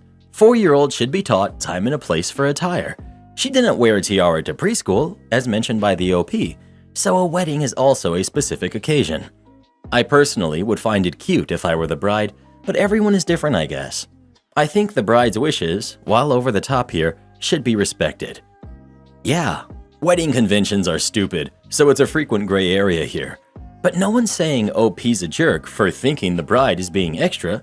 She's a jerk for digging in her heels for no good reason, refusing to teach her daughter an age-appropriate lesson about etiquette, and ruining her daughter's day on top of upsetting the bride. I'd bet they were quick to yeet her because stuff like this is part of a larger pattern. So, you need a man to do all of that? Okay. Context.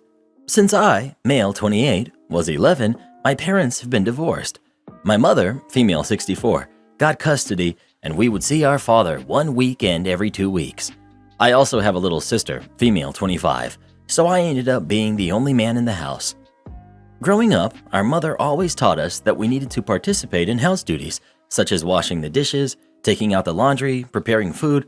We would take turns, and during the week, us kids would take care of all of that because our mother would come back from work exhausted and expected to not have anything to do once at home.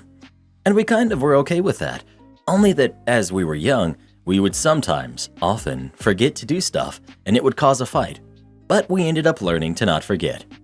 Only there are some tasks that wouldn't be fairly distributed. My mother always needed a man close so that she could give him some work to do. And even though she never remarried and only dated 1 or 2 men after she divorced, she always found some male friend or some friend's husband or boyfriend to whom she could ask for help. Until at some point, people started to realize that she was being close to them for the only purpose that she could ask them for help. Yeah, she's one of those tit-for-tat persons, where if she does something for you, you have to give back something equivalent or you disappear from her life. So basically, she lost a few friends. But at some point, I was old enough to be useful, and she started asking me for help on these matters. OP, the internet box doesn't work anymore. Can you look it up? It needs a man's brain to understand that. OP, I bought some furniture from IKEA. Can you build it for me? It needs a man's brain to understand that. OP, can you carry luggage? Only a strong man can do that. OP, can you look up why my computer is being so slow? It needs a man's brain to understand that. And so on. I asked repeatedly that she looked at how I dealt with these things so that she could understand herself and fix it alone next time. Especially when it was something so basic as to restart the internet box. But she didn't want to learn. She just wanted me to do it because she didn't want to have to deal with it herself. And it went on for a few years, growing from just restarting the box to piercing into walls so that she could hang mirrors and stuff. For info, I never did any of all of that before she asked me to do it, so I guess it made me learn it, which was a good thing. But what bothered me was that she just didn't care and expected me to do all that because it was normal, and me knowing about it or not was not a question. I am a man, so that's my job. And as I was growing up, and her still not learning anything, I got more and more frustrated. Until this one final time. I don't remember what specific task it was, where she told me that it was a man's job, needing a man's brain. I had a huge sigh, did the job, then went back to my business. Cue the malicious compliance. As some tasks require a man's brain, it's obvious that some others require a woman's touch, as we men are all about technique, big thinking, and strength work. So the following days, I started to wash the dishes and put them back anywhere in the kitchen, because, us men have no idea about what goes where in the house. We just fix things and carry heavy stuff. I forgot to get food back in the fridge because, that's already cooked, so it won't spoil. I overcooked my steaks, eggs, pizza, because, I was so busy thinking about all this technique stuff that I didn't have the brain space to think about checking food. Laundry would be spread out to dry, one piece onto another, because it is more efficient as it saves space. And about cleaning the house, let's just say it was a waste of time because I could perfectly live in my own mess. Of course, it didn't take long for my mother to get angry at me for not taking care of the house, or for doing it so stupidly. To which I answered, sorry, it needs a woman's brain to understand how to take care of a house correctly, which yes, is total BS. But so is saying that all the work she made me do was only for men. So at first she was dumbfounded, then the storm unleashed. It still is one of the biggest fights we've ever had to this day. Things calmed down and I went back to caring properly, until she asked for my man's brain again. From this point, I stopped caring. I would forget the laundry in the washing machine, let the dishes pile up in the sink, and would only do my man job. She would still get really angry, ordering me to do stuff, which I would ultimately do, completely half-effortly, meaning that she had to do it all over after me because half of the dishes were just out on the kitchen, not at their place. Laundry was all stuck together to dry and so on. Mood in the house was tense, and it wouldn't need much for a fight to blow up. Until at some point, she asked me to help her do this or that, not to do it for her anymore. So I helped. I showed her how to do it. I took time for it. We did it together multiple times until she finally learned how to do it. I then started taking care of my duties as I did before, and things went back to normal, finally. My Karen sister-in-law completely trashed our property. Now I'm suing her. I'm 24, female, and my dad is pretty well off. He owns multiple properties in both the country I live in, as well as back in his home country. Because of this, and the fact that my husband and I both have good careers, my sister-in-law has always had a snobby attitude towards us and my side of the family, and tries to mooch off of us at any chance she gets. When we go out to eat with my husband's side of the family, we're expected to pay. Christmas and birthday, his side of the family expects good gifts, etc. His sister is currently on her third marriage and has 3 kids, all under the age of 10. Her and her husband were looking for a place to host their wedding and approached me about using one of my dad's properties to host it. I was very hesitant at first to help her because of the treatment that she's given me in the past, but it's my dad's property after all, so I contacted him to ask about it. He said it's my call, but told me to, 1, have them sign some type of agreement stating that if any damage is done to the house, they're liable, and 2, they're going to be charged a reasonable fee to use the house. We both agreed on $1,500, which I believe is very reasonable considering this is a massive house. I told her and her husband about this. They asked about a family discount. I told them this was a family discount and take it or leave it. They signed the agreement and they paid. Fast forward 2 days after the wedding, I went over to the house. The house is a complete mess. Bed sheets are stained, a vase destroyed, alcohol bottles floating in the pool, etc. I contacted my dad to tell him, and he tells me to assess the damage and see how much it is. It was around $1,000 worth of damage. My dad contacts my sister-in-law himself and explains to her the damage and what she owes him. She loses her crap and starts going off about how this is BS. We're family. She shouldn't even be charged in the first place. We're so well off, we can happily afford to pay for the damages. If she gives him that money, they won't be able to afford to go on a honeymoon, etc.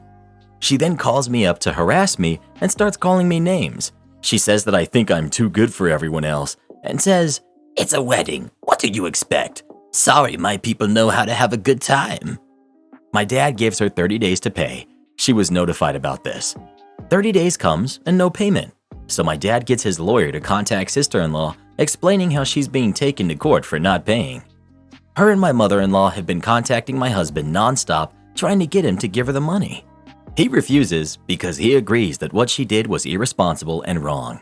I had to block my mother-in-law and sister-in-law after they sent me mean messages and even tried to show up at my house to talk to me. I feel bad that my husband's relationship with his mom and sister is going to be ruined over $1,000, but I feel like what she did was wrong and she wasn't even sorry about it. Edit. I should also add that my sister-in-law and her husband were given a key to the house to use it and lock it up when they were leaving it. The key was returned to me at my house. The next day I went over to the house, which is when I found the damage. So they left the house in the condition for me to see with no care in the world. Not the jerk. Your sister-in-law messed around and she found out. Good life lesson for her. Sucks for your husband, but it also shows him how little regard his family has for him. Not the jerk. Honestly, this might be quite a blessing for your husband. His mother and sister are horrible people. They caused actual damage and have insulted you, your father, and your husband for simply asking them to be responsible for themselves. If they choose to step out of his life over this, so much the better. Fight with my son? Get kicked out of my house. My son, who's 17, loves the water. Ever since he was little, he's always wanted to be either at the beach or the pool. He loves to swim, surf, etc., and I mean it when I say it's his favorite thing. We live near a beach, so sometimes he'll just go sit at the beach for a while. It's something he's been doing since he was 12. My sister and her kids were visiting and it was going fine. But then I noticed my son was never home. I asked him about it and he said that it's just really overwhelming at the house because his cousins never leave him alone. They're 8 and 9-year-olds and they adore him. So he just goes to the beach to avoid them. I told him I understood and I talked to my sister and she said that she had talked to them about it. Well, yesterday I came home to my nieces sitting in the living room watching a movie. My son and sister were nowhere to be found. Neither of them were answering the phone either. I'm not usually concerned, but my son always sends me a text or answers my phone calls at least. I got the girls and went to the beach and found my son at his usual spot. But my sister was there too and she was yelling at him. She said something along the lines of, "You do realize that you aren't in some film where the main character's like connected to the sea or has magic ocean powers, right? Like, you do realize that you aren't like that Percy Jackson character and your dad isn't some sea god." My son looked incredibly upset and he has an explosive temper, so I knew he was about to say something crazy. So I immediately jumped in and asked my sister what her problem was. She looked taken aback, but said that she told my son to watch the girls while she went to get food. But when she came back, he wasn't there and the girls were alone. My son insists that he said he was busy, but my sister insists that he didn't.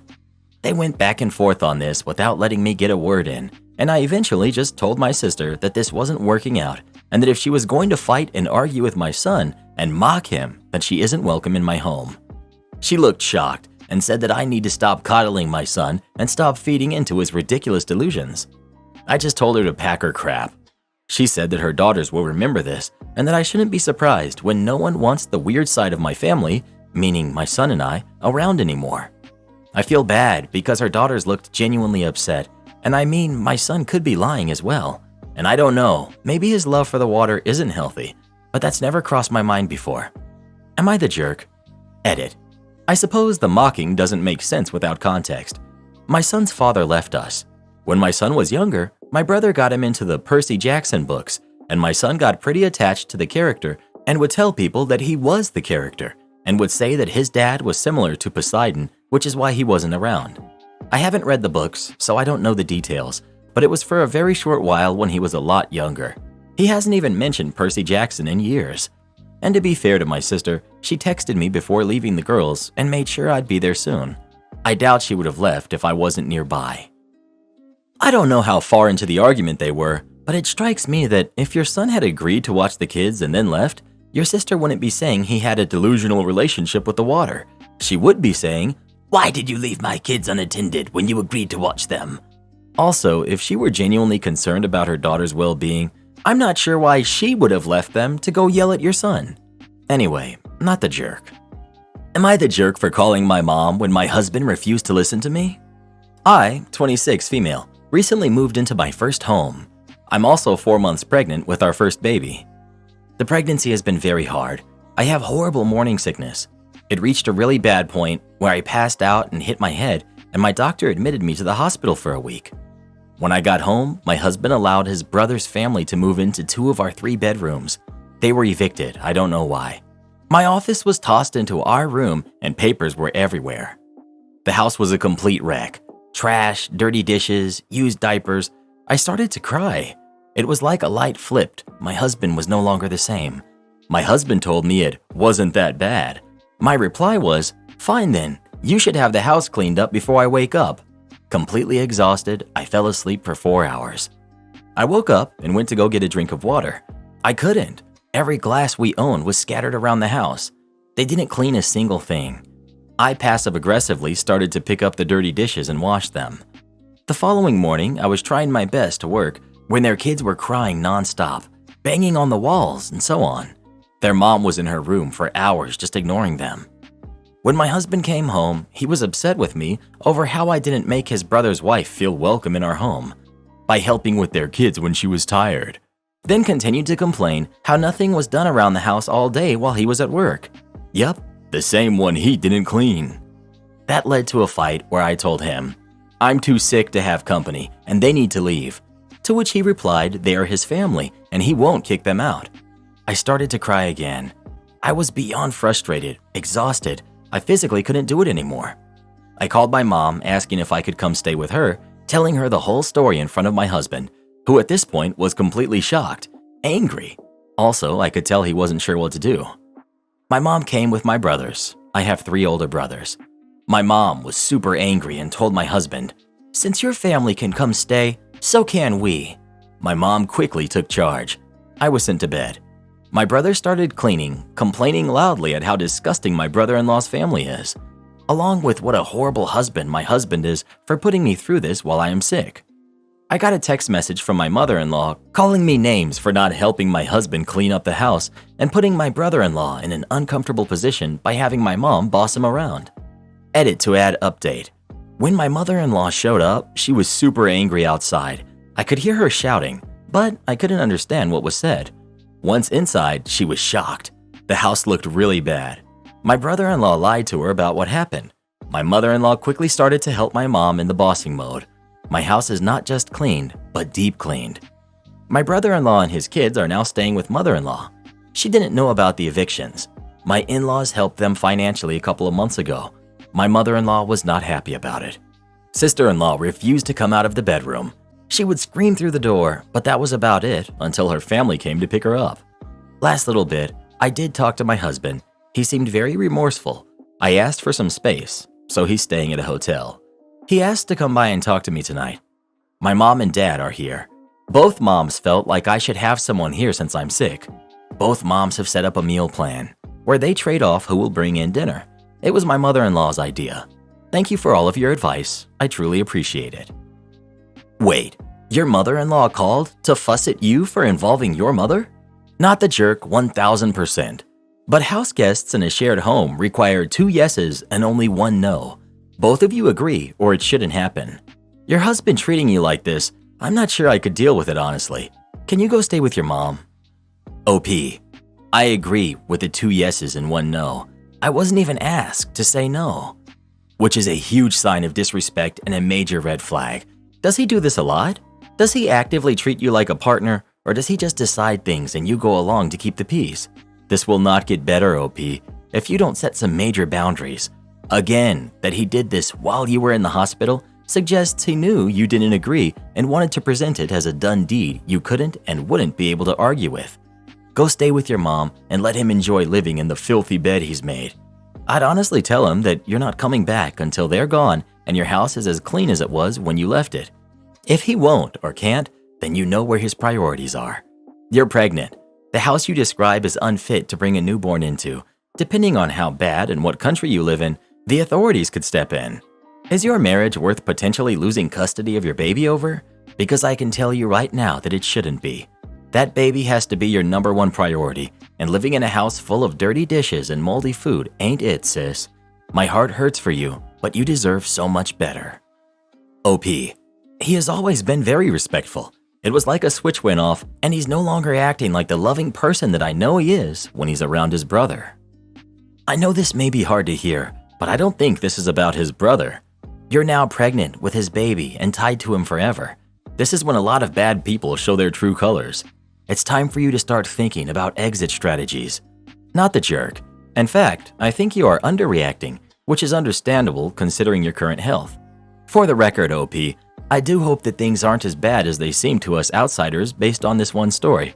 But for your sake, and that of your baby, please at least get a plan in place in case we are correct. I mean this in the nicest way possible. Please start prepping for divorce. Your husband moved in people to the home without consulting you first. He is prioritizing their needs over the needs of his wife and unborn baby. Not the jerk. After 2 years at my current job, one table last night finally broke me. There's a regular older couple that comes in. The wife is known to be cuckoo for Cocoa Puffs. They were showed to their table, and I wait until people have their butts in the seats to come greet them. Well, I took too long, about 45 seconds, because they were dying waiting on their drinks. I had to ask what their drinks were because they're not my regulars. They were already upset with me. I gave them about 5 minutes with their cocktails and came by to ask if they would like more time with their menus. She told me in a special tone that they needed time to enjoy their drinks. This was fine, but I did need to get it rolling soon because there's a turn on the table. They finally ordered, and she told me in her special tone to make sure I do not rush them tonight. I told them I would not. First course, they spent 20 minutes eating soup. They had empty soup bowls that they didn't want me to clear. Finally, she waved me down and told me that they wanted their next course. She pushed her soup bowl into my hands and then pushed her empty martini glass to the very edge of the table, so I assumed I should take that too. She said, "No, no, no, don't take that yet." Like loud enough for other tables to be like, huh? She was getting extremely irritable and her tone was really hostile. She waved me down to take it a few minutes later. They did not want to be offered any more to drink, and as I was walking away, she started talking crap about me. In plain voice, where I could hear a couple of tables over, she said, "She is so strange. Why is she acting so uncomfortable, like she's afraid?" I tried to ignore it and walked faster. Second course was another 20 minutes. They barely touched their salads, and I asked twice how it was and if they were enjoying everything. Finally asked if I could take the plates when they had their plates pushed away. "No, you certainly may not." Every time I left the table, I heard her talking about me like, "What is wrong with that girl? Is she new?" Blah, blah, blah. Several minutes later, I heard her direct her husband to wave me down because she was done speaking with me herself. He asked me to take their plates, and they needed their next course to hurry up because they've been waiting a while. The same people who did not want to be rushed. I asked her if I could box their salads. He said, "No, we really just want the main course." I immediately brought them their intermezzo that comes out right before the main course, and they both got upset. He said, "I said the next course, please. We've been here a little too long." I told him it's on the way. I got it to them really quick, and she had something to say about the presentation. She had never seen lobster presented like that, and I just didn't have time for it. I had 5 other tables. Same deal with the main course. They didn't want to give it up, then waved me down, and she was fuming. She said something being beyond ridiculous. I asked, "Is everything okay?" She rolled her eyes at me and said, "No, not everything is okay. Some things are fine, but other things are not okay." Her husband said, "Do me a favor, box the rest of this, and we need the dessert yesterday." I said, "Okay, I'll go do that." At this point, I was kind of shaking at the way they were talking to me and the fact that I heard some of her comments about me throughout the night. I might be low intelligence. I'm not a good waitress. I behave too awkwardly. I'm sloppy. The owner's hiring standards have gone down, etc. I didn't say another word to them after that. When I left the room, the food runner overheard them talking, and this lady was saying things about me that caused the food runner to approach our manager to speak with them. The manager dropped the check off and their leftovers and desserts. All my other coworkers who are familiar with them were saying they're a weird couple, but that was over the top rude tonight. The food runner wouldn't tell me what she heard them say. Apparently, they talked to the manager, and they told her I had no sense of urgency, and I needed some pep in my step, and it seemed like I had no idea what was going on around me. The manager told me it was baseless BS. Having people on my side didn't matter though. I'm not a crier, but I did cry 2 little tears during the Valentine's Day shift and several after I got home. I think what really got to me is the bartender who usually serves them told me that I should forget it as quickly as they do because they won't remember who I am or that they treated me like this next time they come in. I don't think I'll forget. I'll never serve them again. Would I be the jerk if I filed another noise complaint about my neighbor's very loud toddler? I'm really torn about this. I, female 33, work fully remote and am a bit of a homebody, so I'm usually in my apartment most of the time, either working or living my life as one does. Several months back, we had a family move in across the hall from us with a girl who was around 2 or 3 years old. They moved in over the course of 2 weeknights, so lots of banging and shout-talking in the halls between 10 to 12 at night, so not a good first impression for both myself and my roommate. Over the months they've been here, their little one has proven to be extremely vocal. While I'm working, she will often scream at the top of her lungs, loud enough that it feels like she's standing directly in my apartment. I've had people on calls with me, while I'm wearing headphones, ask who's screaming in the background, and I have to apologize and state that it's my neighbor's kid. Even at night, I'll hear her screaming when I'm all the way in my bedroom, which is the furthest room in my apartment from the front door. It's not so much, "I'm scared" screaming, that would warrant a different call, or, "Yay, I'm a toddler having fun" screaming. It's more of, "I'm throwing a tantrum" screaming, and there are some days where it's near constant. I'll be doing laundry on the bottom floor, we're on the top floor, and I can hear her all the way on the first floor, just yelling and screaming clear as day. I've called and complained about them to our office. They also shout talk in the hallway to each other when they have visitors, and no carpet in the halls means it echoes and it's loud. And I know multiple other neighbors of mine, both on the same floor and downstairs, have called with complaints too. Yesterday I had called in with a bad migraine, and even in my room with the door closed, I could hear her going full air raid siren, even until 10 p.m., and that just made my blood boil. It doesn't even sound like her parents try to get her to calm down. I've spoke to my friends with kids about this, and they've told me to just keep it moving because parenting is hard. I am an aunt to 2 spectacular kids, so I get it, but I don't think I should have to deal with an out-of-control toddler who screams all day and night. My neighbors already have 2 violations for excessive noise, and I believe one more could get them evicted. While the noise is definitely an issue they've been warned about multiple times by management, I should add that they don't speak English, or I would have talked to them myself, and interferes with both my work and downtime. I can't help but feel immensely guilty knowing I may get a girl and her family evicted. But even as I write this post, she's banshee shrieking and has been off and on for close to an hour. Would I be the jerk if I filed another noise complaint, even though it may result in a family getting evicted? Edit. Just making an edit to answer some questions I've been seeing asked repeatedly on here. Noise-canceling headphones aren't always an option for me. My job requires I make calls, and I can't make and take calls with earplugs in. Also, I've had people tell me they can hear her over said headphones, which is embarrassing.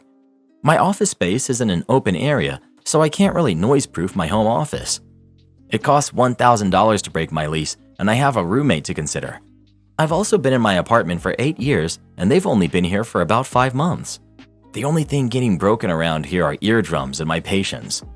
I have no clue if she's on the spectrum or not, or if she has a disability. I cannot move my home office, nor can I work at a friend's house, as I work in a department that works in confidential information, so I need to be at home or at the office.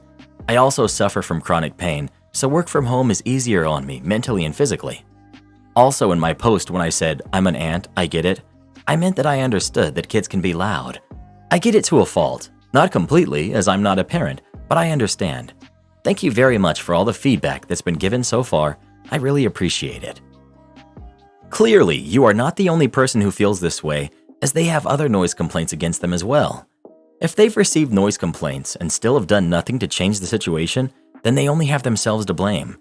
I get that parenting can be extremely difficult, and there may be issues that they are just struggling to solve with their daughter, but in that case, they need to find somewhere to live where they aren't causing all their neighbors' problems. Maybe apartment living is not for them. You're definitely not the jerk here. Well, what would you do with this situation? Would you call in another noise complaint or not?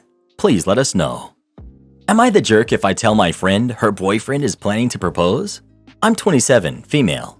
My best friend has been dating her boyfriend, who's 26, for over 5 years.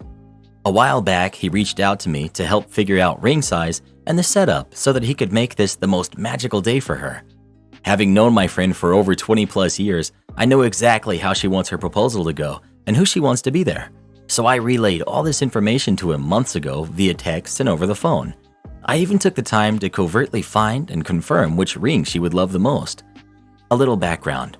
My friend is incredibly family and friend-oriented, and in the past expressed to me on multiple occasions, especially during holiday season, that in the 5 years they've been together, he hasn't really made much of an effort to indoctrinate himself into her family or friendships the way that she has for his. While I do generally like him, I've always felt that he is incredibly self-serving and self-focused. Recently, through a mutual friend, I found out he started a group text between his, emphasis on his, friends and his family to set up the time and date of the proposal. He has not only excluded myself, and according to the screenshots I've seen, he's doing everything verbatim I suggested he do, but he has completely excluded her family and other close friends from the event. He's planning on only having his boys and family present for the occasion, and knowing my friend, this would ultimately break her heart not being able to share this moment with her loved ones. I got heated and called him. At first, he was dodging my questions, then just outright said, "This is my proposal, and I've spent enough time and money to choose how I do it. Just be happy for your friend. It's not like you're not coming to the wedding." This infuriated me, and to make matters worse, I ran into her mom and dad at the grocery store and subtly asked if they knew of any possibility that she was getting engaged. They were unaware, and I know for a fact that my friend has told him that he needs to ask her parents for their blessing. She's somewhat traditional. My friend wears her heart on her sleeve, and I can predict how this event will go down when she sees all of his close friends and family and none of hers. Considering her previous sentiments about his lack of interest in her family and life, she will 100% see this as being hurtful and selfish, and I know she'll cry. To make matters worse, the location of the proposal is a whopping 30 minutes from her parents' home. I don't want to get involved in a fight or reveal the surprise, but on the other hand, I feel I owe it to my lifelong friend to help her avoid being hurt and disappointed. Maybe even helping her rethink what her future would look like with someone who just doesn't really appreciate what she values in life. So, am I the jerk if I tell my friend her boyfriend is going to propose? Do not tell her. As much as you know her and want this proposal to go as planned, it is ultimately up to her boyfriend how he wants to do it. If your friend is disappointed, then that can be a sign to discuss with her fiancé about moving forward. It's not your place to tell her or intervene at this point. Let the guy royally mess up his proposal. It's not like you haven't warned him. You can't tell him anything anyway. I hope your best friend sees all of the flying red flags. Sadly, you would be the jerk. Don't tell your friend. I completely understand why you want to, but hear me out. Let this dude show his true colors. If you get in the middle, then you seem petty and jealous. Let him propose his way, and when your friend comes to you and complains, you can kindly and gently tell her that you tried to get him to incorporate her friends and family. Then you can gently ask her if she wants to spend the rest of her life with a man who doesn't honor her wants and desires. I repeat, just let this play itself out. You would be the jerk if you interfere prior to the proposal. Do this next. Tap here on your screen to come see our new podcast playlist, where you'll find thousands of hours of the best stories you've ever heard. Or tap the one on the right. That episode is specifically just for you, based on other videos you've enjoyed the most.